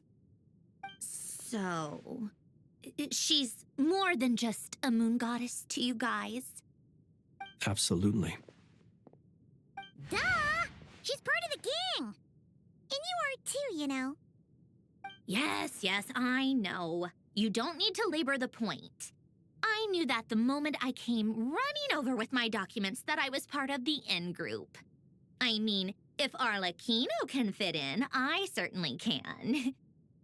Anyway, as for how we get Columbina back, I've been working on it constantly. But I think I'm still lacking certain information about the moon. I'd probably get there if I could continue my calculations, but the problem is, I've run out of computing power. Computing power? You mean you need more energy? No, the issue isn't energy, it's processing power. There's so much data to get through that the whole process has just ground to a halt. That's a tricky problem. René de Petrichor of the Nazissenkreuz Ordo once foretold the fate of the world. But I don't know how he did it. My guess is that he used the primordial sea's power. However, that won't work for me. His methodology was vastly different from my own. What's worse, they're incompatible. And, to top it all off, we can't even leave Nodcry. Ugh, this is so annoying. If I'd known we'd run into a bottleneck like this... Well, no, the design bureau's a bust as well. Curse that Dottore! Couldn't have made this harder for me if he tried. Oh, what do we do then? How about we grab a bite to eat and take a break? Maybe something will come to mind after you've cleared your head. You don't get it, do you? I'm trying to calculate the fate of an entire world here. And I need accurate results, not big prophecies. Where the heck am I gonna find the computing power for that? Ahem. Anyway, time to shelve the discussion on technical difficulties. Being a killjoy isn't very ladylike, after all. Either way, we've done what we can. Rest well, everyone. Remember to let us know if anything new comes up. Hat guy? Is he hinting that we should talk outside? Let's go somewhere a little more private.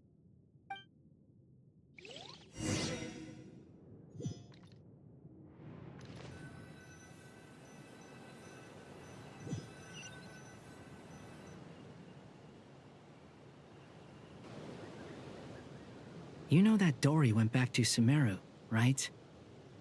Yeah, she mentioned she was planning to head back. Things aren't looking good for Notcry. She's gone to spread the word so that Sumeru has a chance to prepare for the worst. From what I know of Dottore, there are two possible reasons why he hasn't made a move yet. One is that he's still working through some kinks in his new powers. The other is, he wants to see how we're going to react. He'll easily devour everything eventually, so I guess he's in no rush to make it happen. The first false god he made was me. Now it's his turn. Even though my records were erased from Irminsul, Dottore's ideas haven't changed one bit. He once told me that becoming a god was like turning yourself into a hungry wolf or giant serpent to devour the moon. Clearly, he began studying the moon goddess's powers long before he even tried making a god. He's always wanted to get his greedy hands on divine authority one way or another. And in the end, he devoured the moon where I failed. In the desert of Sumeru, there is a chessboard built by King Deshret, also known as Al-Ahmar. I don't know if it was a real game, or if he was just trying to challenge his servants and citizens in some way. But creating games and setting rules, gods do that as a matter of course. That's the kind of power Dottore craves. Now he has the Trilunar Authority. His power is leagues beyond the common people. I don't think there's any point in other nations rushing to the front line. They're better off focusing on defense and hoping they can fend off any threats that spill out from Notcry. Either way, Dory will inform Lesser Lord Kusanali, and she will contact the other gods in turn. The Seven will have some recourse available. If nothing else, their protection should keep the rest of the world from descending into chaos as quickly as Notcry has. So on the bright side, even if Notcry is doomed, your friends in other nations won't be in any immediate peril. That's good to know. But I'm not ready to give up on Notcry yet. There's a word for people who refuse to let anything go. It's called being greedy. Maybe it sounds greedy to you, and probably naive too. But whatever you call it, that's what gives me the determination to keep fighting.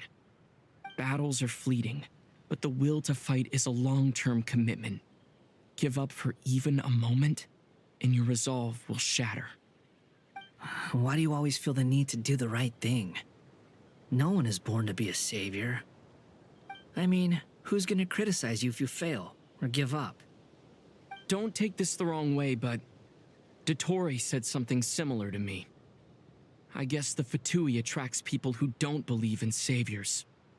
Not necessarily. It's less about belief for me.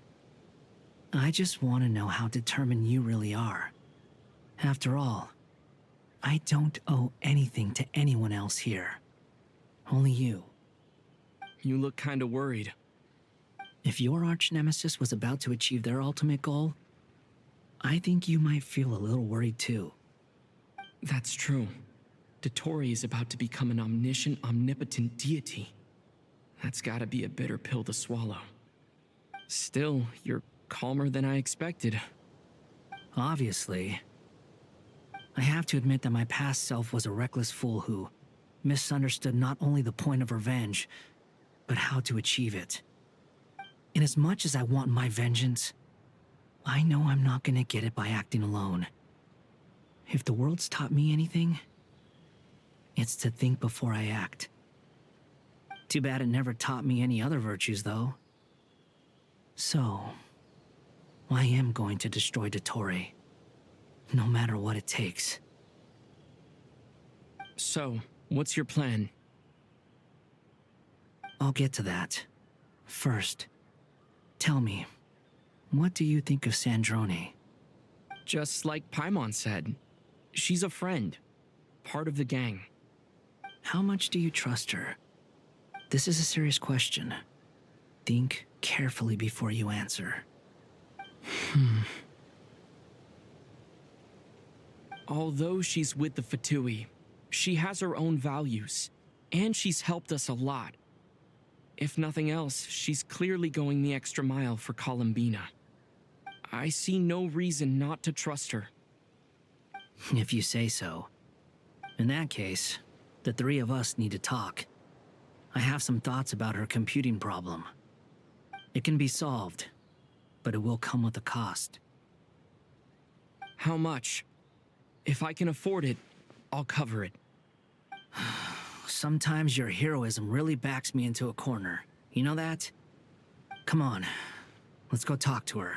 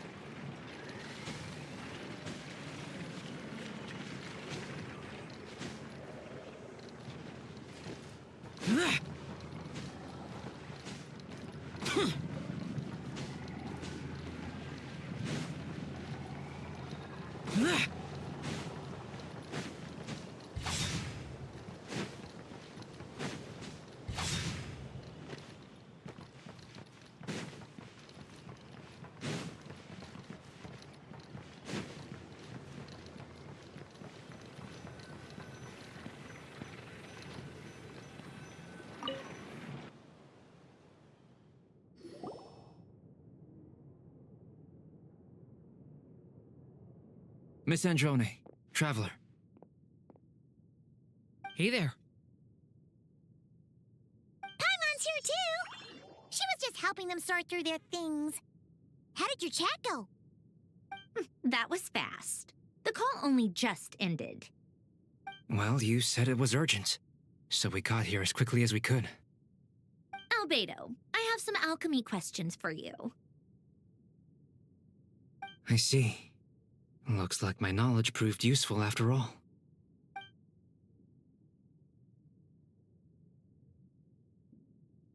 If I might ask, what is the end goal for the modified formula you'll be using?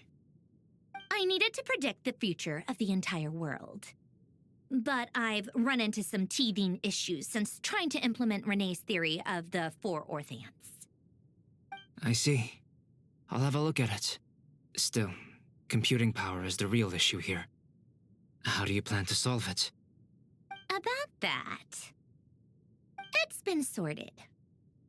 Oh, with the Traveler's help? Actually, you're not wrong. He found the person with the solution. Was it Hat Guy? Yeah, it was him. Wow! Go Hat Guy! Seems like all that time studying at the academia is paying off big time. But where is he? Wasn't he the one who asked Albedo and I to come here? Come with me.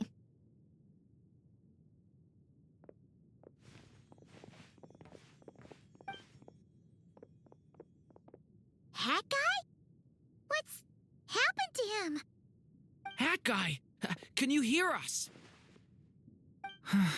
No response. I guess he's in hibernation. Hat Guy mentioned that he was a puppet. It seems that his functions are currently shut down. I presume this has something to do with the solution to your computing problem.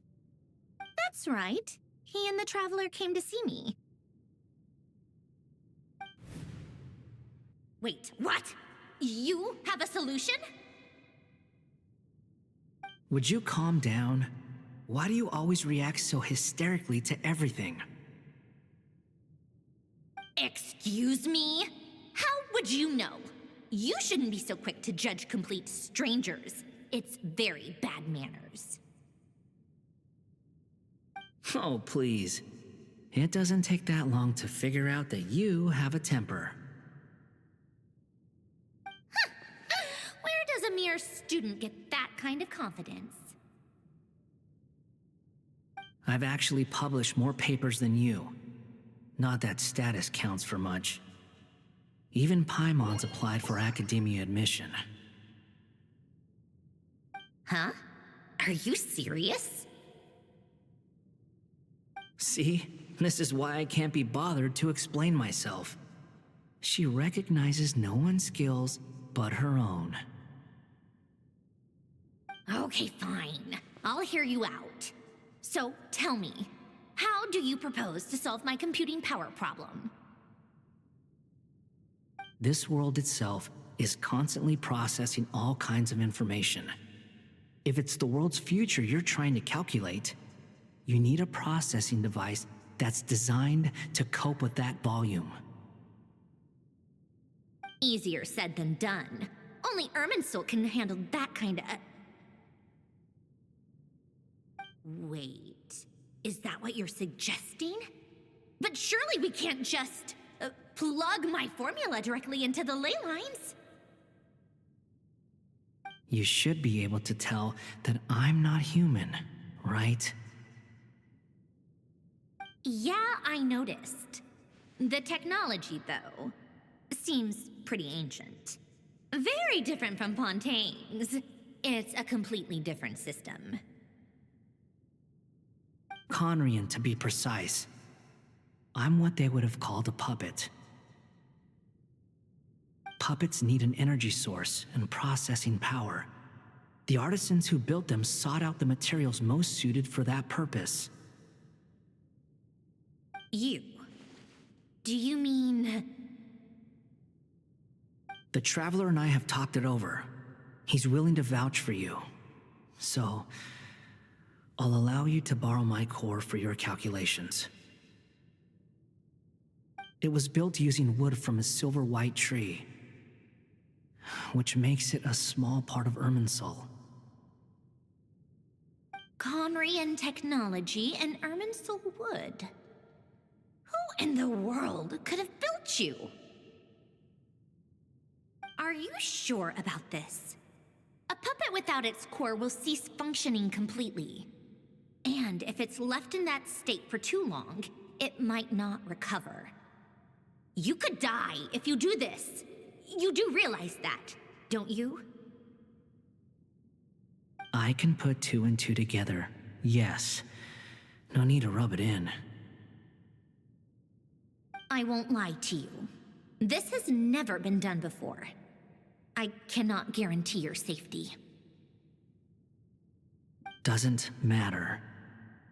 I'm prepared for the worst. Did you two actually talk this through? Is he... Are we really considering this? Yes, we discussed it. The bottom line is, he trusts me, and I trust you.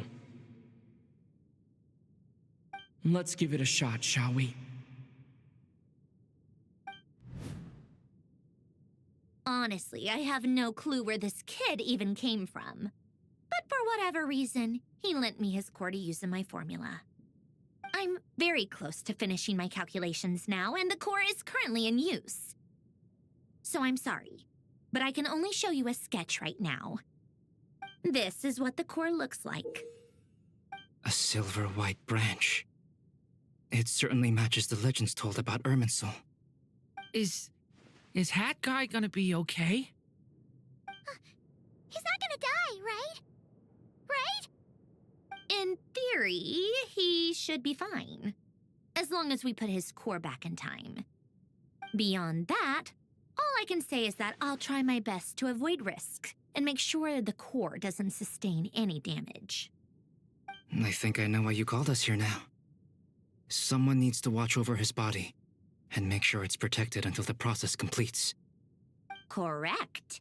He said that the only ones he trusts here are you two, and the Traveler. And the Traveler will have other work to do. He will have our undivided attention. Aw, Hat Guy. On a more positive note, things are progressing steadily on my end. I'll call everyone in for a meeting once the results are out.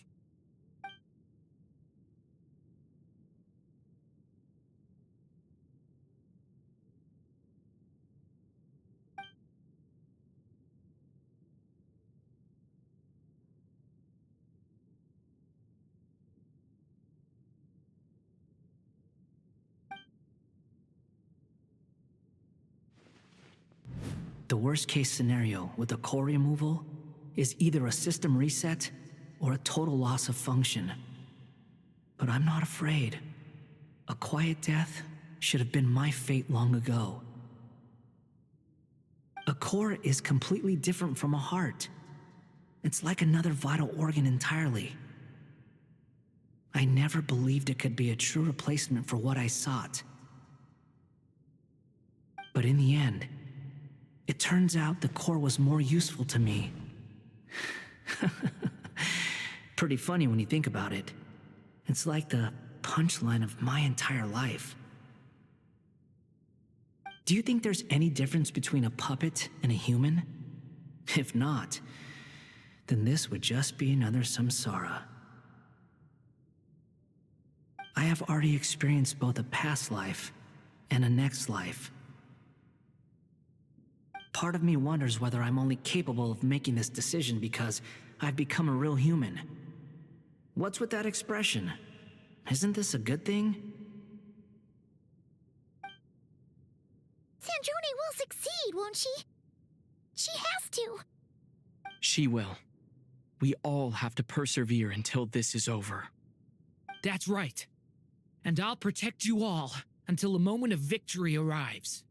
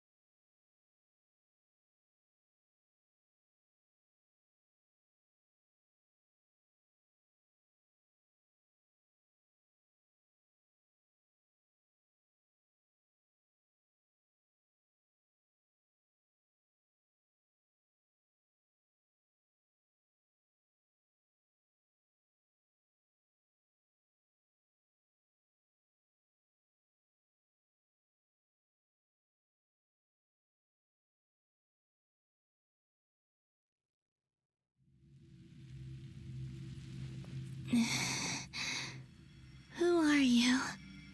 Call me Sonnet. You have the same power as Canon. Sonnet. So, you're the goddess of the iridescent moon? Oh, goodness. You recognize me? Well then, what's your name?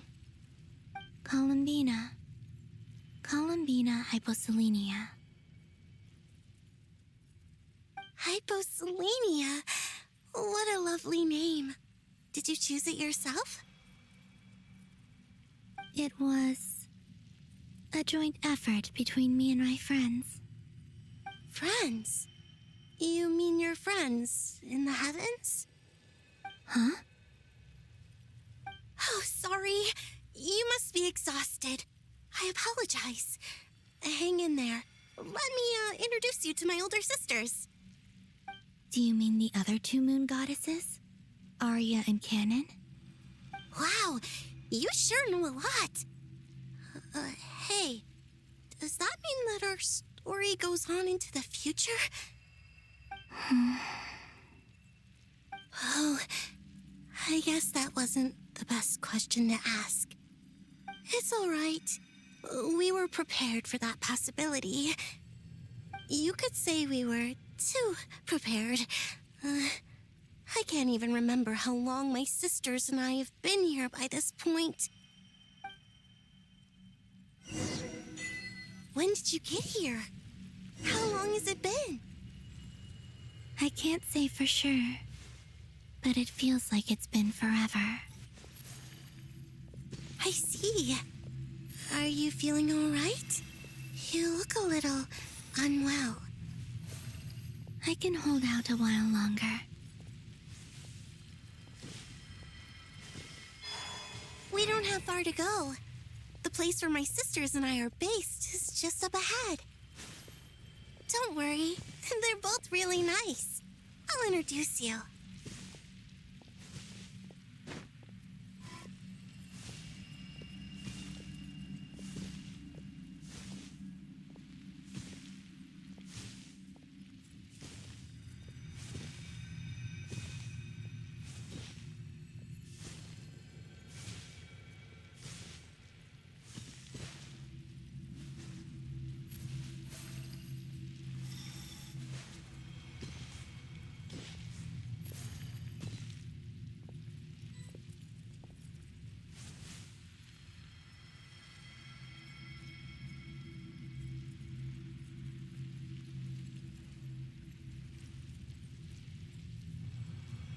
Sisters! I'm back!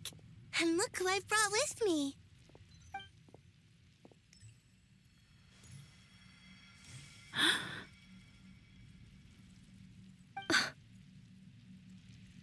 It's our lovely little sister, born in the far future. The pleasure is all mine.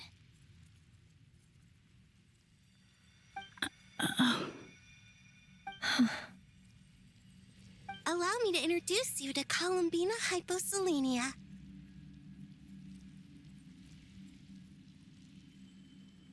This is Arya, the goddess of the eternal moon.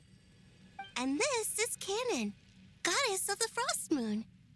Canon, don't you think Hyposelenia's power is similar to yours? Hello, Columbina. I apologize for our startled reaction just now. And please, forgive our little sister if she's been annoying you. She tends to talk a lot. It's fine. You seem shy. Don't worry, Columbina Hyposelenia. No one can hurt you here. Could you tell me where here is? Please. I must know.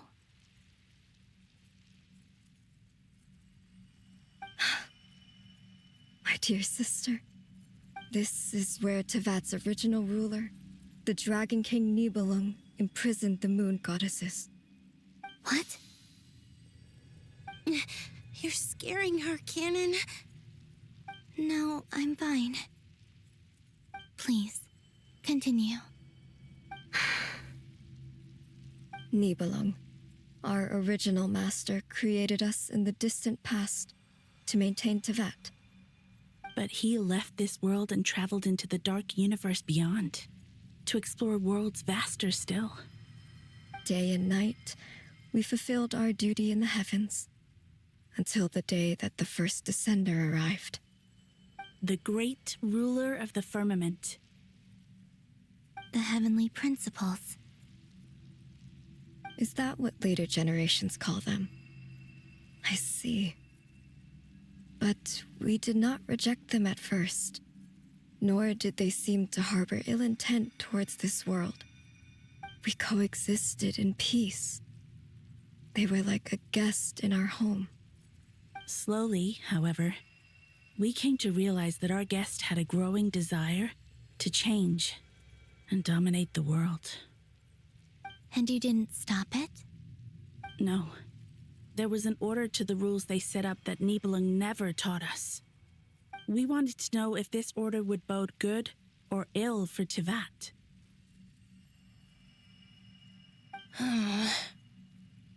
All right. Canon and I wanted to know.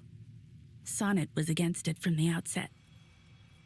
Later, we discovered that this great ruler of the firmament bore an almost paranoid hostility toward the desire of certain life forms to seek power. Or perhaps they feared them. They would even cast down celestial nails as manifestations of their power, to punish the civilizations of the world below. Only this was far beyond mere punishment. Right. Their rules brought order, but the price people paid for merely testing the limits of those rules was far too great. I did everything in my power to help the punished escape catastrophe, but still, too many lives were lost. The ancestors of the Frost Moon Scions were some of the ones you helped. But just when we had decided to take countermeasures, the Dragon King, Nibelung, returned. And so began the War of Funerary Flame. So, that's the name the world gave that war in the future. Well, who won in the end? As far as I know, the Heavenly Principles won, although it came at a great cost. They remained in Tivat, where they continue to rule to this day. And the world's original master, the Dragon King Nibelung, was destroyed. And what of the moons? Are there still 3 moons in Tivat's skies? You can tell us the truth, Columbina. We know we are but remnants of a bygone age. We are prepared for the answer. Only the Frost Moon remains. But it has been cast beyond the false firmament by the Heavenly Principles. The eternal and iridescent moons were both shattered during the war. So death finally came for us in the end. Sonnet. But you're still here, aren't you? A moon goddess cannot live without her moon, Columbina. She's right. That's why I began to disappear. Because the Frost Moon is cut off by the false sky. How much worse it would have been if it were outright destroyed. Our souls may endure within this lunar palace, but if our moons are destroyed, then we shall disappear the moment we depart from it. I'm sorry. There's no need to apologize to us, dear sister. If anything, we owe the world an apology. If only we'd decided to act sooner, rather than arguing amongst ourselves. all the more reason not to spend this time in regret and repentance. Instead, we should focus our efforts on how we might help our future sister. Sorry? Don't you see, Columbina, your story is not yet over. Is that not why you are here?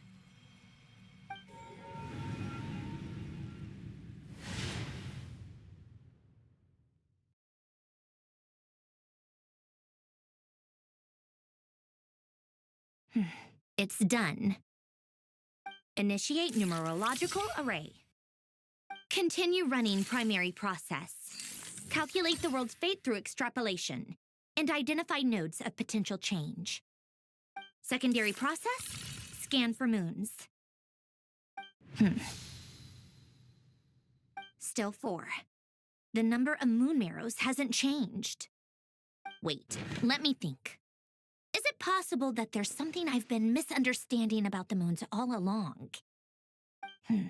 Variables. Variables in the world. I know where potential variables within the world come from. So what about the moons? Are there any variables there? Like their life or death, for instance.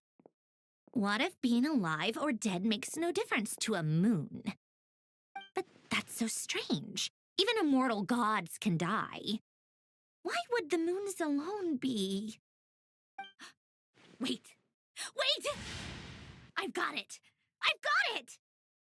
If alive or dead is considered a variable, we might have had this wrong the whole time. No one ever said that a moon marrow equals a living moon. We just made that assumption ourselves. Initiate secondary process. Scan again. This time filtering out interfering perimeter, moon marrow. I don't care if they're natural or artificial. Get them out of my search results! Why? It says 3 moons still exist in Teyvat, even after excluding the moon marrows. But we know for a fact that 2 of them are dead. Redo the scan. Narrow the results to living moons and real moons. No, scrap that. Narrow it down to moons that have lunar authority and remain alive. Why? Why is it still 3? What is this, Columbina? Has the world lied to us? Or are you the one pulling the wool over our eyes?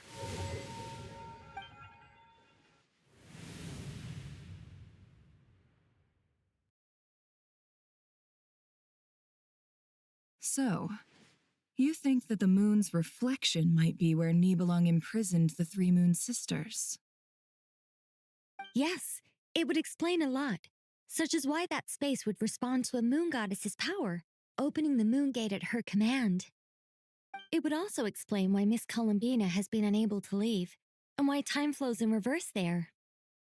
In the messages she sent, Columbina promised us she'd find a way to return, but we have no way of knowing how, when, or where this might happen. The fact that she still has yet to reappear in this world indicates that returning from that place is no easy feat. We cannot afford to simply wait for her. So you're saying, if she could return by her own power alone, she would have done so long ago?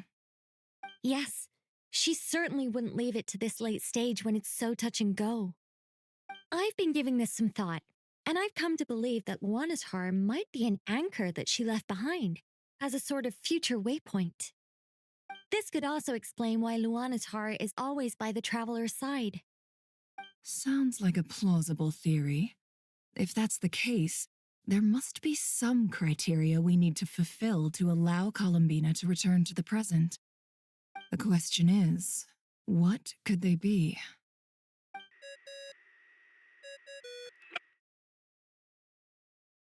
Hello? Listen up! This is extremely important!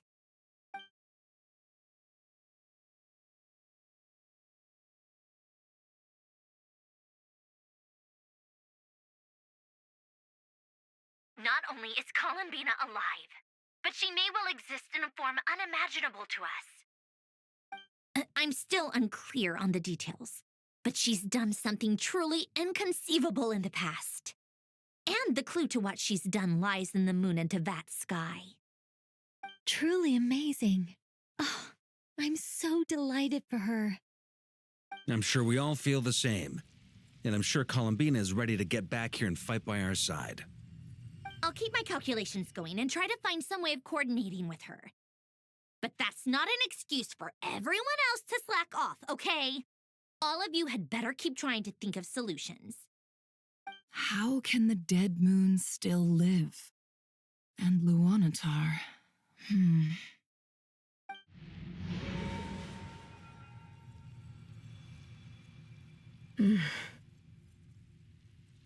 It's hard to believe that's what will happen in the distant future. Our authority is linked to the most fundamental rules of Teyvat. I suppose it's no wonder that many would covet that power. I didn't realize that when you said friends, you meant people who live down in Teyvat. That's so lovely. I always wanted to go down there and have some fun. Have you ever tried leaving this prison? Of course. Between us, we've tried everything. But no matter where we go, this space will eventually bring us back here. It's like the center of a whirlpool. Everything ultimately converges here, at the moment when Nibelung imprisoned us. In that case, have you tried using any of those pathways that connect this space to the real world?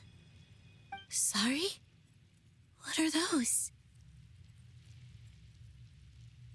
They're passages through which you can make small-scale changes to reality by using Kuvaki. Or am I the only one who can use those passages? Because part of my soul remains in reality. Kuvaki. What is that? You don't know? It's a unique kind of elemental energy found only in Nodcry, the land from which the moons arose. Oh. Well, it's true that the moons first rose up from the part of Teyvat you say is called Nodcry. But there is no difference in the elemental energy between there and anywhere else. What?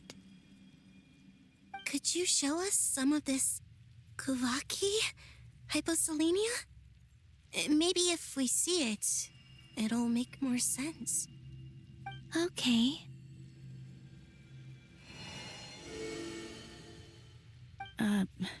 Isn't that just your power? What? But it's everywhere in Nodcry. In the air, in the land. Even the creatures who live there have adapted to its influence. How curious. This Kuvaki certainly did not exist anywhere in the world before we were imprisoned. Let alone influence living creatures. So, how exactly does it affect them anyway? Can they float in the air like us? This is so strange. Why would their reality differ so much from mine? Columbina, you're looking for more than just a way out of here, aren't you? Yes. If I am to help my friends, I will need trilunar authority on par with that of our foe. You mean... you'll need our power? This sounds extremely risky. The Three Moons' powers are not mutually compatible. Concentrating them into one goddess will be a very painful process. And if anything goes wrong, it could tear you to pieces. I know. But I'm willing to take that risk. Even so, let's say we successfully transfer our authority to you. How will you take it outside this prison? Nibelung constructed this realm specifically to prevent us from using our powers to interfere in his war. No moon goddess can leave this place alive. What if I don't leave alive?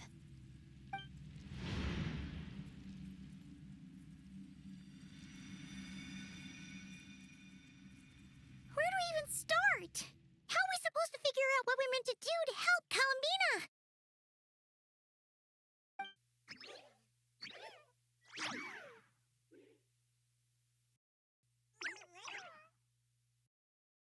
Columbina? What do you need from us? If she really got to the beginning of time in there, how do you think she'd leave us a message?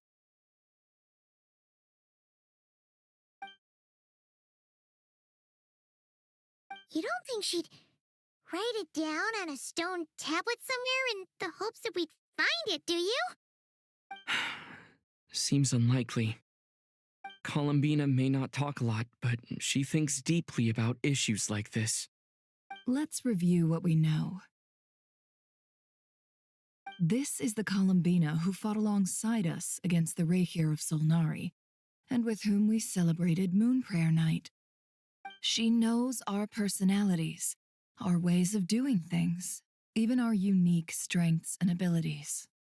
So, if she wanted to tell us something from a long, long time ago, what would she do? Oh.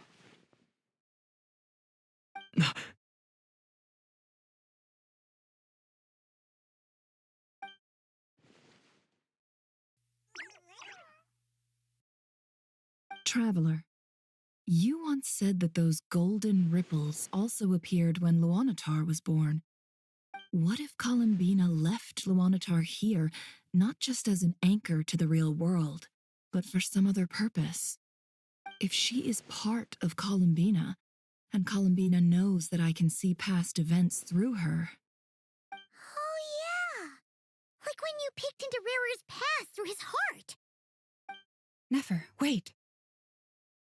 If you're right about this, and you can really see past events through Luanatar, your eyes, they'll... Oh, I know. Looking at Rerir's past in Conria was already enough of a strain on my eyes. Looking this far back into the past, it'll surely blind me. But it's our only chance. This is the only way. Boss. We spoke about this once, a long time ago. Do you remember what I said, Yehoda?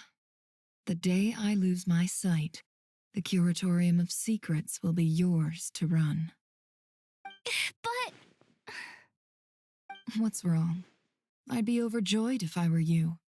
This day's come a lot earlier than either of us expected.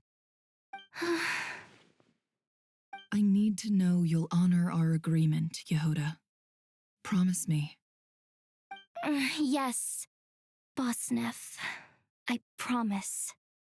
Are you sure you don't want some time to think this through? What is there to think through? I should have gone blind after our battle with Rerir. Frankly, it's almost criminal that I got away with it for this long. Then at least let me take some precautions on your behalf. And if you really do lose your sight, I'll visit your office every day and make sure you're well looked after. Oh, please, anything but that. I was actually ready to go through with this. Are you trying to scare me into backing out? As if I could ever scare you. I'll assume you're just joking to calm your nerves. All right, enough chit-chat. Let's do this.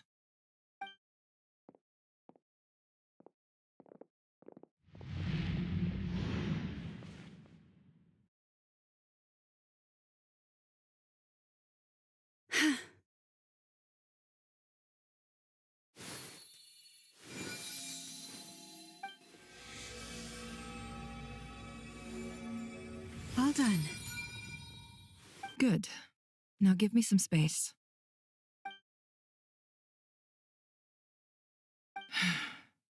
Come on then, little one. Show me what happened in the past.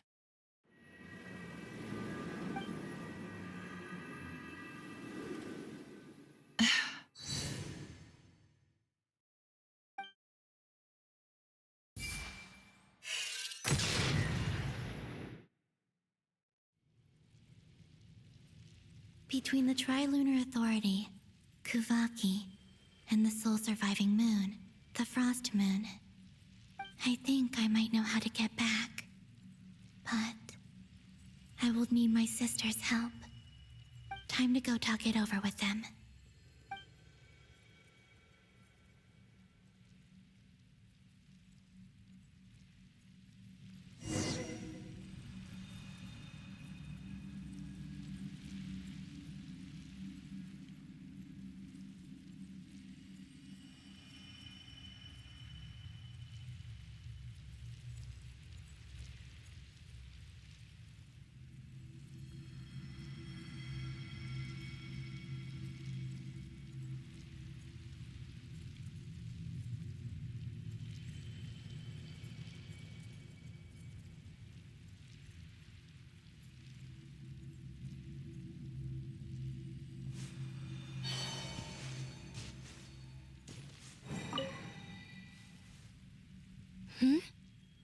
Have you decided what to do?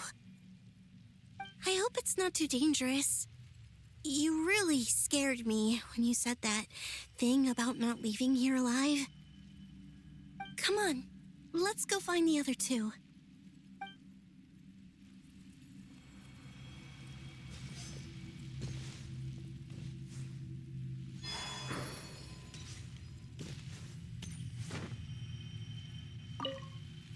It seems you have reached a decision. I'm all ears. What do you propose?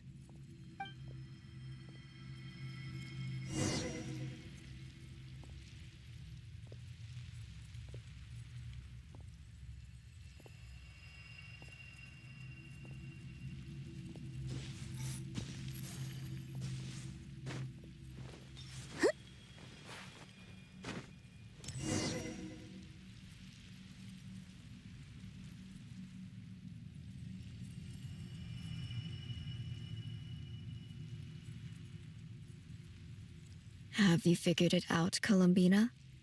Tell us, how do you plan to leave this place? I intend to die here, in this moment, and then be reborn in the future with the help of my friends. What? What are you saying? How can the dead be reborn? And how will you inform these future friends of your plans? You can't exactly leave oracles. Nothing can escape this place. Not a single ray of moonlight. And even if you found a way, what if they never find the message you left for them? You'll... No, that won't happen. Come again? They will find my message. I'm sure of it. I'm not following. How exactly will you achieve this? It's quite simple, really. First, I will leave my soul here.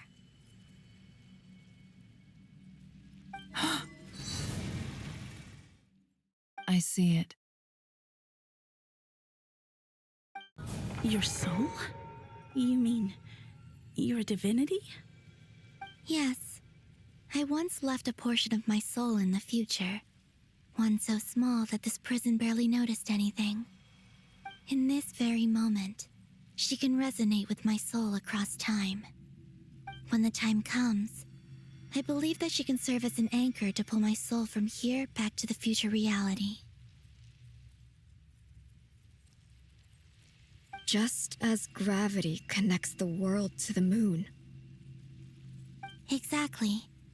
In the future, where I came from, the moon has been cast beyond the false sky, but I can still feel that it is there. In a similar way, I can feel a connection to the soul fragment I left behind even now. My friends can use it to detect my presence. But how do you just leave your soul here? Is that even possible? On my way here, I met an ordinary mortal who entered this place long before I did. Her body is long gone, but her soul remains. And before that, I encountered an old enemy whose entire soul survives here intact, while the power that once corrupted his body has faded away. So, perhaps this space is specifically designed to imprison divinity and authority, but not the physical body. Still, even if your body can escape, would it not just be a lifeless husk without the soul inside? Wait, is that what you meant when you said you wouldn't leave alive? Yes. I shall turn my body into moonlight and pour it over Nodcry. That power shall protect the land and quietly blend into it, awaiting my soul's return in the future. However, I cannot do this on my strength alone. I would need your help to do this, so I'm humbly asking for your assistance.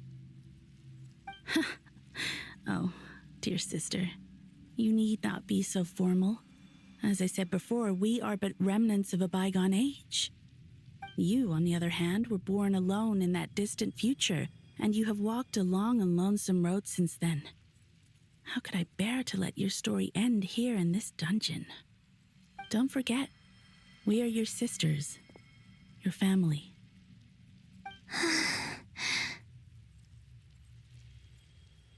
Arya's right.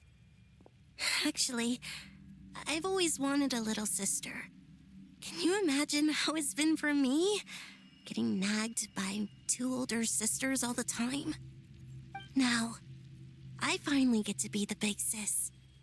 And not just that, but I get to help you return to your world, too. How could I say no to that?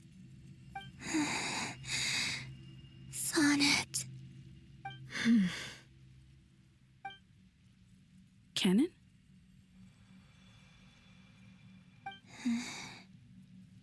I'm sorry.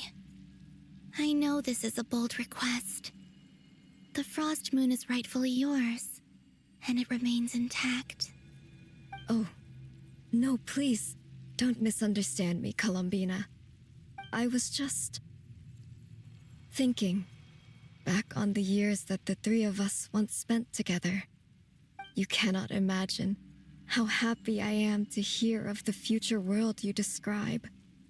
The Frost Moon Scions, your lovely, kindly friends. For the 3 of us, whose purpose in life was to maintain the peace in Teyvat, it is a great relief to know that the people of this world live in such an abundant future.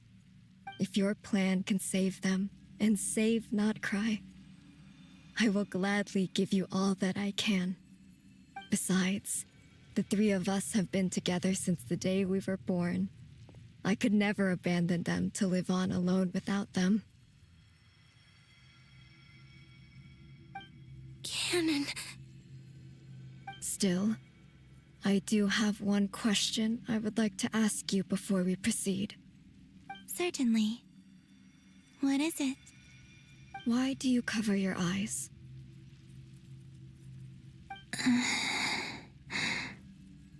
Yeah, I was curious about that too. But it seemed personal, so I didn't want to intrude.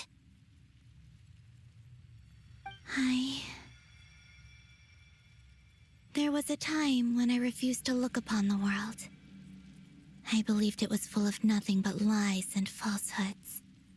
I wished to hide my feelings, seal my heart, until I could return to my true home. I see. Perhaps that decision saved you from ever having to see the false sky again. But at the same time, you likely missed out on many true and precious things, like the smiles on your friends' faces. Promise me this, Columbina. When you return to the future, open your eyes, take a look at the world around you, and see your friends. I'm sure that you know this already, given that you long to return. But that is your true home. Give me your hand, Columbina. Arya, Sonnet, you too. Okay. All right.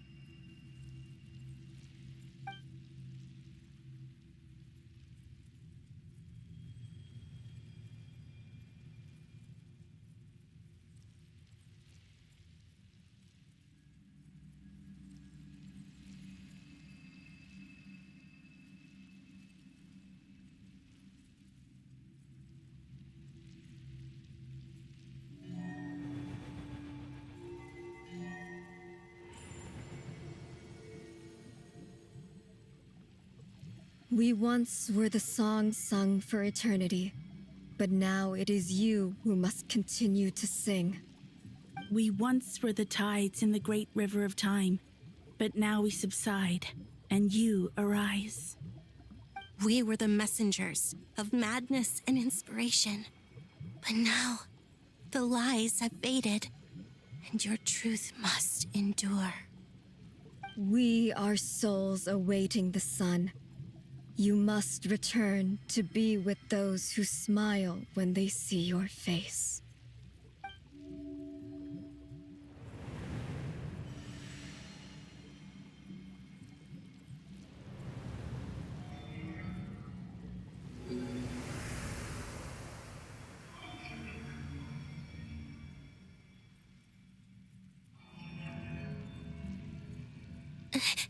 Is it done?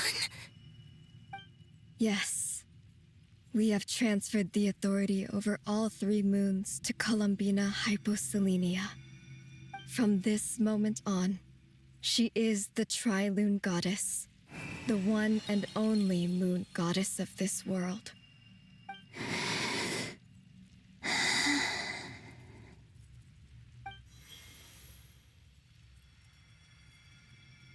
Thank you. Thank you, my sisters. Now go, and do what you believe is right, Columbina Hyposelenia. Be aware that we cannot grant you the power of the 3 moons beyond these prison walls. The conflict that arose over their remains following our disappearance will still take place. I understand. Sisters, oh, my body. It feels...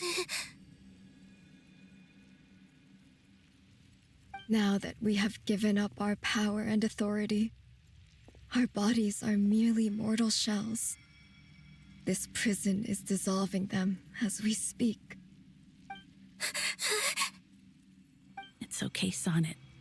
The end must come for every god, just as it does for every human. That's all this is. The final destination of our lives. Canon and I will be by your side the whole way. We have one final request, Columbina. Could you use the 3 moons' power to send us back into the real world? Now that we have lost our powers, I doubt this space will seek to hold us further. It's just... we would like to spend our final moments together in the only place we ever called home. Of course.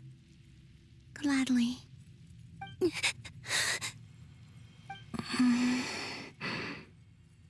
Sonnet? Yes. Don't... I wish I could tell her not to give in to the abyss. Not to be afraid. But is this really what I should say at this moment? Don't forget. I'm so glad to have a big sister like you.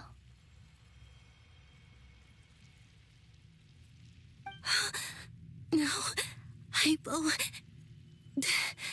Thank you. I'm okay. I'm not afraid. As long as my sisters are with me, I won't be afraid.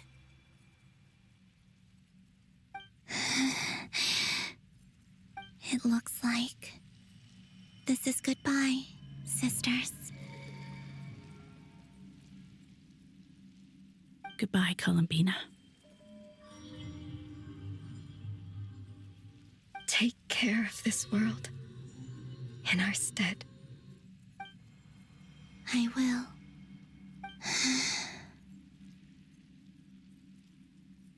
And now, it's time for me to bid farewell to my body, too.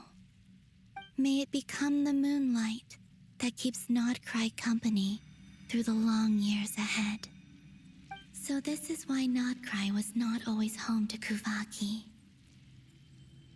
It only appeared after I poured my body out upon this land, and only this land. Kuvaki responds to me because it is me, my body, answering the call of my soul. And the golden energy I've encountered on my way here was, in fact, that very soul, which I am about to leave here to guide me.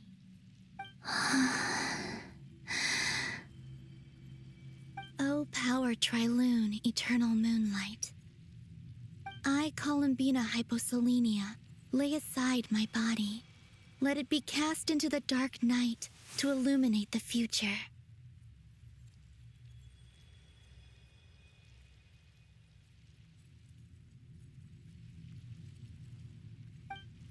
May it be a companion to all who dwell beneath the moon.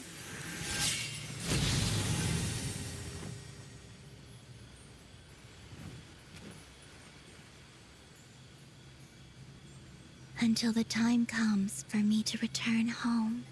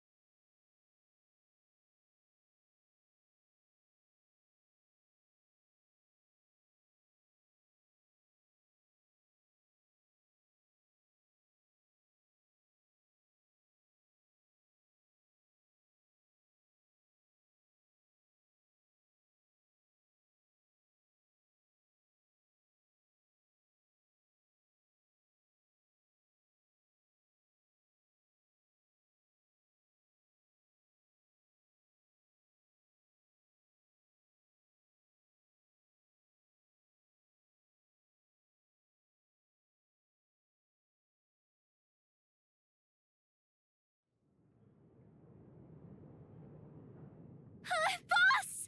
That was crazy! Were we even allowed to see that? Is anyone?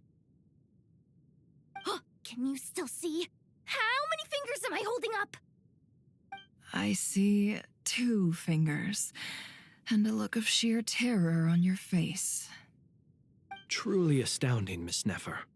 Your eyes have glimpsed the very ends of the world, and yet they remain as sharp as ever.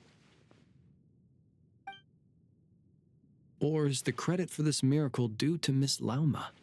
It seems that even time itself is no match for your medical skills.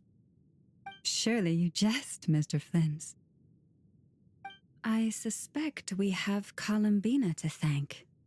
She must have realized the immense toll that the ritual would take and purposely set aside some of her power in the past to protect Nefer's eyes when this moment arrived. There is always a great price to pay for witnessing the truth, but it seems that this time, Columbina has shouldered that burden on our behalf. She chose the perfect method of getting a message to us. Though her eyes were always shut, she was clearly so perceptive.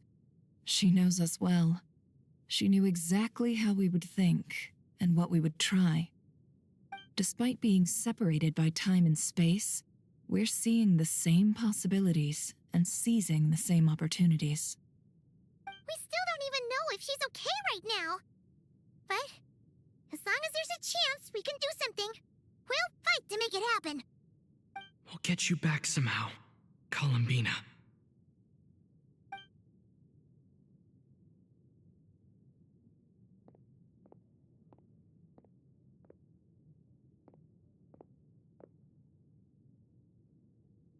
Well, based on the information we now have, let's figure out our next moves. Thanks to these gentlemen, we have a much clearer picture of the situation with Dottore.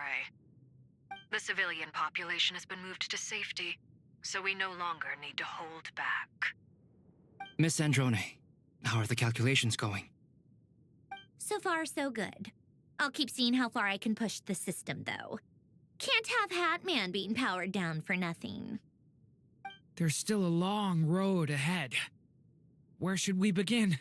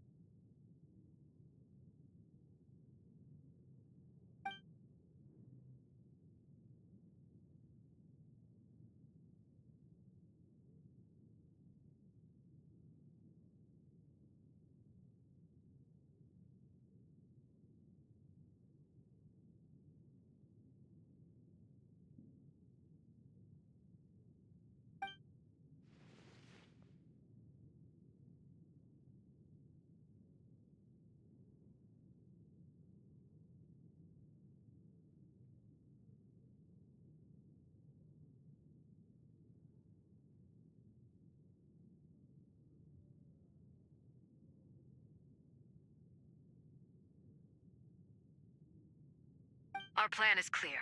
Time is short, so let's get moving. There's just never enough time, is there? Time is the bane of my existence.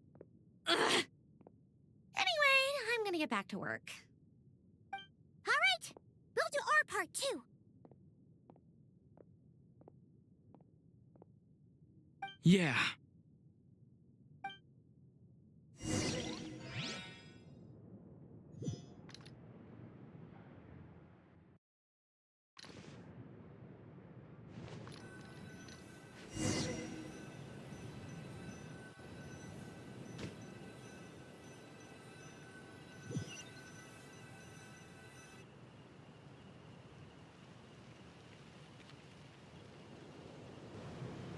Albedo's theory says that elemental energy can dilute the light realm's power.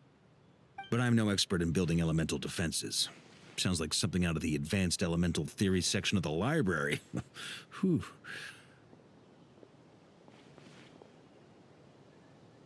You seem quite troubled. Well, yeah. I mean, who doesn't get a little flustered when they're completely out of their depth? You were the very picture of confidence back when you approached the Hexen Circle. Yeah, I could have been faking it through that whole meeting for all you know. Who's to say I'm not just a ball of nerves in a charming and gregarious package? Oh gosh, really? I'm so sorry, I had no idea. Well, you're all the braver for it. Still, I was much more in my comfort zone than I am here. At least in Mondstadt, you can cry for help from a cliff top and actually stand a chance of summoning Barbados himself. Things have never looked bleaker than they do now. If we don't pull this off, Tevat's doomed, isn't it? Oh, you think so? Actually, yes. Yes, it probably is. It's a shame. Don't put too much pressure on yourself. Tevat has faced annihilation many times in the past, but it also gave us you, didn't it? Hey, don't give me that. It's not like I'm anyone special. I disagree. Every human born in this world is special. We angels have always believed that. In that case, this humble human being has a big favor to ask of you. I thought you might say that. I'm sure Alice, in her great wisdom, sent you here precisely to help us in this difficult time, yes? Well, that has less to do with her wisdom and more to do with my power. Of course, of course. Well, the thing is, these elemental defenses we're about to build, I don't think it's a question of if they'll fail, but when. Durin's findings from his patrols make it clear that Dottore is constantly expanding his territory. First it was his lab, then the design bureau, and now this. It's not realistic to completely stop him encroaching on the rest of Nagcry. Rather, our goal should be to stall him for as long as possible. If Miss Sandroni's calculations are correct, well, they're the closest thing to certainty we have in this situation, so let's assume they are. Anyway, her calculations suggest that our best hope for victory lies in Miss Columbina's return. It's up to us to slow Dottoro's advance and buy time for her to make a return. Are you asking me to help you with building the defenses? No. I'd like you to prepare for what comes next. When he eventually reaches us, we will have to fight him. You were an angel once and a mage now. I'm asking you to lend us your protection. Oh. Can I take it that you're triggering the terms you fought for during our three-way talks? Well, technically those terms were about protecting Mondstadt. But if you're happy to agree to the change in location, then yes, let's do that. You're cashing in on this much sooner than I'd imagined. Well, yeah. The way things are going, I might not get another chance. Very well. The mages have heard the knight's plea, and we will respond. To tell the truth, Alice and I had already discussed how we might help you all, so I didn't come empty-handed. I always like to be prepared.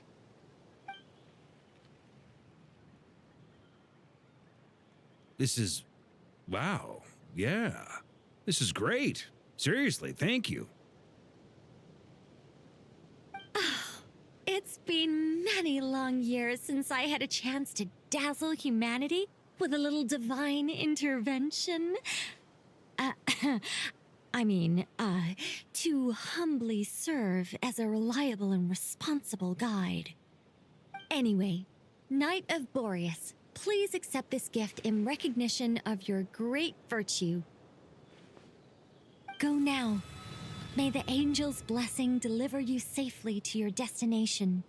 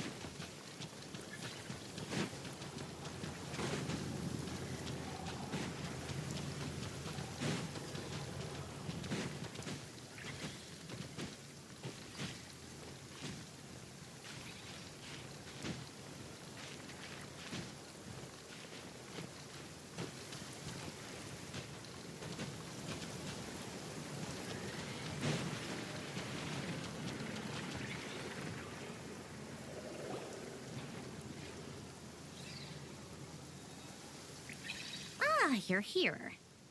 Sandrone! How are things going? Glad you asked. You two are about to become the first people to lay eyes upon my masterpiece. Or should that be the first person and the first, specter? Hey! Whatever. Come, feast your eyes on this. Wow! We've never seen something like this before!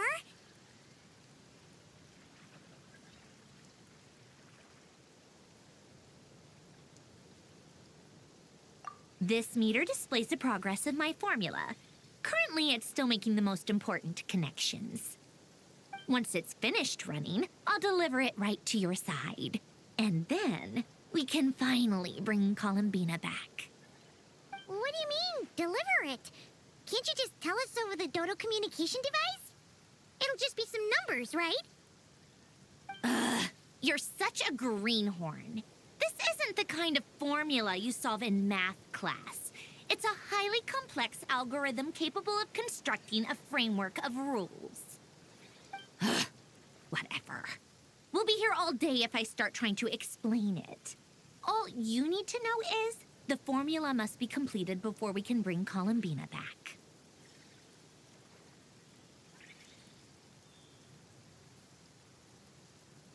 I'll share the data with you. Nicole's agreed to let me use her information channel, so we just need to use the Dodo communication device like so. And... there. Now you can check in on my progress.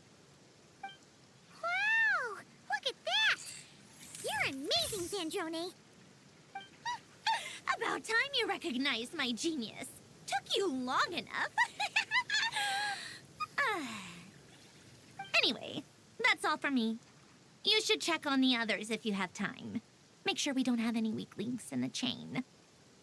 That might sound harsh to you, but close supervision is a common practice in the Fatui. Not looking to catch anyone out. I just care about everything going smoothly. That's all. I'm kinda stuck here while the formula's running, so I need you to be my second pair of eyes in the meantime.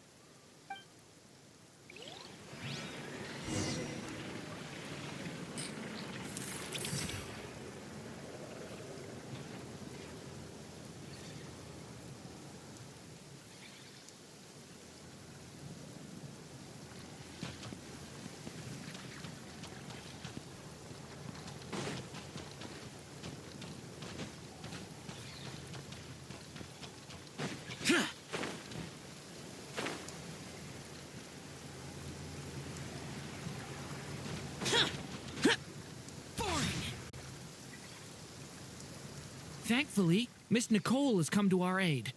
Nasha Town is now looking very well defended. Golden Flame. Yes, that's Nicole's power, all right. Based on the latest message from Grandmaster Varka, it sounds like they've reached an agreement. The situation should be more stable with her assistance. Everyone will have at least some degree of protection.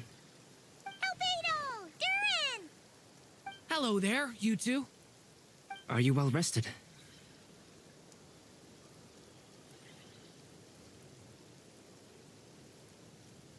That's good to hear. As per the plan, Albedo and I will be in charge of Nasha Town. As Dottoro's energy field expands, it's creeping ever closer in that direction. But we will do our best to hold our position. We fought side by side many times before, and always with great success. I believe this time will be no different. So don't worry about us. Focus on fighting Dottore.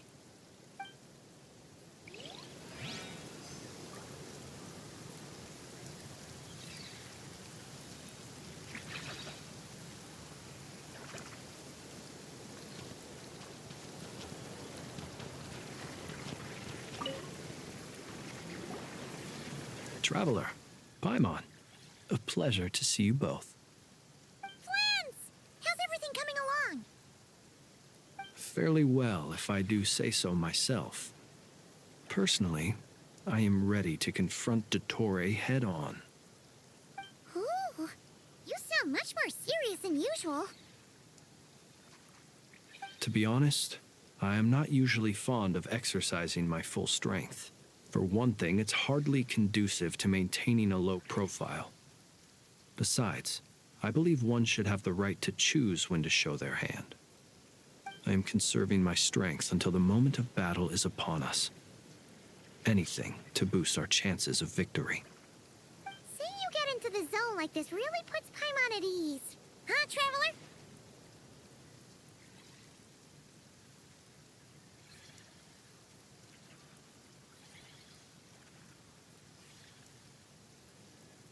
I consider it an honor to have your trust. Rest well.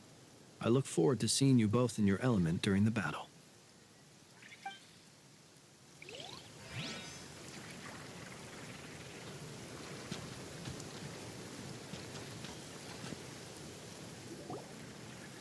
Yes, Miss Moonchanter? What are you staring at? You always address me in the strangest ways. Lady Moonchanter 1 minute, Miss Moonchanter the next. Yes, and? Are either of those incorrect? Not as such. It's just that I simply call you Nefer nowadays. Uh-huh. That's my name. What's your point? The point is I don't add any honorifics or titles. Meaning what? That maybe we're on friendlier terms now than we used to be. Is that how you see it? And I thought I was the one with eye damage. Never! Wilma! Paimon, Traveler. Just swinging by to check in on you. How are things going? Did you manage to get some rest? Don't worry about me. I won't slow us down. And I give my all to ensure our victory. Ah, yes. Allow me to give you two a quick checkup. All done. You're both in good shape.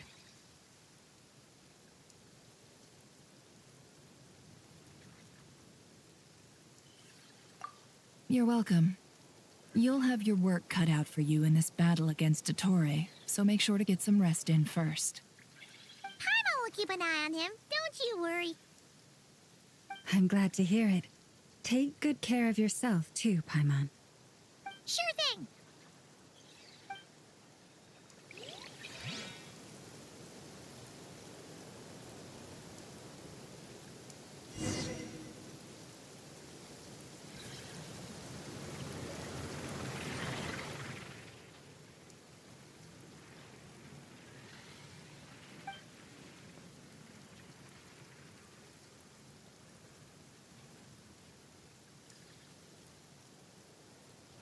Here they come.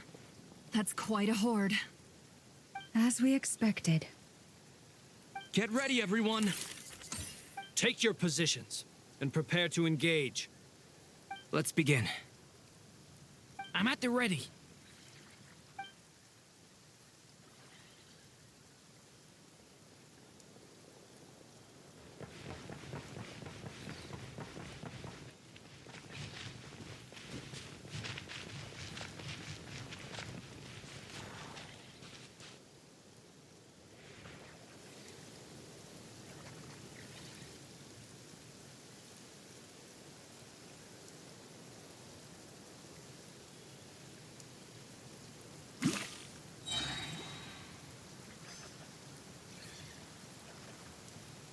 What a waste of time! I'm gonna fix Change your of plan. skull! Be silent.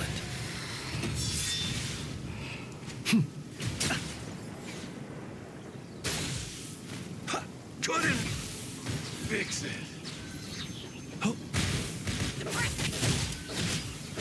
Close your eyes. Are you quite finished?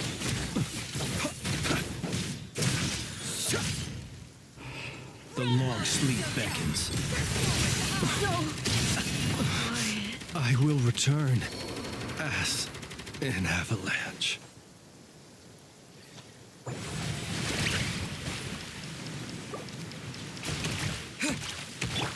Be silent.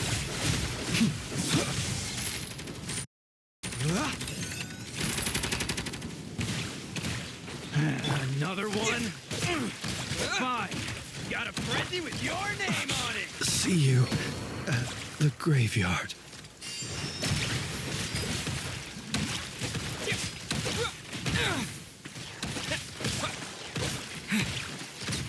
You're pretty strong.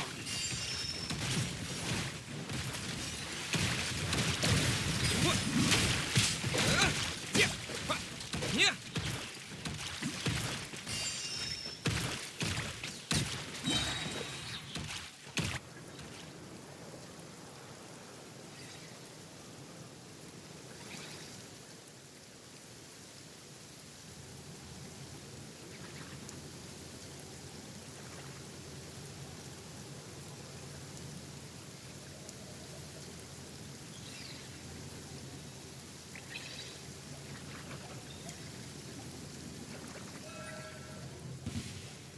I'm Your last stand. No more lies. Couldn't fix it. These creatures cannot stand against us. Oh, fighting talk. Just don't let your guard down. That goes without saying. I'm hardly the risk taker in this group. Excuse me?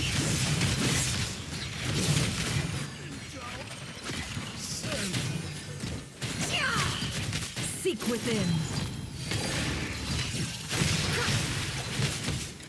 Can't hide the truth.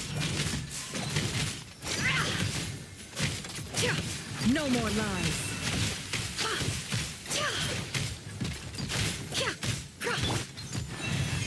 By the frost moon of old, See what you're made of.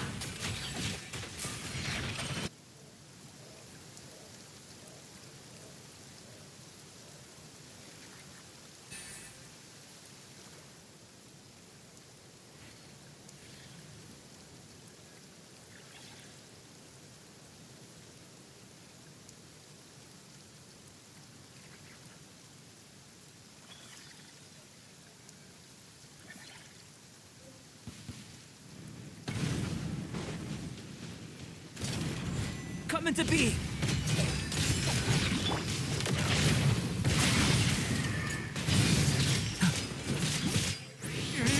The abyss's burning shadow! That was easier than I thought. Naturally. What do you mean? Is it...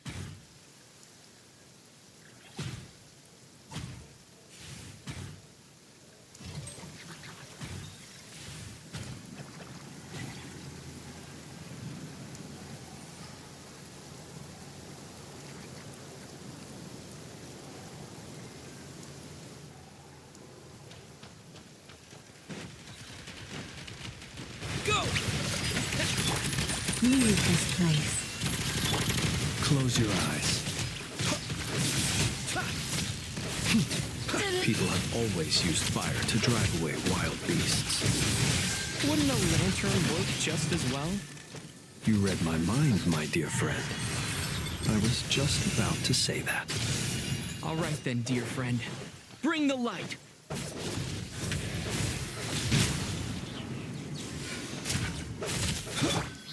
Go!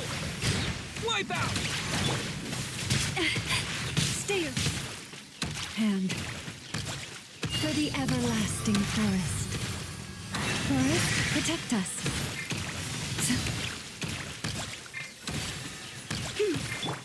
Close your eyes. Be silent.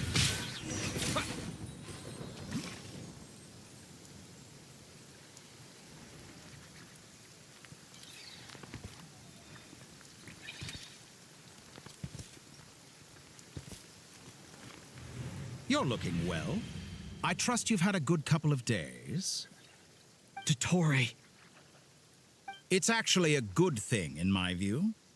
If the subjects of my experiment were to die prematurely, it would throw quite a wrench in the works. And so, I must thank you all for your resilience. We are no longer on the same level, but you are nonetheless worthy of my respect. A creator, and in any case, it is only right that before I end your lives, the world is informed of the arrival of their new god.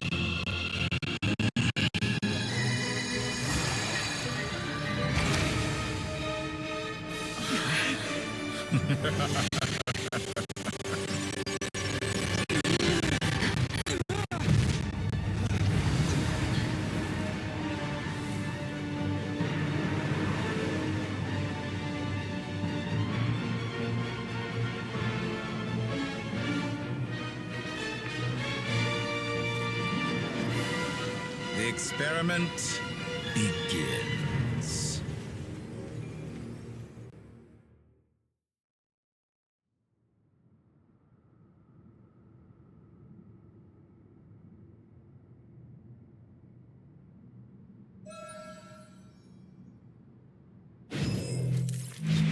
With the marrow of the three moons in my hand, behold the Poor lost lamb.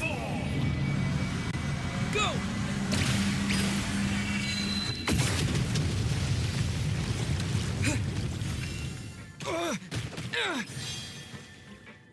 Did you honestly think that would hit me? Go! How dull. Close your eyes. Be sure.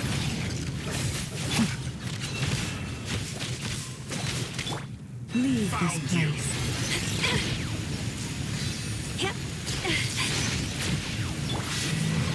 Go!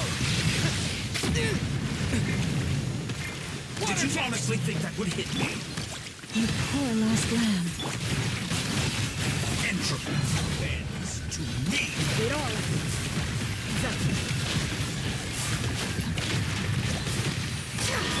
By the frost moon of old.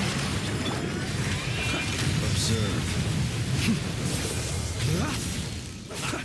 First, like an ant in my palm. Oh. I've been moved inside another space. And it's sealed off. Looking at the structure of it, it seems like the Torii intends to trap us here. There's no exit. Our endurance is about to be put to the test.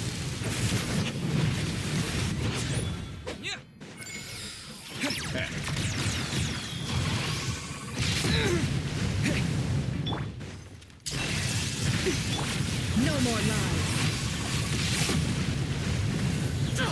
Absurd. Entropy. The mystery unravels. Such a simple Can't hide the attack, truth. and you're already struggling. Forest, protect us. Go! Be shackled. With one heart, we pray. Did you honestly think No that would more hit lies. me? Seek within. Good. Keep it up. I'm still It all collecting adds data. up. Yeah!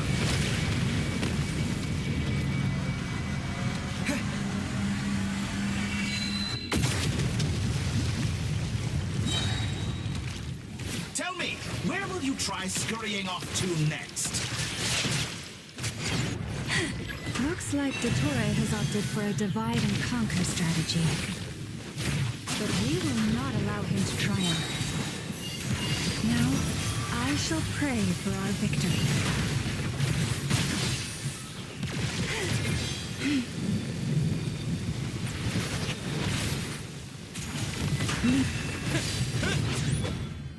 Entropy bends. Water jet!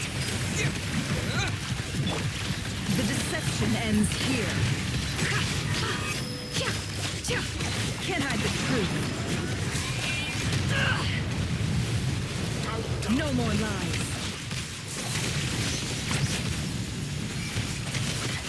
You cannot face me.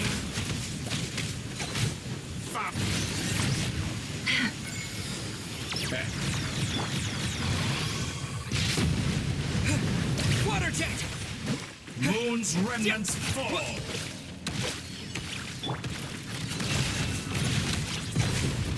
It all adds up. Did you honestly?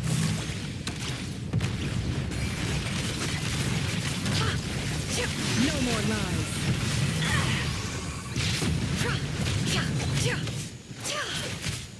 Entropy. Water jet!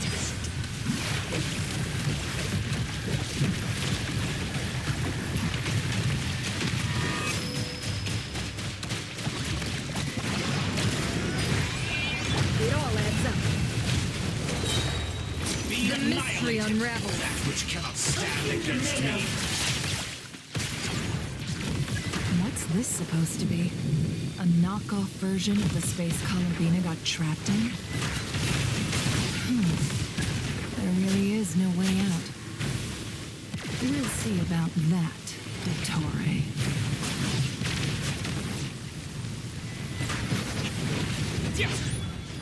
My apologies. I had not intended to take your teammates from you. But you have a choice, no matter. Obey, and I can release you. An excellent deal, if you ask me. Won't you consider it?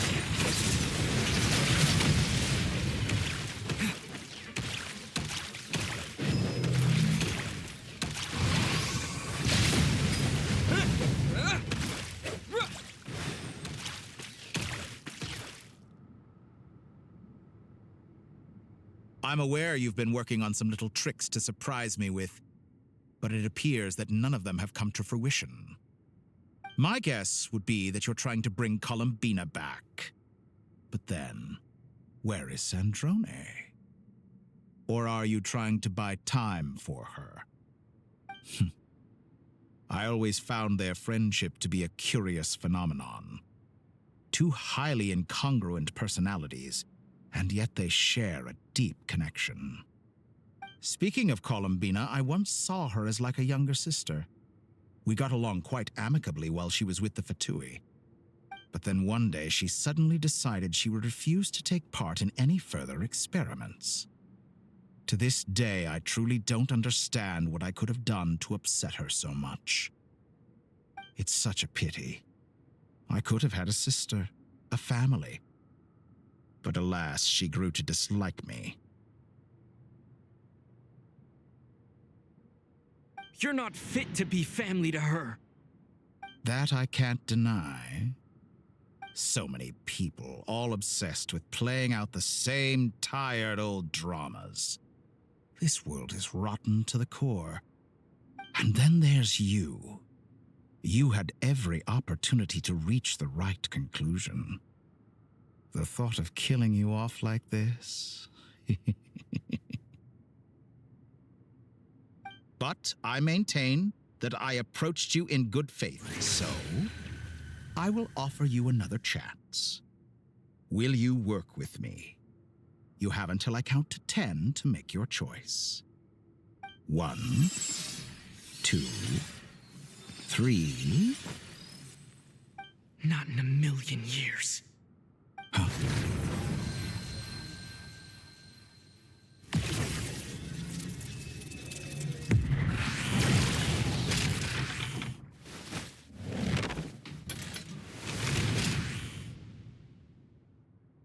Sandrone, what a pleasant surprise.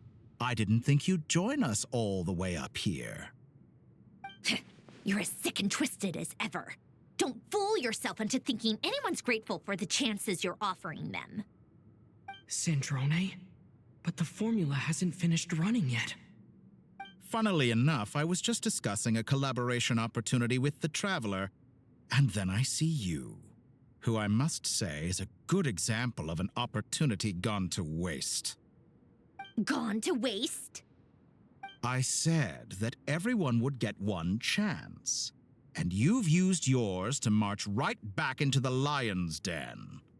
So yes, it's an utterly wasted opportunity. And what makes you think I believe a word that comes out of your mouth? I was planning on disposing of your little formula after wrapping up more urgent business here. But since you've taken the trouble of serving it to me on a silver platter, I can simply bring it forward in the schedule.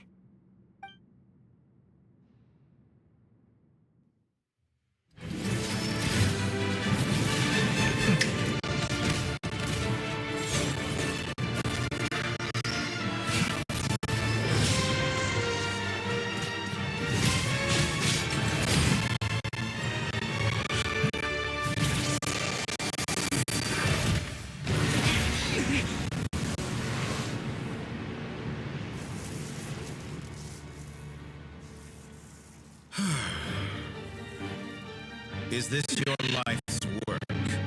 This piece of trash?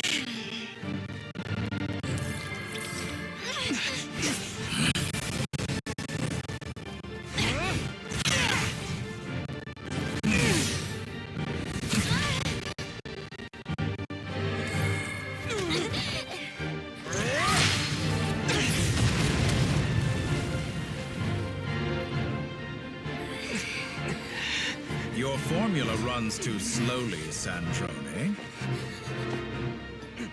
You put your hope for success on others instead of fighting dirty. That is why you have failed. Now, whom should I slay first? Any volunteers? No one? How nice of you to leave the decision to me.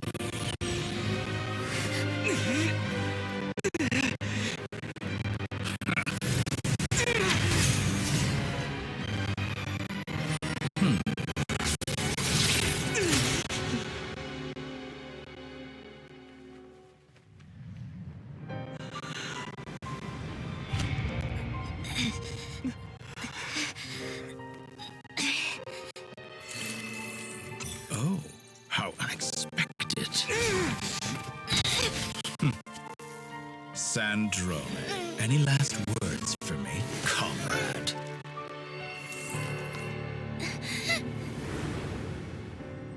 Is there anything you wish for? Not really. But I've always known what I don't want.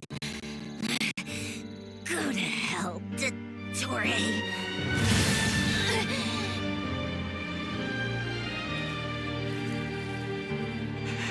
No!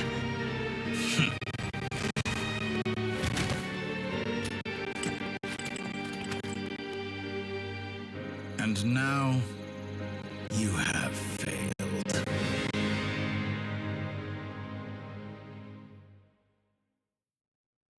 Sandrone! Now you see how fragile mechanical contraptions are. Just a gentle tap, and they fall to pieces. However keen of an inventor Sandrone may have been, her death spells the end of the formula that was running inside her body. Of course, I have to commend her for making it this far. As her colleague, I have to admire her stubborn tenacity.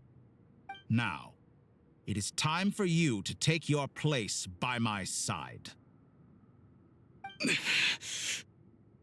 My count was interrupted, but the second chance I extended to you still stands.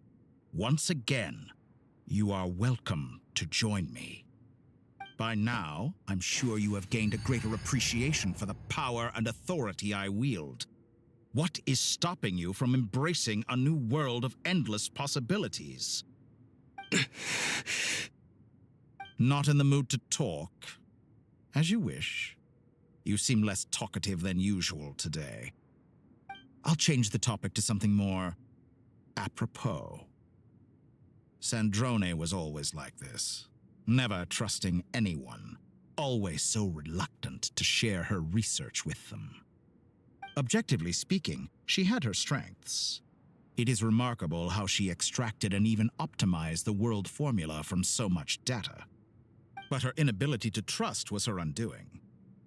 Had she allowed someone else to monitor or run the formula for her, you might still have a chance at victory even now.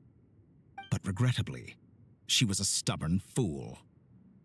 As much as it pains me, she had to go. Dottore. Maybe this is news to you, but people can change. Columbina surprised you when she escaped. And I think Sandrone would surprise you too. Change? You can twist the truth however you want, but I see it clear as day. You're the one who can't trust other people. Is that how you see me?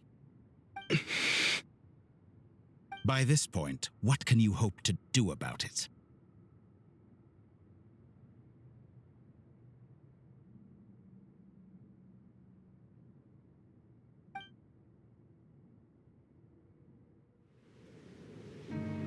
It is pointless to fight on. You've already lost. Wrong. You can't win this, Dottore.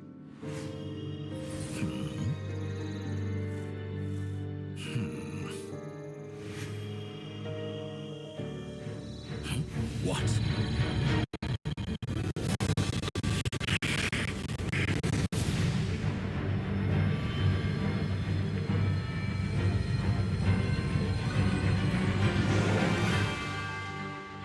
My formula can get us 90% of the way. It will connect you to Columbina. Then, I will bring the formula's output to the Traveler's side. For the last 10%, do whatever it takes. Just bring the moon down.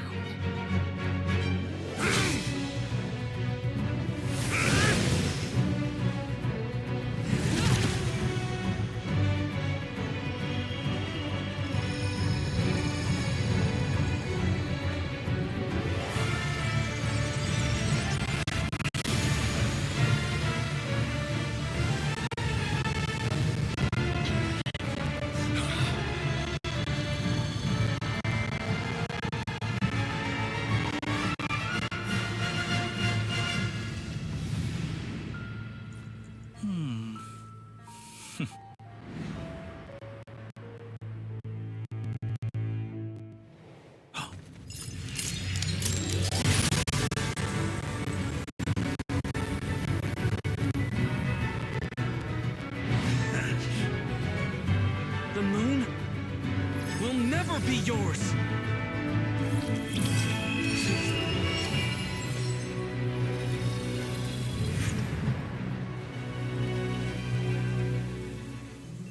I turn my body into moonlight and pour it over Nodcry. My soul I leave here to inform my future friends. Lastly, I will hide the Trilune Authority within the Frost Moon. And when my body, soul, and authority are reunited, finally... Columbina!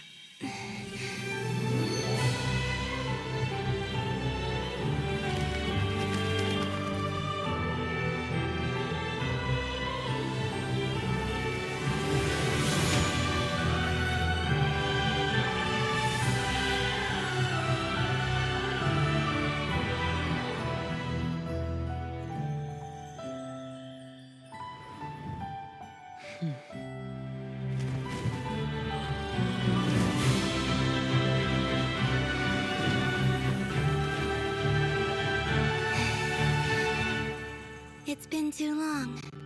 I'm back.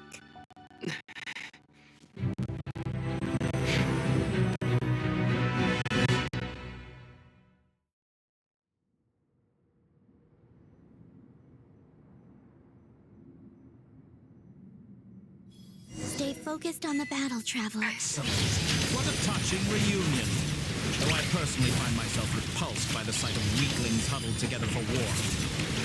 Now, quite finished patting yourselves on the back. Show me how long you can struggle before you drown. Watch out, Columbina! He can manipulate space itself! I know. Wait for the right moment. Let's strike together.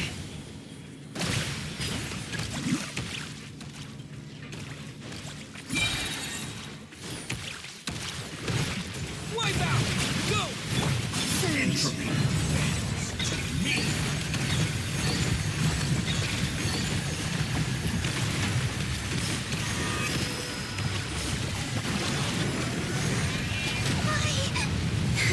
Did you honestly think that would hit me?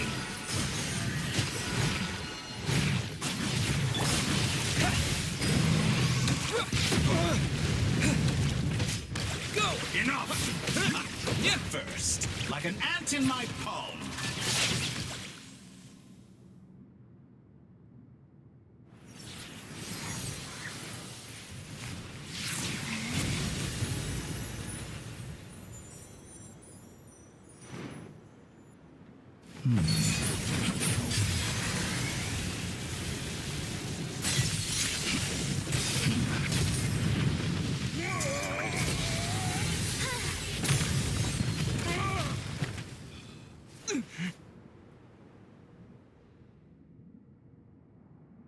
I grant you the new moon's blessing.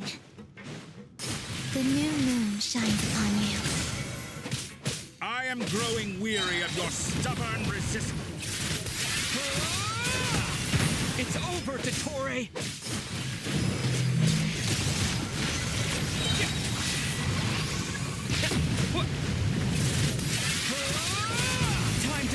your heinous No longer must the world cower in the cold night.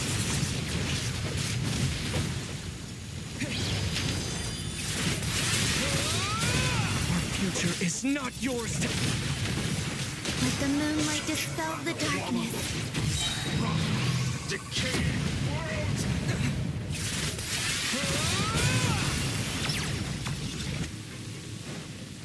world!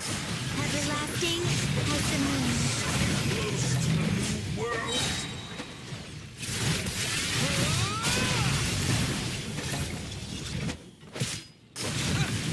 Only I could shape the new world! Only I!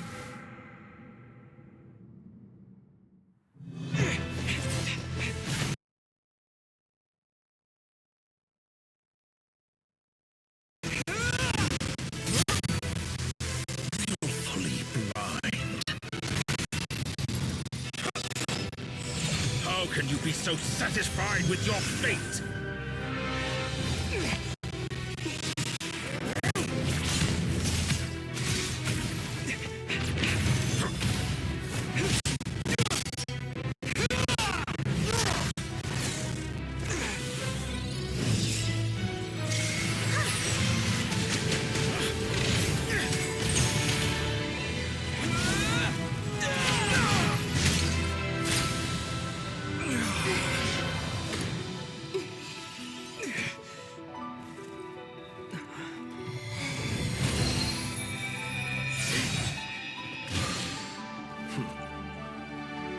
This battle was never about fate.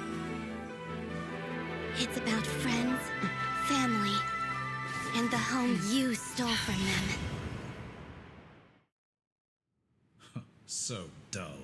Only the weak rely on each other for comfort. You shall see. Once I transcend fate, you will be nothing but fodder for my grand experiment! That will never happen.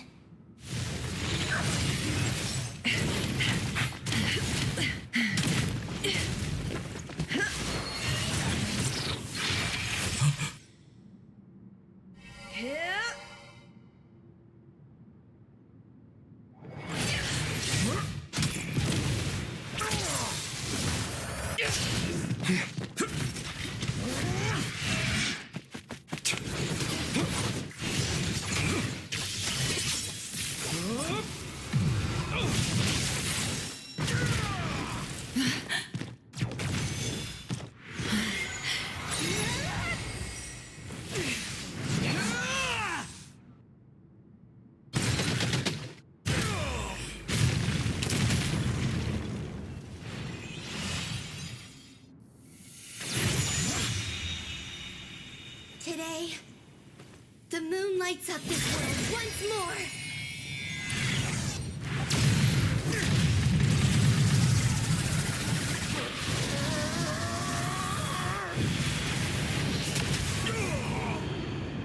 This loathsome world.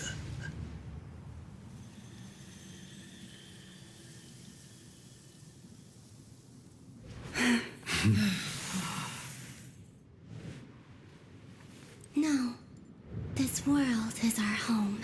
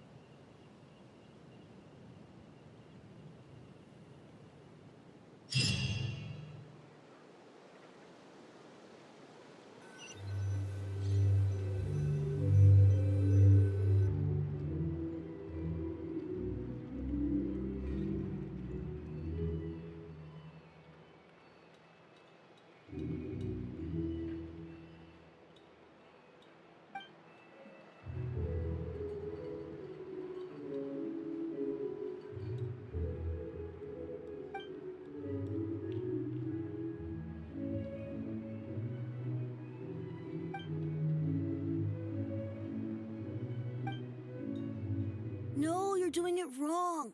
The moon looks like this now. What are you drawing, children? The new moon, Mom. It looks different than before, doesn't it? Also... Can I go buy a sugar sculpture today? Please? Just one? All right. I suppose today is a special day after all. Almost like a festival. Extra, extra! Get the latest Nasha Express here! Post-disaster report! Nasha Town reborn beneath a new moon! The voyage begins today! The future looks bright thanks to the League. Want a copy? I knew things would be different, but I didn't think that would include the moon. They say a new moon goddess has been born. A new moon goddess? Who's saying that? The Frost Moon Scions? I guess so. I'm not too clued up on the details. As far as I'm concerned, the moon's still in the sky and it's business as usual. Hey, since we've come all this way, shall we grab ourselves a free meal while we're here? Are you a convert now? Or are you just here for the free lunch? Oh, come on. What does it matter? After everything we've all just been through? That smells good. All right, that's it. I'm hungry. Time to eat. Come on! We gotta get there early, or there won't be any good spots left! Shh, keep it down. This is a residential area. What if people are still sleeping?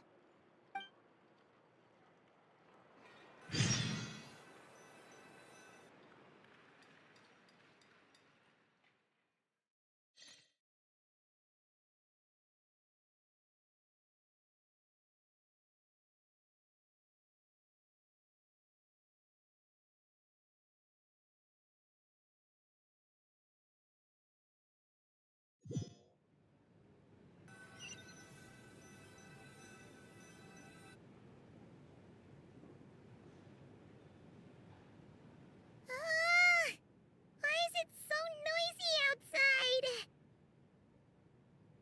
It's okay. Paimon was pretty much awake anyway. It's been so long since we last had a chance to relax, huh? Feels like time is moving slower than usual. What about you? Did you rest well? Still winding down from everything that's happened? Or are you wondering how our friends are doing? Or is it about what Dotori said to you? Okay, if you say so. But don't push yourself, alright? Let Paimon know if you need to talk. What we just went through was a lot. It's totally normal if you need some time to get back in your groove. Luanatar disappeared after Columbina came back. Apparently, she was part of Columbina's soul or something. Still, Paimon kind of misses Luanatar somehow. But anyway, you did great. So did Paimon. We all worked our butts off to contain this disaster, and in the end, we made it. So, chin up, Traveler. You should be proud of yourself.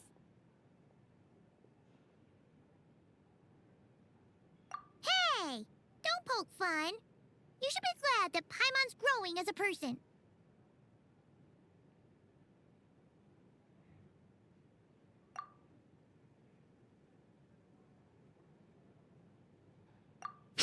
Paimon didn't think you'd mention it.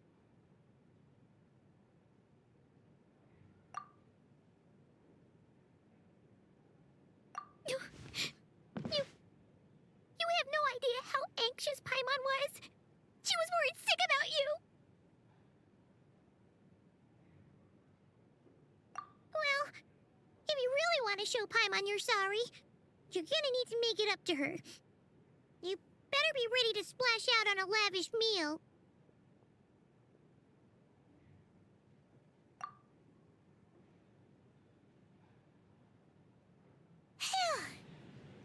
Okay. Paimon's full now.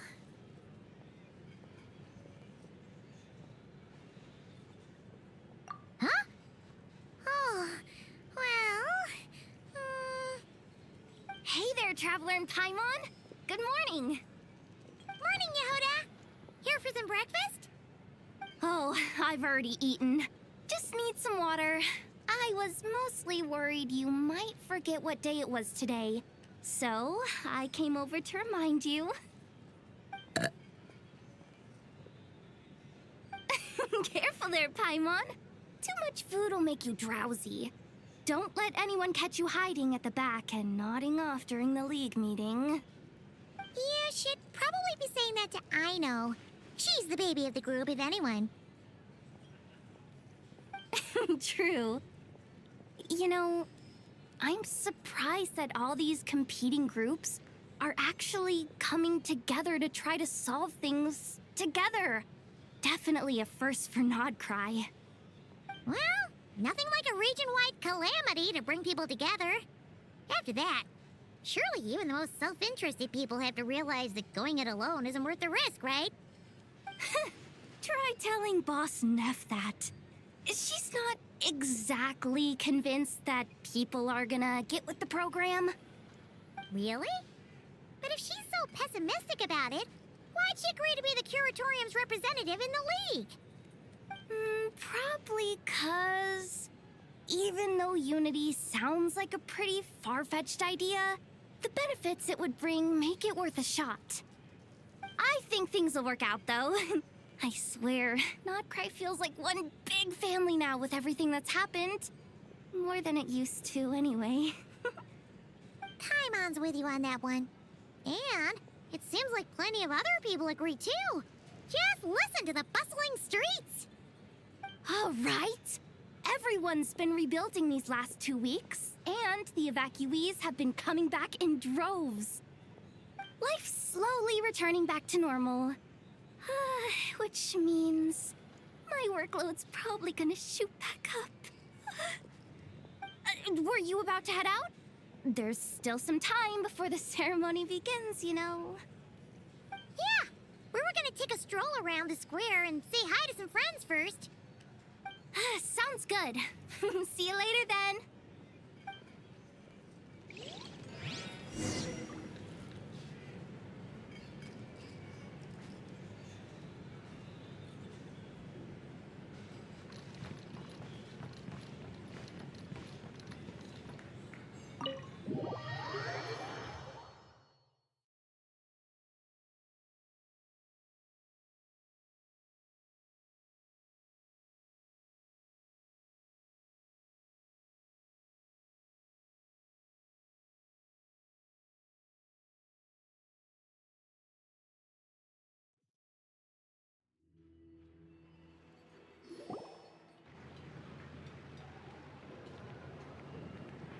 Please accept today's boon.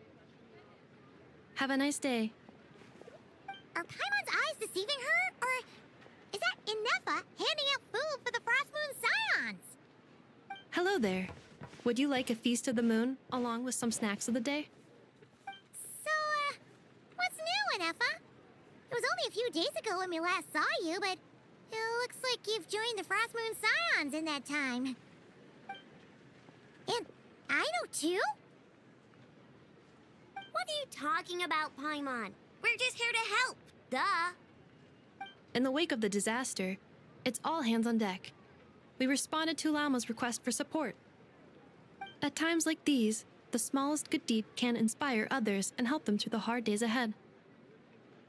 And we're using eggs and heating tubes to make that a reality. In true Kromkake Craft Shop style!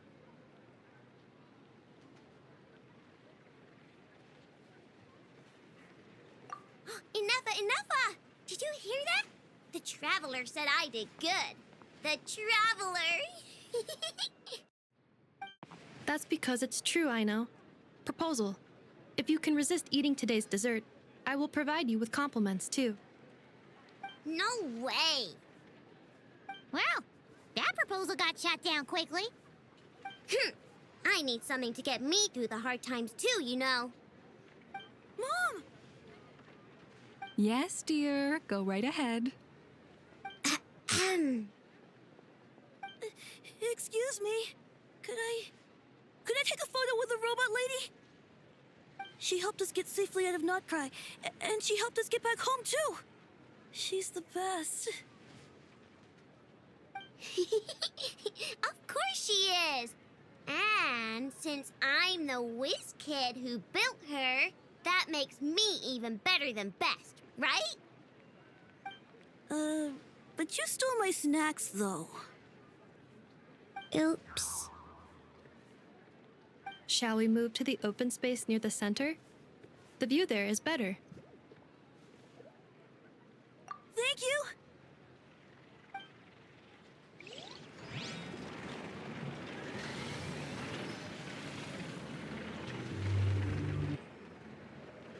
Aren't you the better pick for this job, Flint?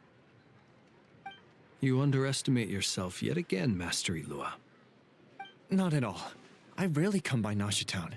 I don't know any of the big shots here. All in good time. Socializing is a step-by-step journey. But you're much further ahead on that road, aren't you? You're not seeing the full picture. You know the truth now. My friends do not understand my habits. There is no question about it. The Lightkeepers need a representative in the League. Someone who is upright, cares about other people, and can realize their self-worth through group action.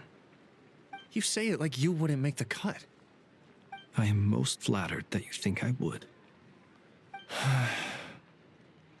Sigh a little less, Master Ilua, and have more faith in yourself. All the Lightkeepers agree that you're a very promising young man. That is precisely why Starshina Nikita felt safe delegating such important work to you. I'm sure we all also agree that we would sooner die of dehydration than manage to wrangle anything out of you in a discussion. My apologies. I am not in the habit of bringing water with me when I go out. Whatever. I'll take the job. By the way, who else is part of this? Oh, it's quite the who's who of Nodcry. There's the Moon Chanter of the Frostmoon Scions, the boss of the Curatorium of Secrets, a representative of the Voynich Guild, and even someone from the adorable Krumkake craft shop. I'm sure you will find speaking with them to be a genuine pleasure. If you say so. I've never done this work before, so I'm honestly a little scared of making mistakes. But I'll do it. Not only is it our duty as Lightkeepers, but because I want to make Nodcry a more welcoming place. An admirable attitude to take. The beacons are lit, Ilua. We're but one step away from breaking through the blizzard. We have the chance to band together and build our shared homeland into an Elysium. This is unprecedented for Nodcry. An opportunity not to be missed. Yeah. You're right. I'll do my best. Quite a few familiar faces have arrived. Let's go, shall we?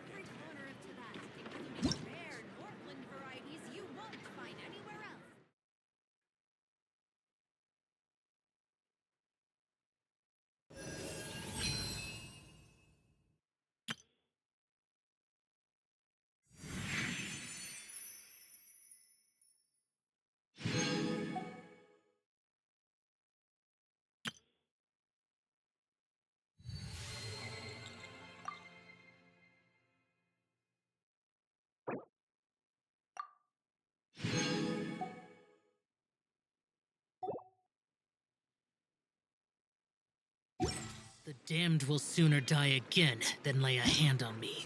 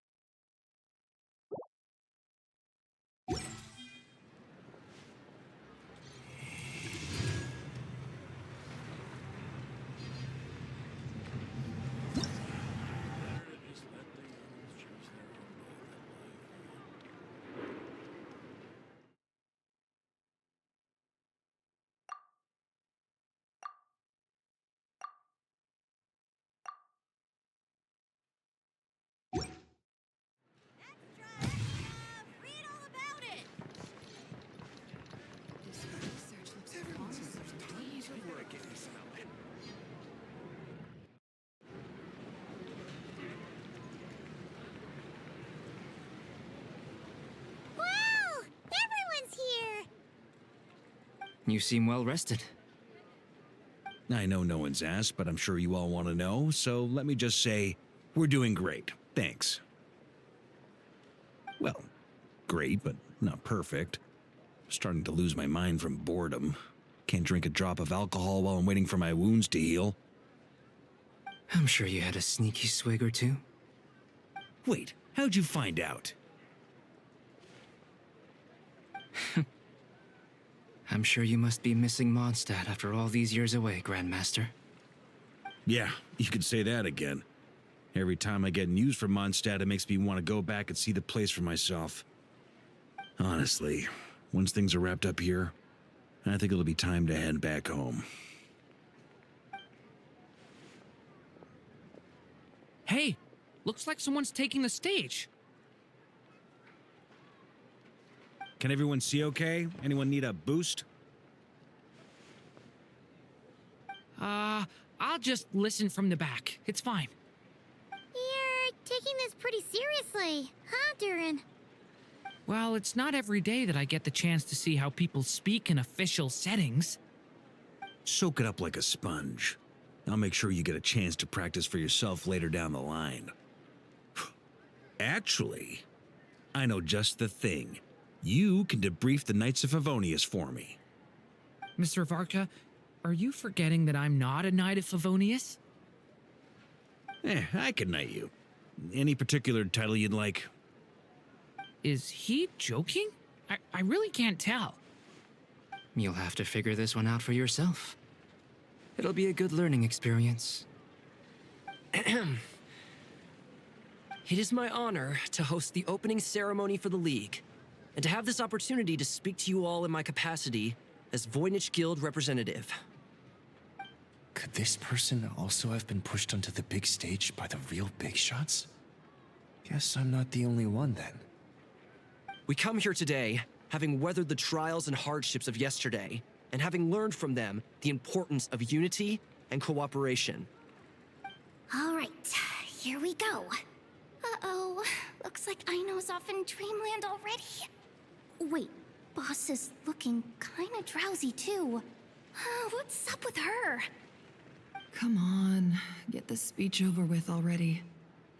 Nodcry is our home, the land we rely on for survival. And as we chart a course for the future, may we persevere through the storms ahead as we sail towards a new era of prosperity, freedom, and hope.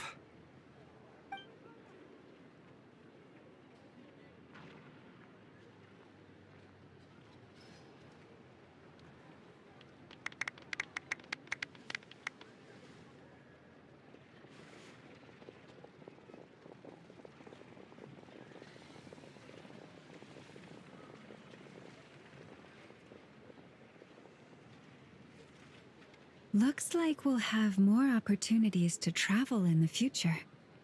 I'm sure you'll cope, Lady Moonchanter, given how fleet of foot you are. Unfortunately, I suspect I'll be too busy at the Curatorium to act as your host. We have a busy schedule, not to mention an international network of contacts to manage. It'll be all right. I'll just check your schedule with Yehoda well in advance. And if she's not available, I can simply ask Ashru. You... So giving my employees extra workload isn't enough for you? You're really going to drag my cat into this too? I thought you'd approve. Aren't you forever increasing your employees' workloads? That's a bold statement.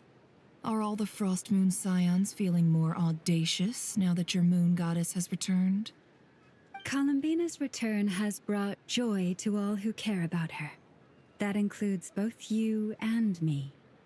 As for the Frost Moon Scions, we are learning how to thrive independently, without relying on the moon goddess. It is up to us to make our home a more livable place. Joining the League is one of the steps we are trying towards that end. I like the word try. It's nice and non-committal. You can opt out at any time and still say you tried. You don't see a bright future for the Frost Moon Scions? Or did you mean the League? I'm just not as optimistic as you. The Frost Moon Scions should count themselves lucky that they have a leader as stubborn and enterprising as you. But Nodcry's a big place, with all kinds of people. Most of them don't enjoy answering to a leader, or even listening to reason. Well, that's where you and your methods come in. Unless the Curatorium of Secrets is only here for appearances. For now, yes. And that won't change until this venture becomes worth my while. What would make it worth your while? Getting out more than I put in. Right now, I'd barely break even, but I'll grant that it's a good start for Nodcry. Then maybe it's worth a try. All right, you can stop now. Or do I have to join the Frost Moon Scions before you'll get off my back? You'd be very welcome to join us. Hey, you two! Congrats on all your hard work! What are you chatting about? Nefer was trying to dissuade me from adding to her employees' workload. Also, she's considering joining the Frost Moon Scions. Sorry, what? Your conversations are always the most interesting.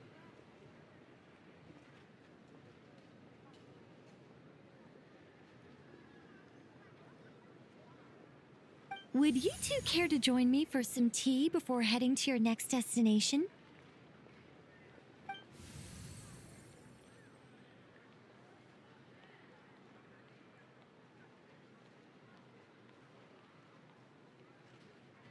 Nicole? Wait, where are you? Aren't you gonna show up today? Sadly not. I'm otherwise occupied right now. I'm sorry, Paimon. I can hear how disappointed you are. If it's any consolation, let me say that how things appear on the surface is a far cry from what they are at their core. Perhaps you'll feel better if you focus on the fact you have a special line of communication with the great mage herself.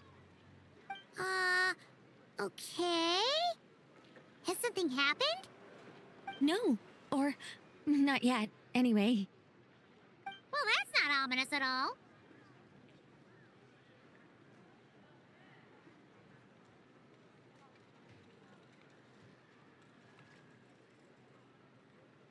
Not for the time being. Just think of this as a general check-in to make sure this communication system is still running smoothly. Besides, it's good to chat once in a while if we want to maintain our friendship. You could've just said so. Paimon got all worked up for nothing. Still, the best friendships are built through face-to-face interaction, you know. It's never gonna stop being weird having tea with you when you're not there and just talking to thin air. All right, fair point. I'll bear that in mind for next time. Yeah. Any update on that crisis at the world's borders? Alice just informed me that they had their work cut out for them. And now everyone's thoroughly exhausted. But they did finally get things back under control. Still, we can't let our guard down yet. The disruption caused by this disaster has made Tevat easier to detect from the outside universe. She plans to wait for things to stabilize, then reschedule her Mondstadt vacation plans. As for me, I agree with Hat Guy's perspective. This is a time when many new variables are emerging, and the situation is changing constantly. Plus, most of this change is for the worse. We have to remain vigilant and ensure that the embers of chaos are not rekindled. I did notice that the energy in Nodcry changed somewhat after the War of Funerary Flame, but since it was still aligned with the Light Realm, I never gave it a second thought. It looks like I'll have to examine the connections between phenomena I observe more closely in the future.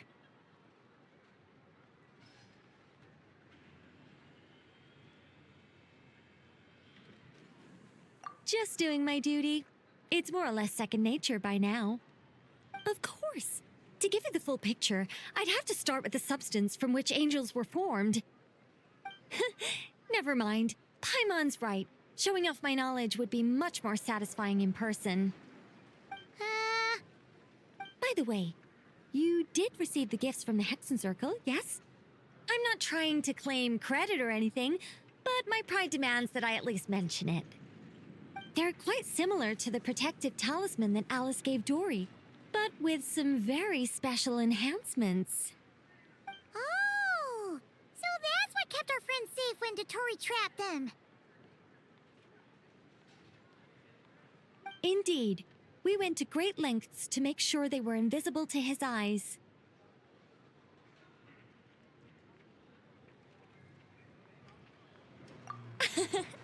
I'm so happy they came in handy.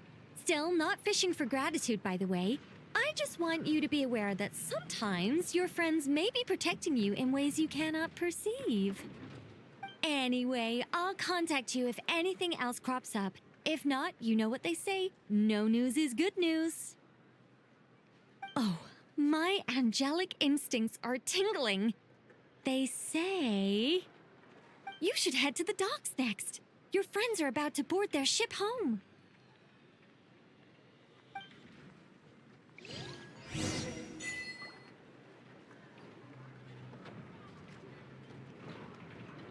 The people here somehow seem even freer than those in Mondstadt. For the winds of freedom are too strong, we're ready for a storm.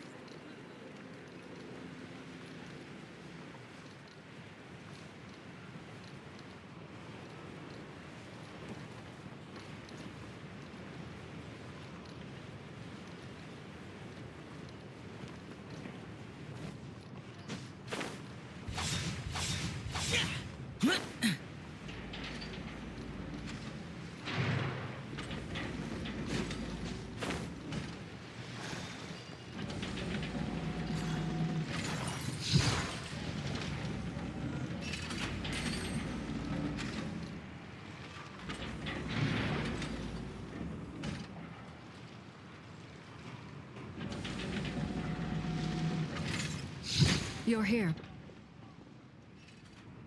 You're here too, Hat Guy. Are you heading back together? No. I'm bound for Sumeru, and she for Fontaine. We just happened to cross paths at the harbor. Everything seems fine. Sandrone may have an abominable temper, but she's always been very responsible with important calculations, and things entrusted to her by valued friends. You always speak as if you know us inside out, Mr. Hat Guy. Maybe I'm just a good judge of character. I certainly hope that's all there is to it. Regardless, you have been a significant help in this matter. For that, you have my gratitude. I didn't do anything special. Sandrone's the one who completed a seemingly impossible formula and turned the tide of the entire battle, even giving her life in the process. She's the one we should be thanking.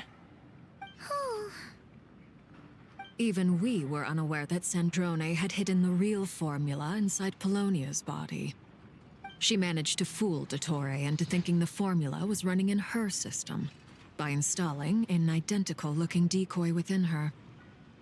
she probably realized that she didn't have the strength to stop Dottore. But this way, she could at least get him to lower his guard. She always worked like that. Always had a backup plan.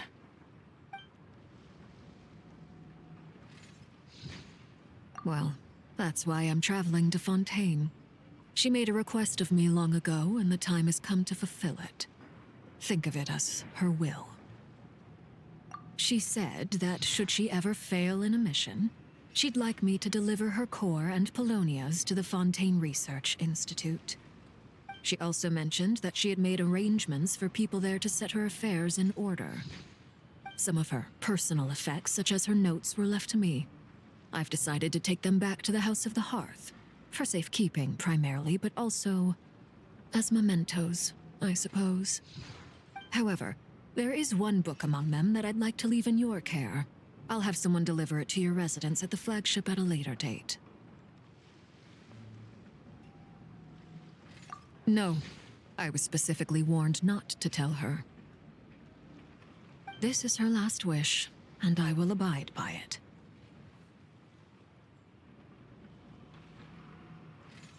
I can only hope so, but none of us here can know for certain. I bade farewell to Columbina earlier today. As promised, she turned the iridescent moon's marrow over to me.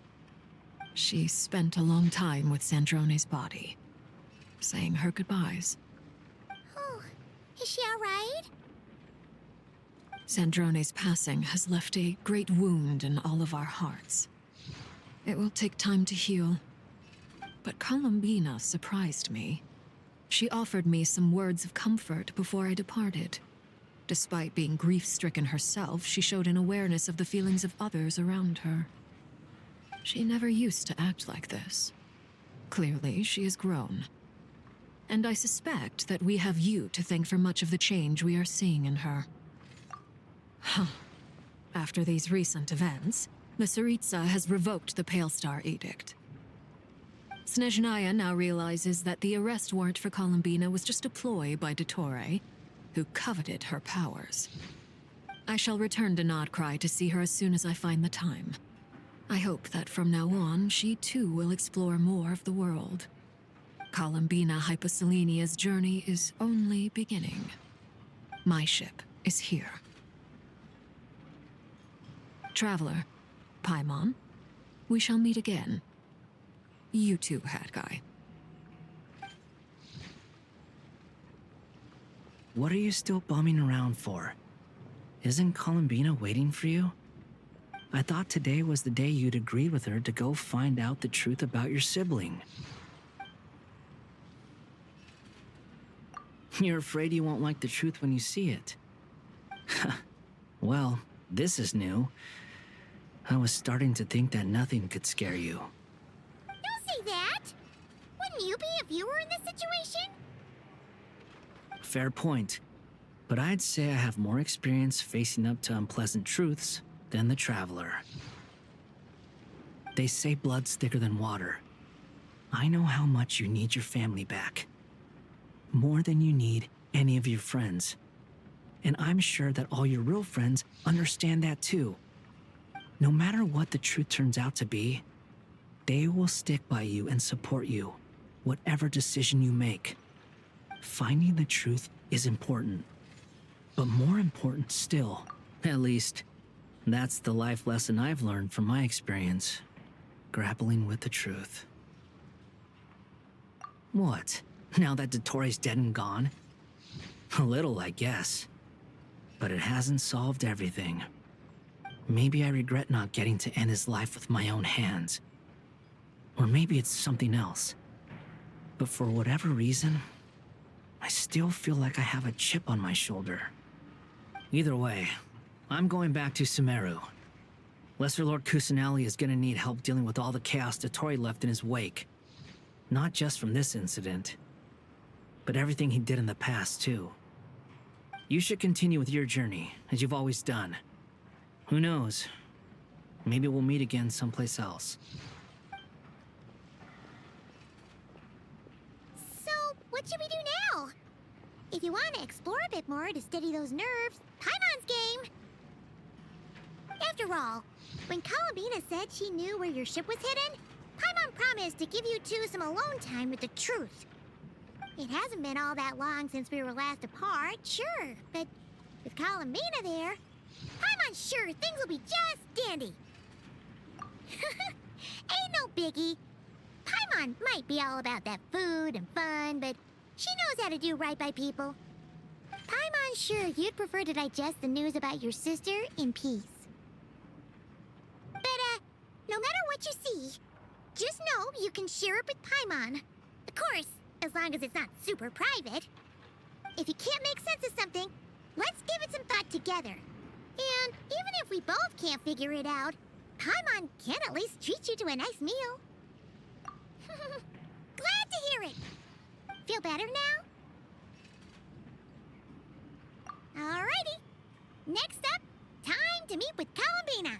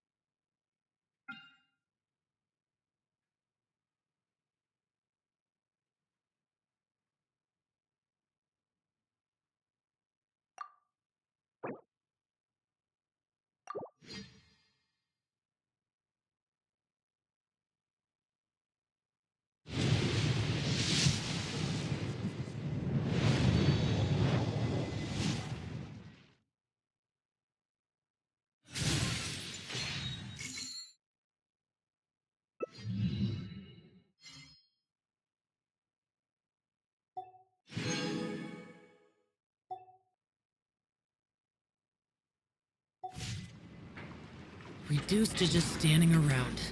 How absurd.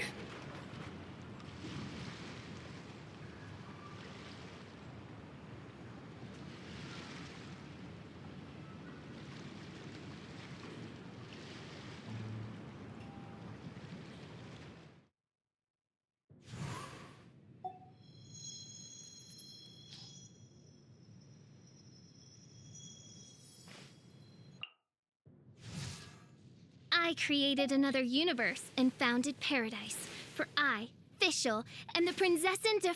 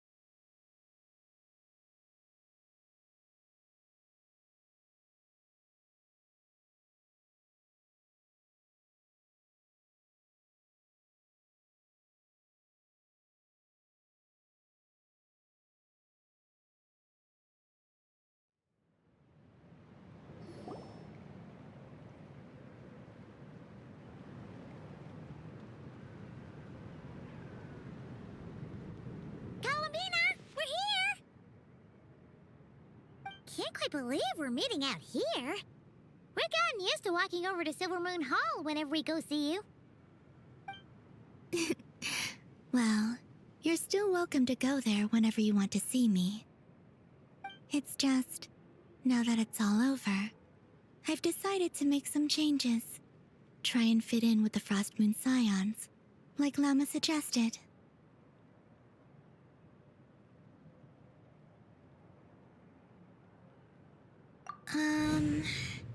The older generation are still timid around me. They don't dare get too close, and they bow their heads when I walk by. But things are much better with the children. I see more curiosity in their eyes. Hopefully, by the time the next Moon Prayer Night comes around, I can enjoy the festival with them as myself, without having to pretend that I'm only dressed up as the Moon Goddess. You'll do fine, Columbina. Paimon's sure they'll realize you're super nice once they get to know you better. You really think so? When we first met, you thought I was a little up in the clouds. Well, we were just starting out then, come on! So Lama told you, huh? I'm only teasing. I know that I have you to thank for pulling me back down to solid ground. It feels good to finally stand firm on the earth where I was born. Oh, that's great!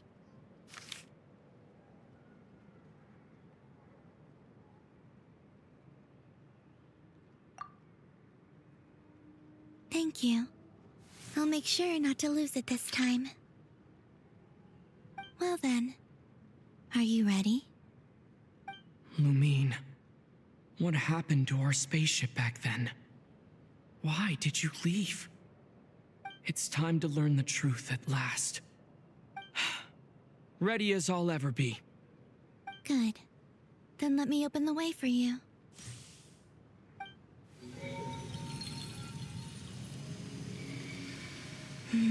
Where does this lead?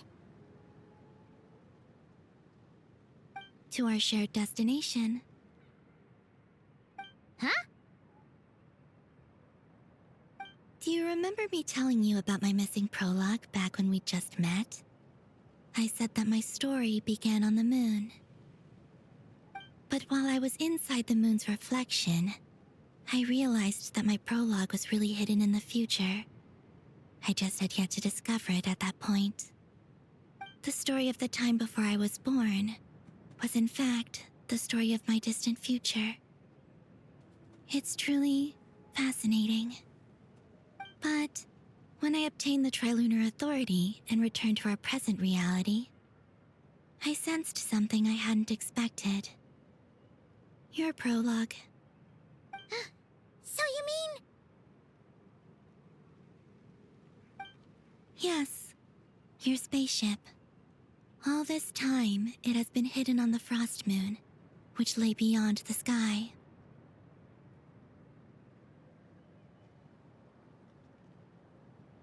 The great ruler of the firmament.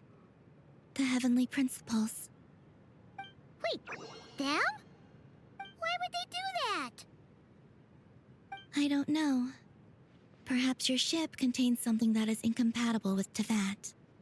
Or something that cannot be known. Oh, did I pick a bad time to say this? I know it must have been hard to work up the courage to do this. Maybe I should have waited until you were on the moon, with no chance to back out. That would have been kind of mean, you know.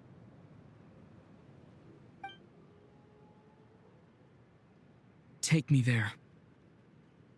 Oh? Whatever is hiding in that ship, it belongs to me and Lumine. Those memories belong to us. No one else has the right to decide whether I should or shouldn't know about it. Not even the heavenly principles. Very well.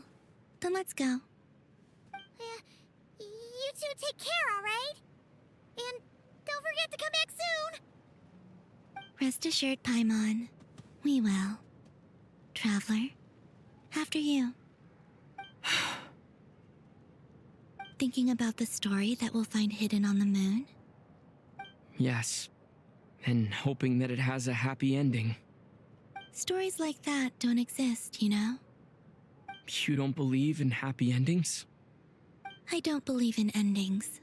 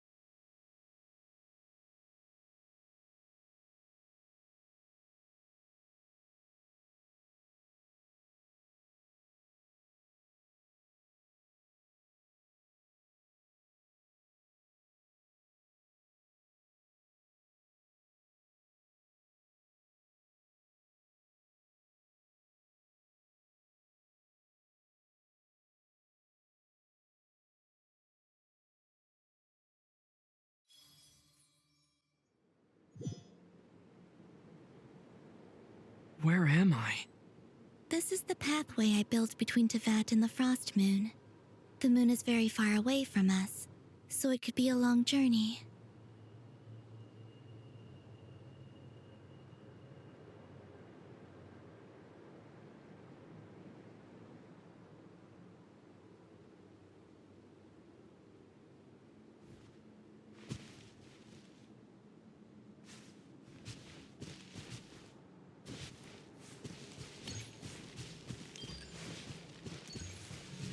After I obtained the Trilunar Authority, I unwittingly saw past events from many of my friends' lives.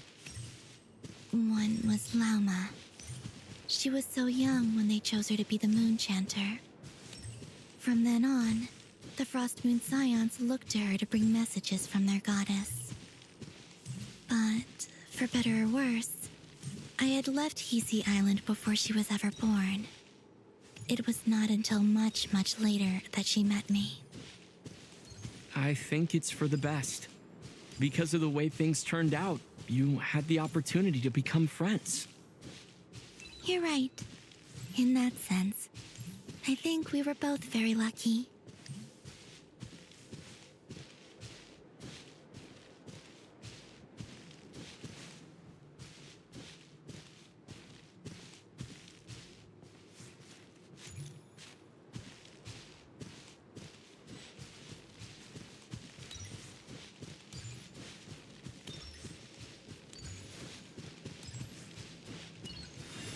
Oh, and about that mage, Nicole. I only recently learned that she has lived in Tevat since the time of the Three Moon Sisters. The Moon Goddesses always had a good relationship with the angels. I suppose our friendship continues that tradition.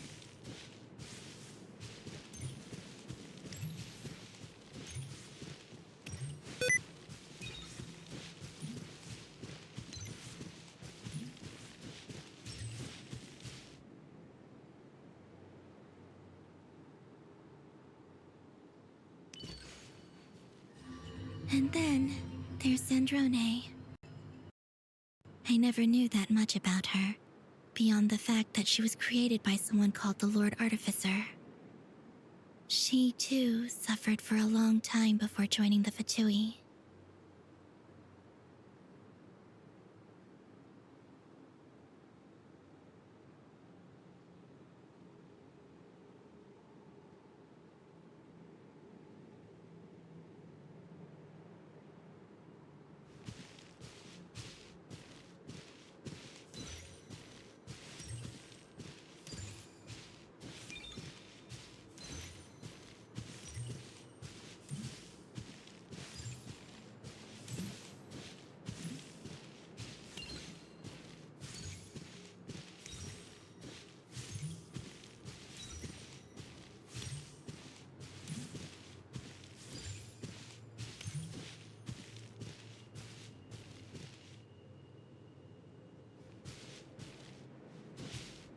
How I wish I could talk to her again. even if only to hear her say nasty things to me.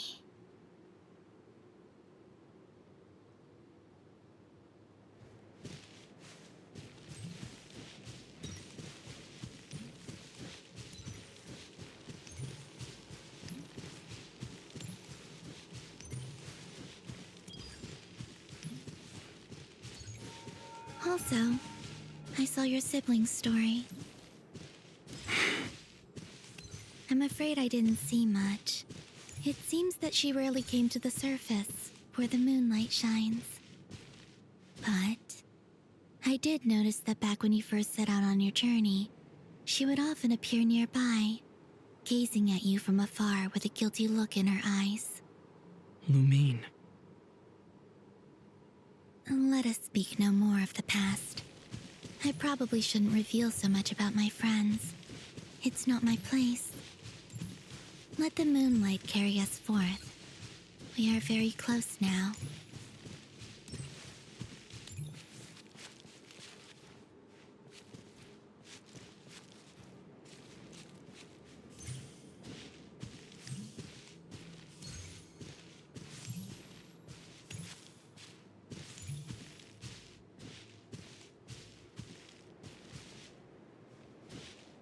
After this, I'd like to bring some kuhenki to the moon as well. If they're willing, of course. What about your other friends? Will you bring them to visit too? Certainly. But I'll need to tidy the place up first. This home hasn't received any guests in a long, long time.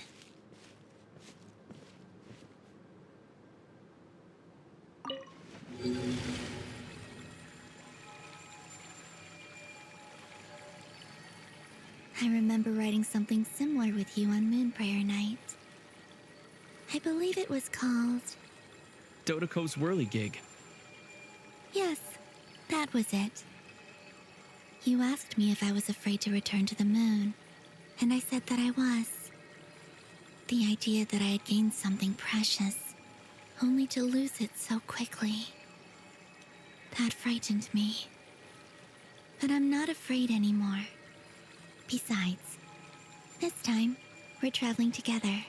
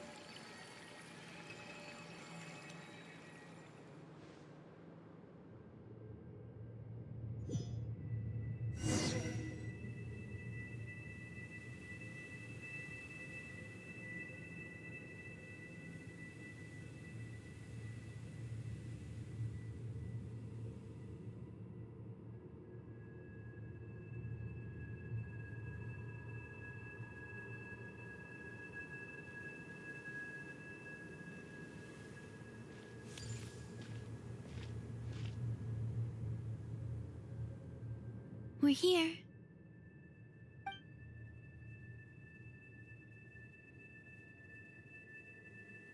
Over there.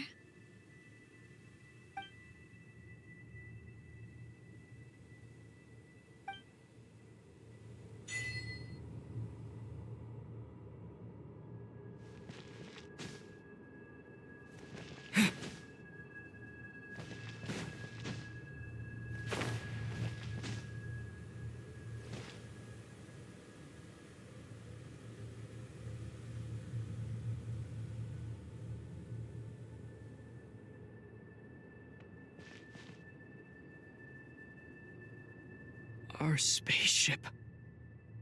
It's huge. I suppose that the moon is the only place one could hide it. It'll be all right. Huh? The way you feel in this moment, I went through it too, on Moon Prayer Night. The door was right in front of me, but I struggled to find the courage to step through. Solitude for me once meant living a life in which even I was absent. Before I met you, that was the only life I knew. But that night, solitude meant throwing away the life I had gained after meeting all of you. Columbina. Go. Retrieve the part of your life that was once lost. Trust me, you will lose nothing by doing so. Look, Tavad is right there. All of our friends are down there, waiting for us. You're right. Thanks, Columbina.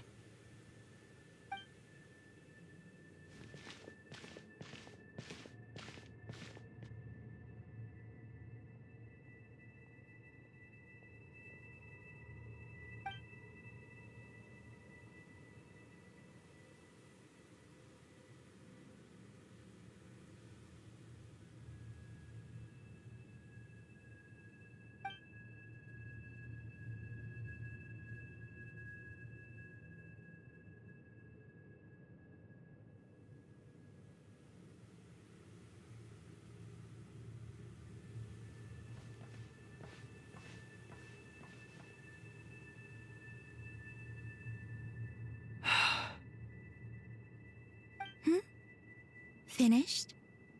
Yeah. Why did you take your eye mask off? Well, since my return, I've decided to take more opportunities to see the world with my own eyes. Besides, I've always wondered how Teyvat looks from the moon. And what do you think? It's beautiful. I could spend a whole day here just gazing at it. What about you? What do you think of the truth you found? I haven't looked at another person's expression in a long time, but I think yours is saying it was neither good nor bad. Keep this up, and it won't be long before you give Nephra a run for her money. Oh, I don't think that's going to happen. I'm much more used to sensing what's going on around me with Kuvaki. I think I'll save my eyes for seeing special moments I really want to remember. I read the spaceship's flight logs. I always assumed that this was my first time in Teyvat. I thought that Lumine and I must have been hibernating in space for centuries on end. But the logs show that our spaceship flew over the skies of Teyvat once before. A long, long time ago. Flew over? So you didn't land? No, the ship barely came to a stop before flying on again. After that, it continued traveling through space for a long time. Some of the data is corrupted, but I suspect that it kept flying for thousands of years. It was only after that that the ship made a forced landing in Nodcry. When Lumine found me, she came from outside the ship. Could this mean that she left the ship long before I did? Maybe even during our first pass over Teyvat. Are you all right? Yes, I can feel that the truth is coming together, one small piece at a time. I remember Lumine telling me that when she first arrived in Conria, she could not recall the past. So this might be something that even she doesn't know. Here, I made some space for you. Your mind must be racing, and this seems like the perfect place to relax and clear your head. Oh, wait, there's one more thing. What is it? Wait here a moment.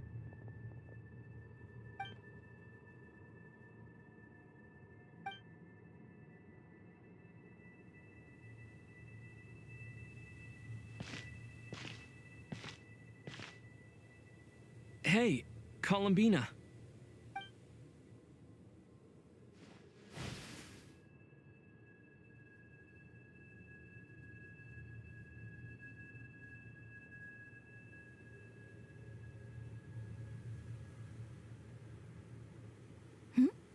Is that a new outfit? An old one, technically. It's been in a cabinet inside the ship this whole time. It's a matching pair with Lumine's. She always liked this set more. Huh. I don't think there's a huge difference. Really? Yes, it's still the same you. You're the same person, no matter what clothes you wear.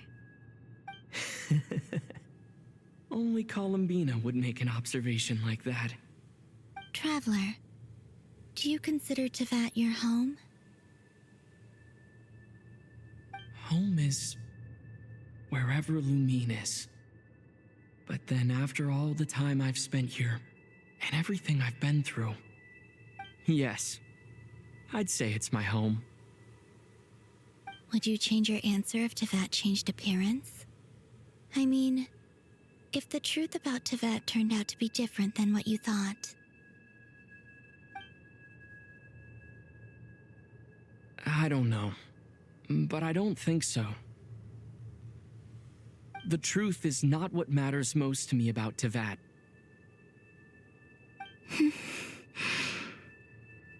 When I was first born, I longed for a home.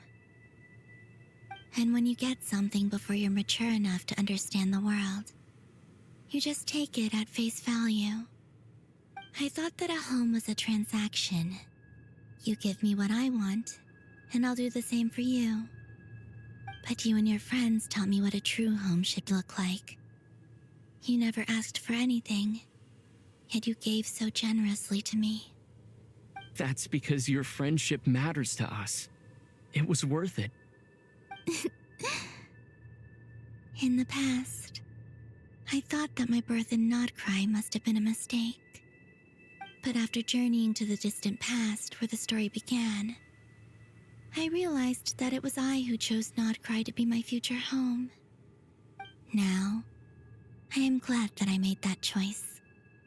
I'm sure your friends are just as glad.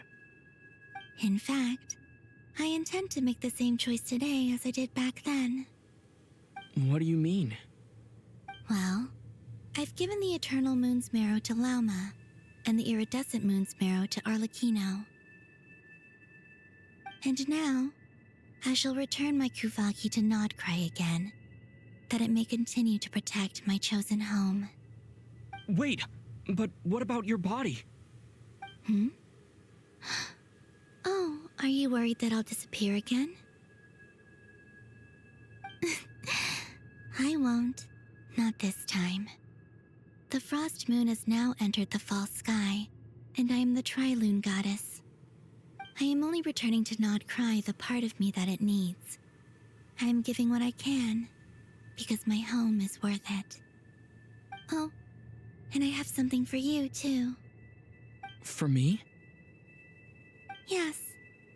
Come closer.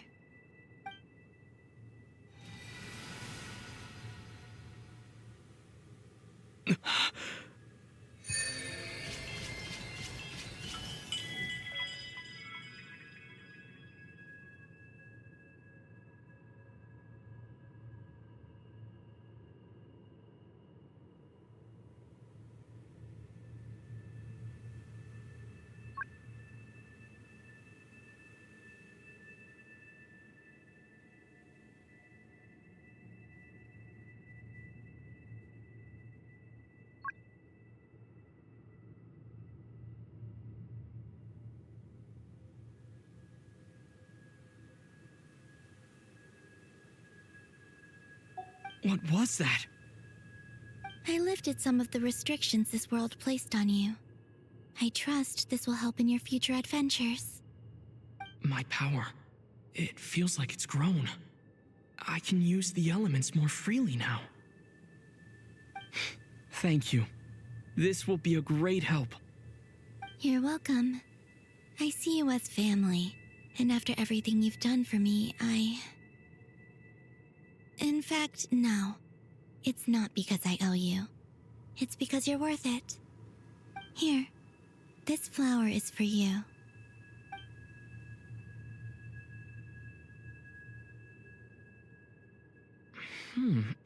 Isn't this a moon prayer blossom? Yes. Don't worry. You will never see these flowers lose their color again. I'm finally discovering the joy of giving. How I wish I'd learned this sooner. Hey, better late than never. What are you thinking about now? Why don't you take a guess? You get one shot. I don't think I'll get it in one guess. But I'm sure it's a happy thought. That's kind of a sneaky answer. I can't say you got it wrong.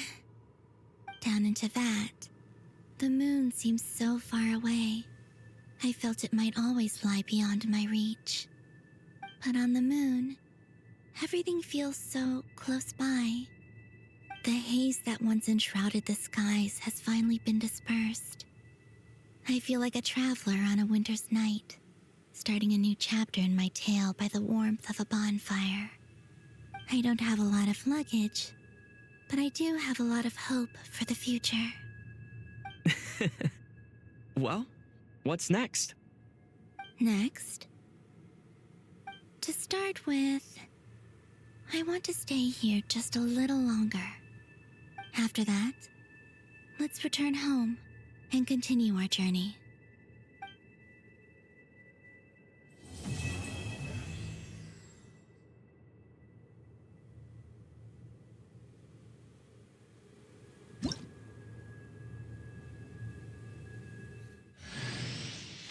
These clothes bring back so many memories.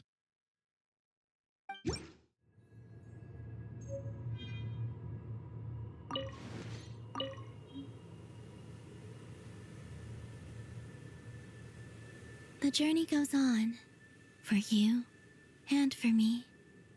Like I said, this is not the end. I don't believe there has to be an ending. Ice cold and sharp. Crystal clear in some ways, yet profoundly unfathomable in others. Like the thick layer of ice on top of a frozen lake. That's just the impression that Tsaritsa gives me. I was never able to glimpse what truly lies beneath that icy exterior. In fact, I don't think the people of Snezhnaya even know what kind of power their god wields. Maybe that's because the Tsaritsa herself has never acknowledged, nor accepted that power.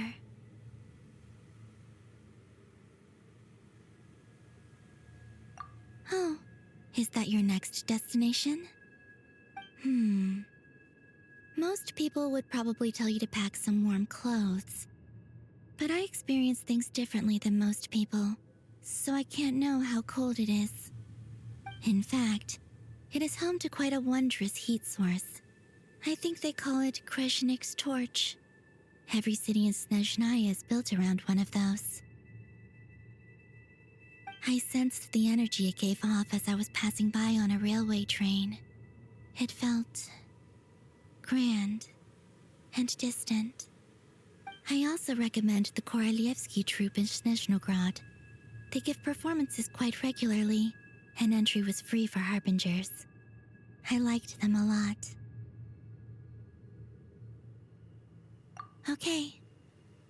As you continue on your journey, don't forget to gaze up at the moon once in a while. It is, after all, no longer an illusion. It shall cast down its true moonlight, connecting us in truth.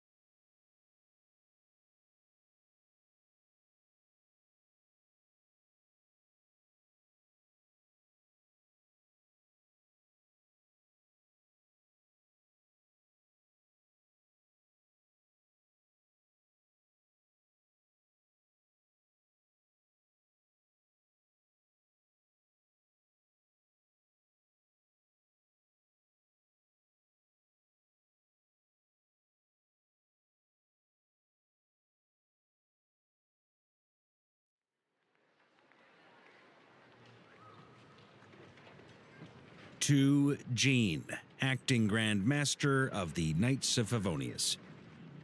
Ugh, this preamble is such a pain to write. It's probably high time we got rid of this acting business. I trust that Dern has updated you all on recent events. Hope we didn't worry you too much. The good news is, we managed to come together and put a stop to the Doctor's evil schemes. With that, I think it's safe to say that Notcry is finally out of the woods. As for the Fatui, not counting the Damselette, aka the Moon Goddess, who has left their organization, we found ourselves allied in this instance with both the Knave and Marionette. May she rest in peace. As ever, we find ourselves better off for making friends rather than enemies. But until we can ascertain the Tsaritsa's true intentions, the future remains uncertain. In a short while... Wait. How am I meant to surprise everyone if I tell them in a letter that I'm heading home? Well, that would be a huge waste. Okay, got it. I will begin sending the expeditionary team back home in waves. I'm sure they'll be able to answer any questions you still have. I hope they won't gloss over the details of my many heroic deeds. But if they do, I'm sure it'll be because they're just too exhausted from the long journey. I think of Mondstadt daily. Please give everyone my best regards. P.S. The honorary knight went above and beyond this time. Are there any other honors we can give him? I'll leave it with you. P.P.S. Please be extra nice to Klee for the foreseeable future.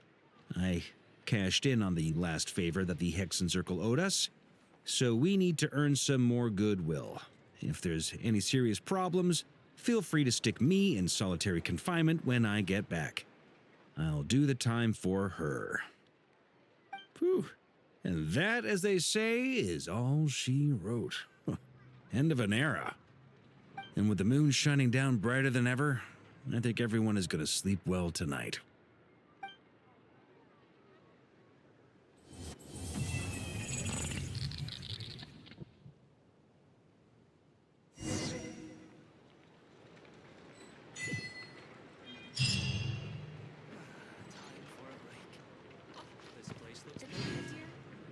Somehow seem even freer than those in Mondstadt.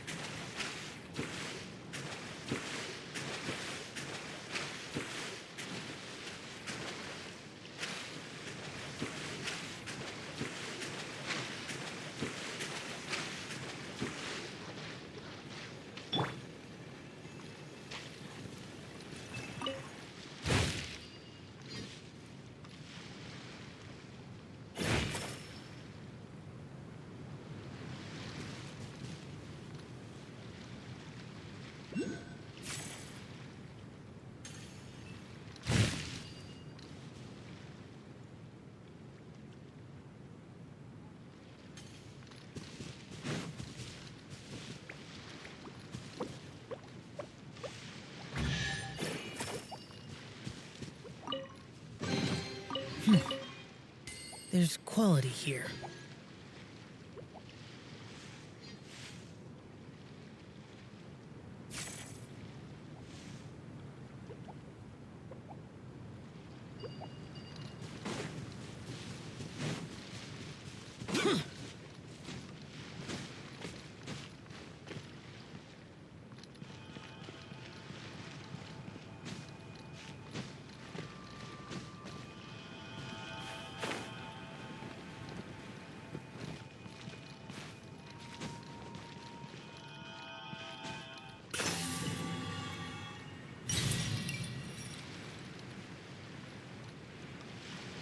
Tears! Useless. Shine down! Buckle up!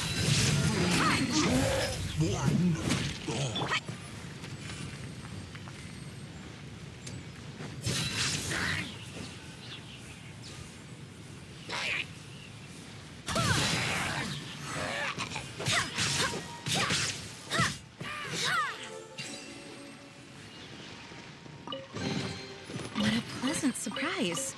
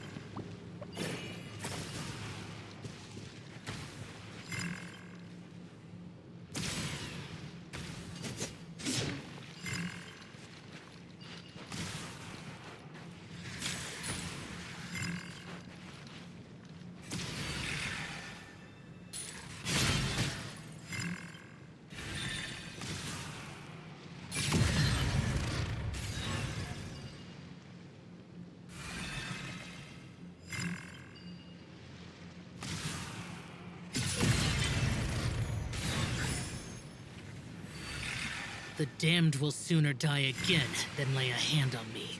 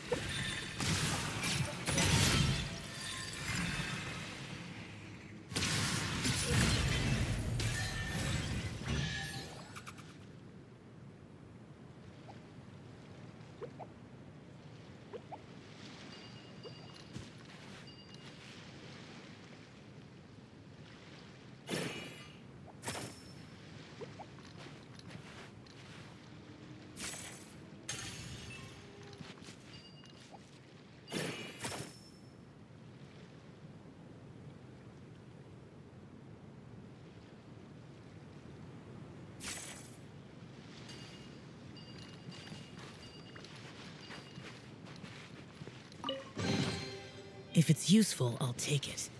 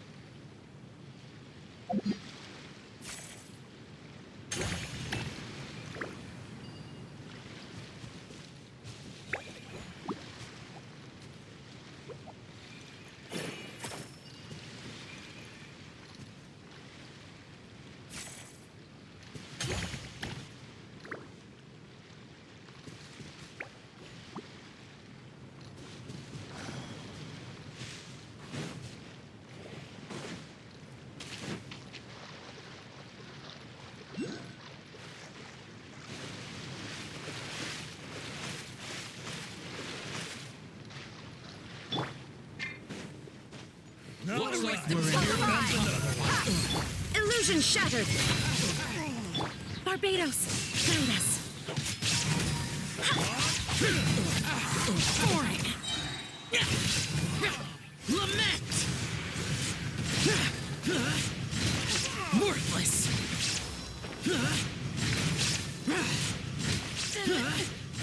Too long.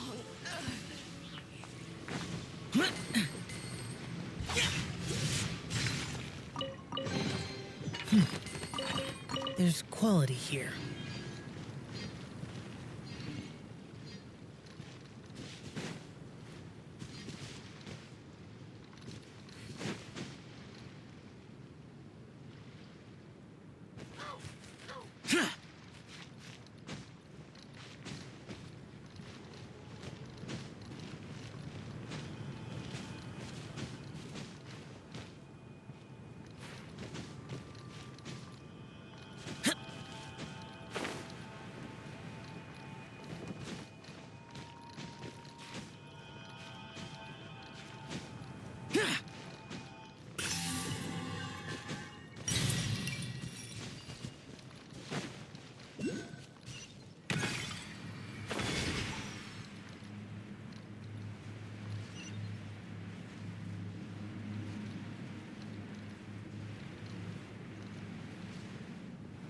Boring!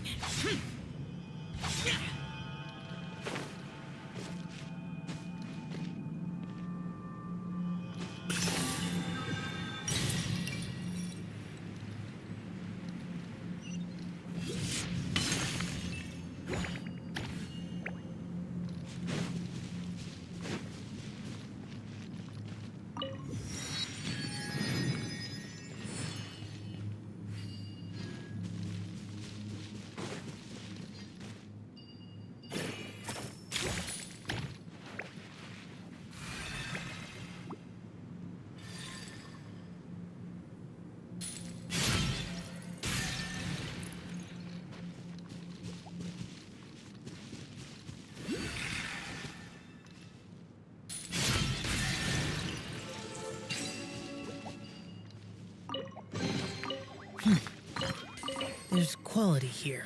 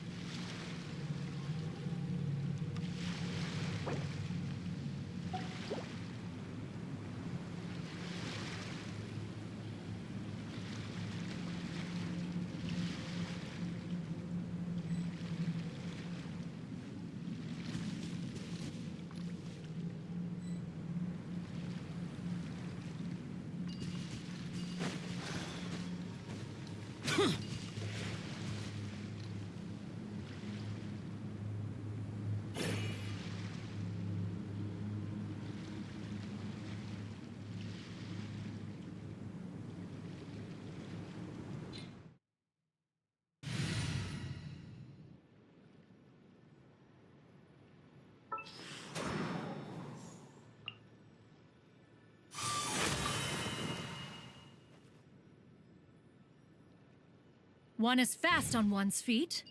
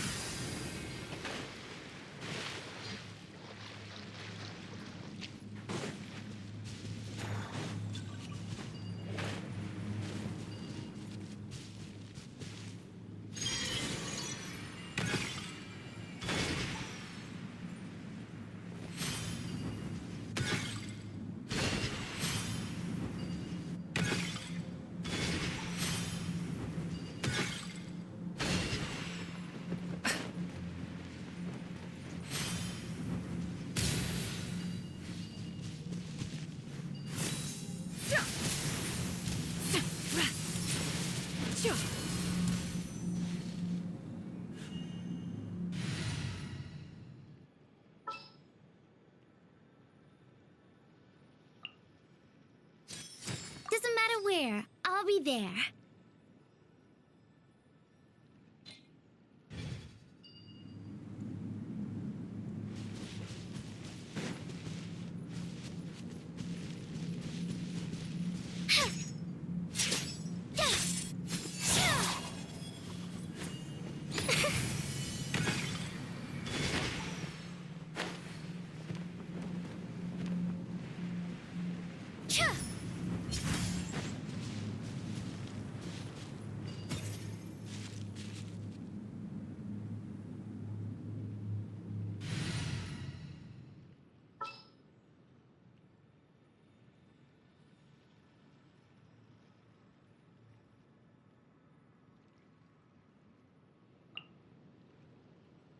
The threads of your fate lie in my hands.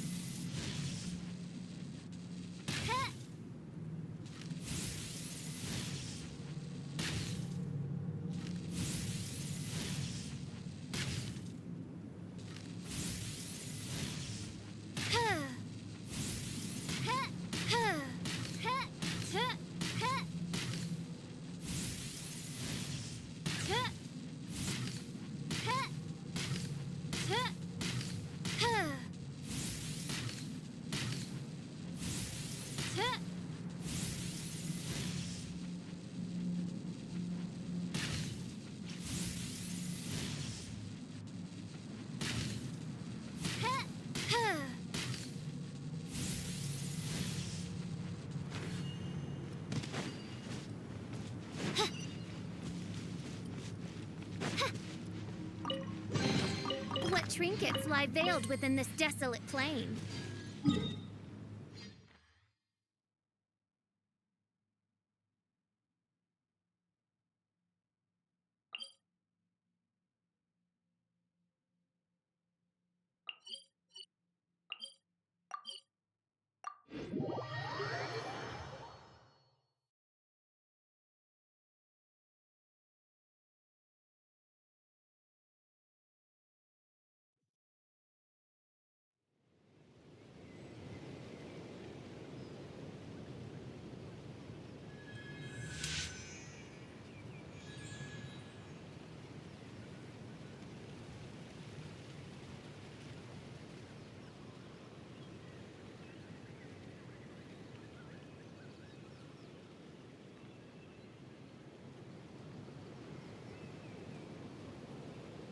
I do worry about the well-being of my retinue during my impromptu absence. I'm sure the good people of the Adventurers Guild are absolutely fine, mein Fräulein.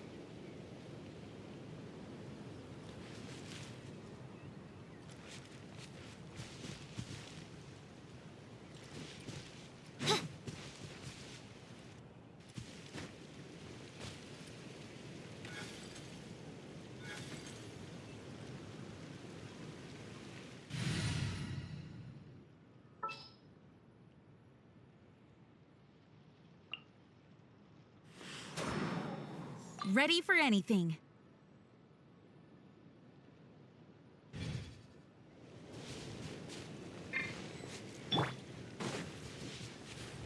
Let's get it on!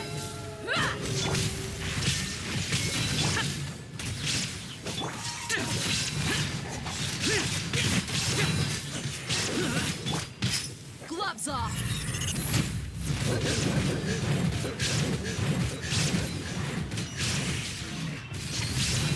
Buckle up! Now you shall perish!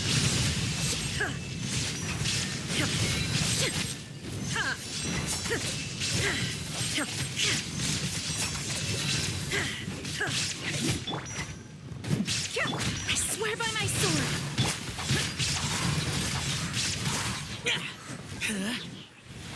Disappear! Worthless! Worthless! Here!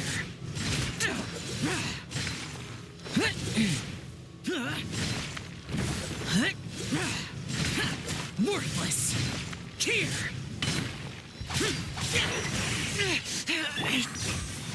Shine down!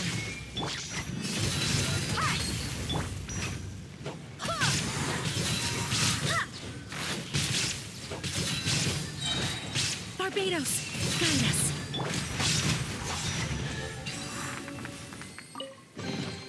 If it's useful, I'll take it.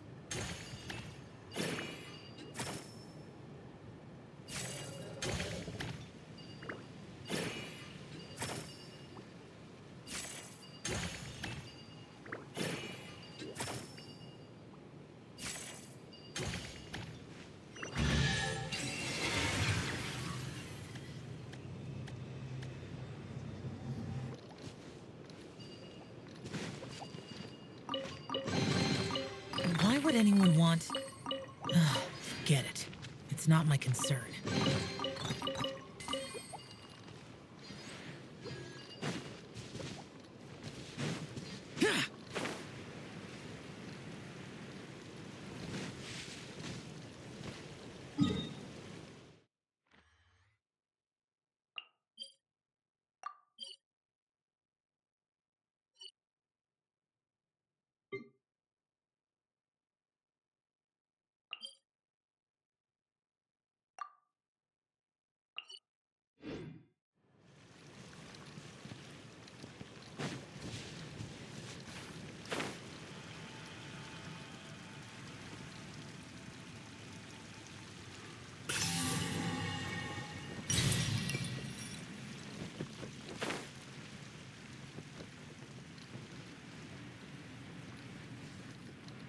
Worthless!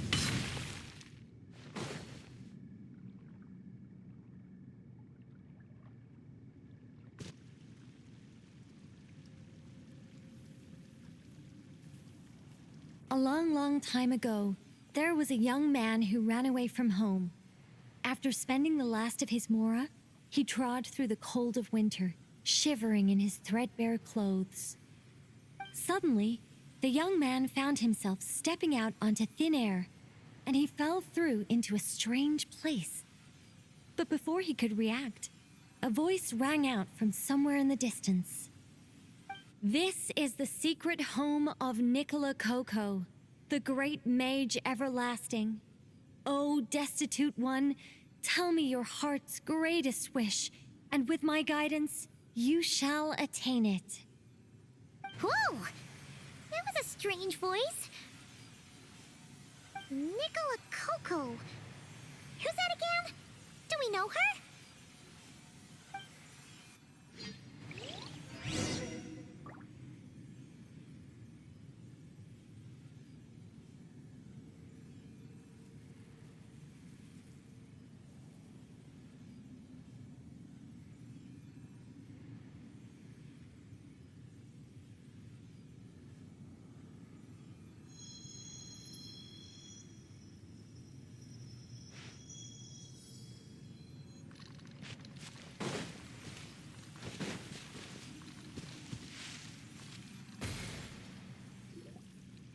The young man was in awe of the mage's magnificence and beauty. After a lengthy silence, he solemnly declared, "O great mage from afar, how beauteous and wise you are! The moment I beheld you, my heart began to flutter. All my heart desires now is to make your wishes mine." The subtlest of smiles appeared on the mage's face as she replied, "Very well. Then I shall task you with performing certain deeds on my behalf, such as those that are within your ability. Your guide is here, and your reward awaits you in the days to come." Guide? Does that mean this glowing orb?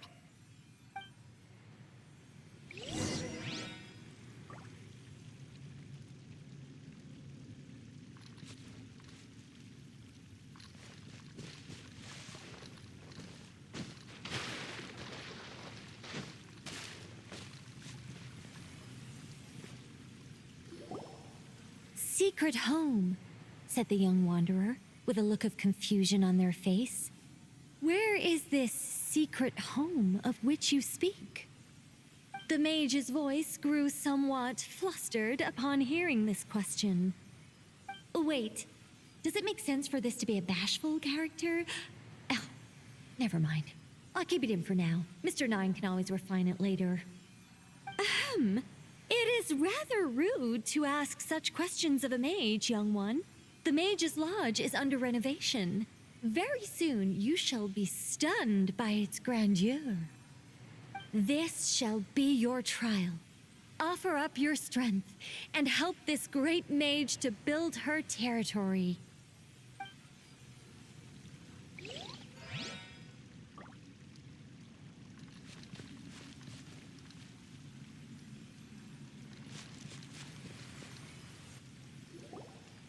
As the young man continued forth, he noticed many exquisite statues dotting the mage's territory.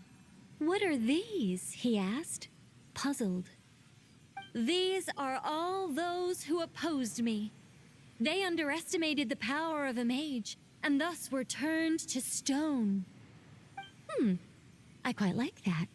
A spur-of-the-moment addition, but dare I say it was a good one. A mage ought to be a powerful and dangerous figure. Danger lends a certain mystique, and without mystique, the world would be a very dim place. But turning people to stone at the drop of a hat? Is that too over the top? And no one wants to be around someone that capricious. Okay, I think I'll dial it back and turn it into more of a vague warning. Upon hearing this, the youngster broke into a cold sweat. But then, the mage's laughter broke the silence. Did you fall for it? I was merely joking. These statues are just my way of capturing a certain moment in time. Anyway, statues. That's what I need your help with. The Mage's Lodge is feeling a little empty, and I should like to fill the space with some more adorable companions.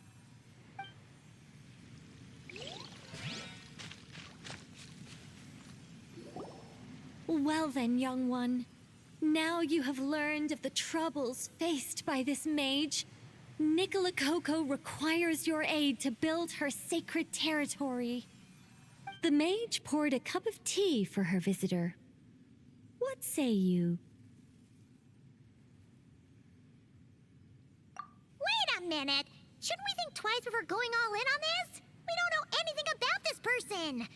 And she seems a little weird. Huh? Although, having said that, this teacup looks kind of familiar.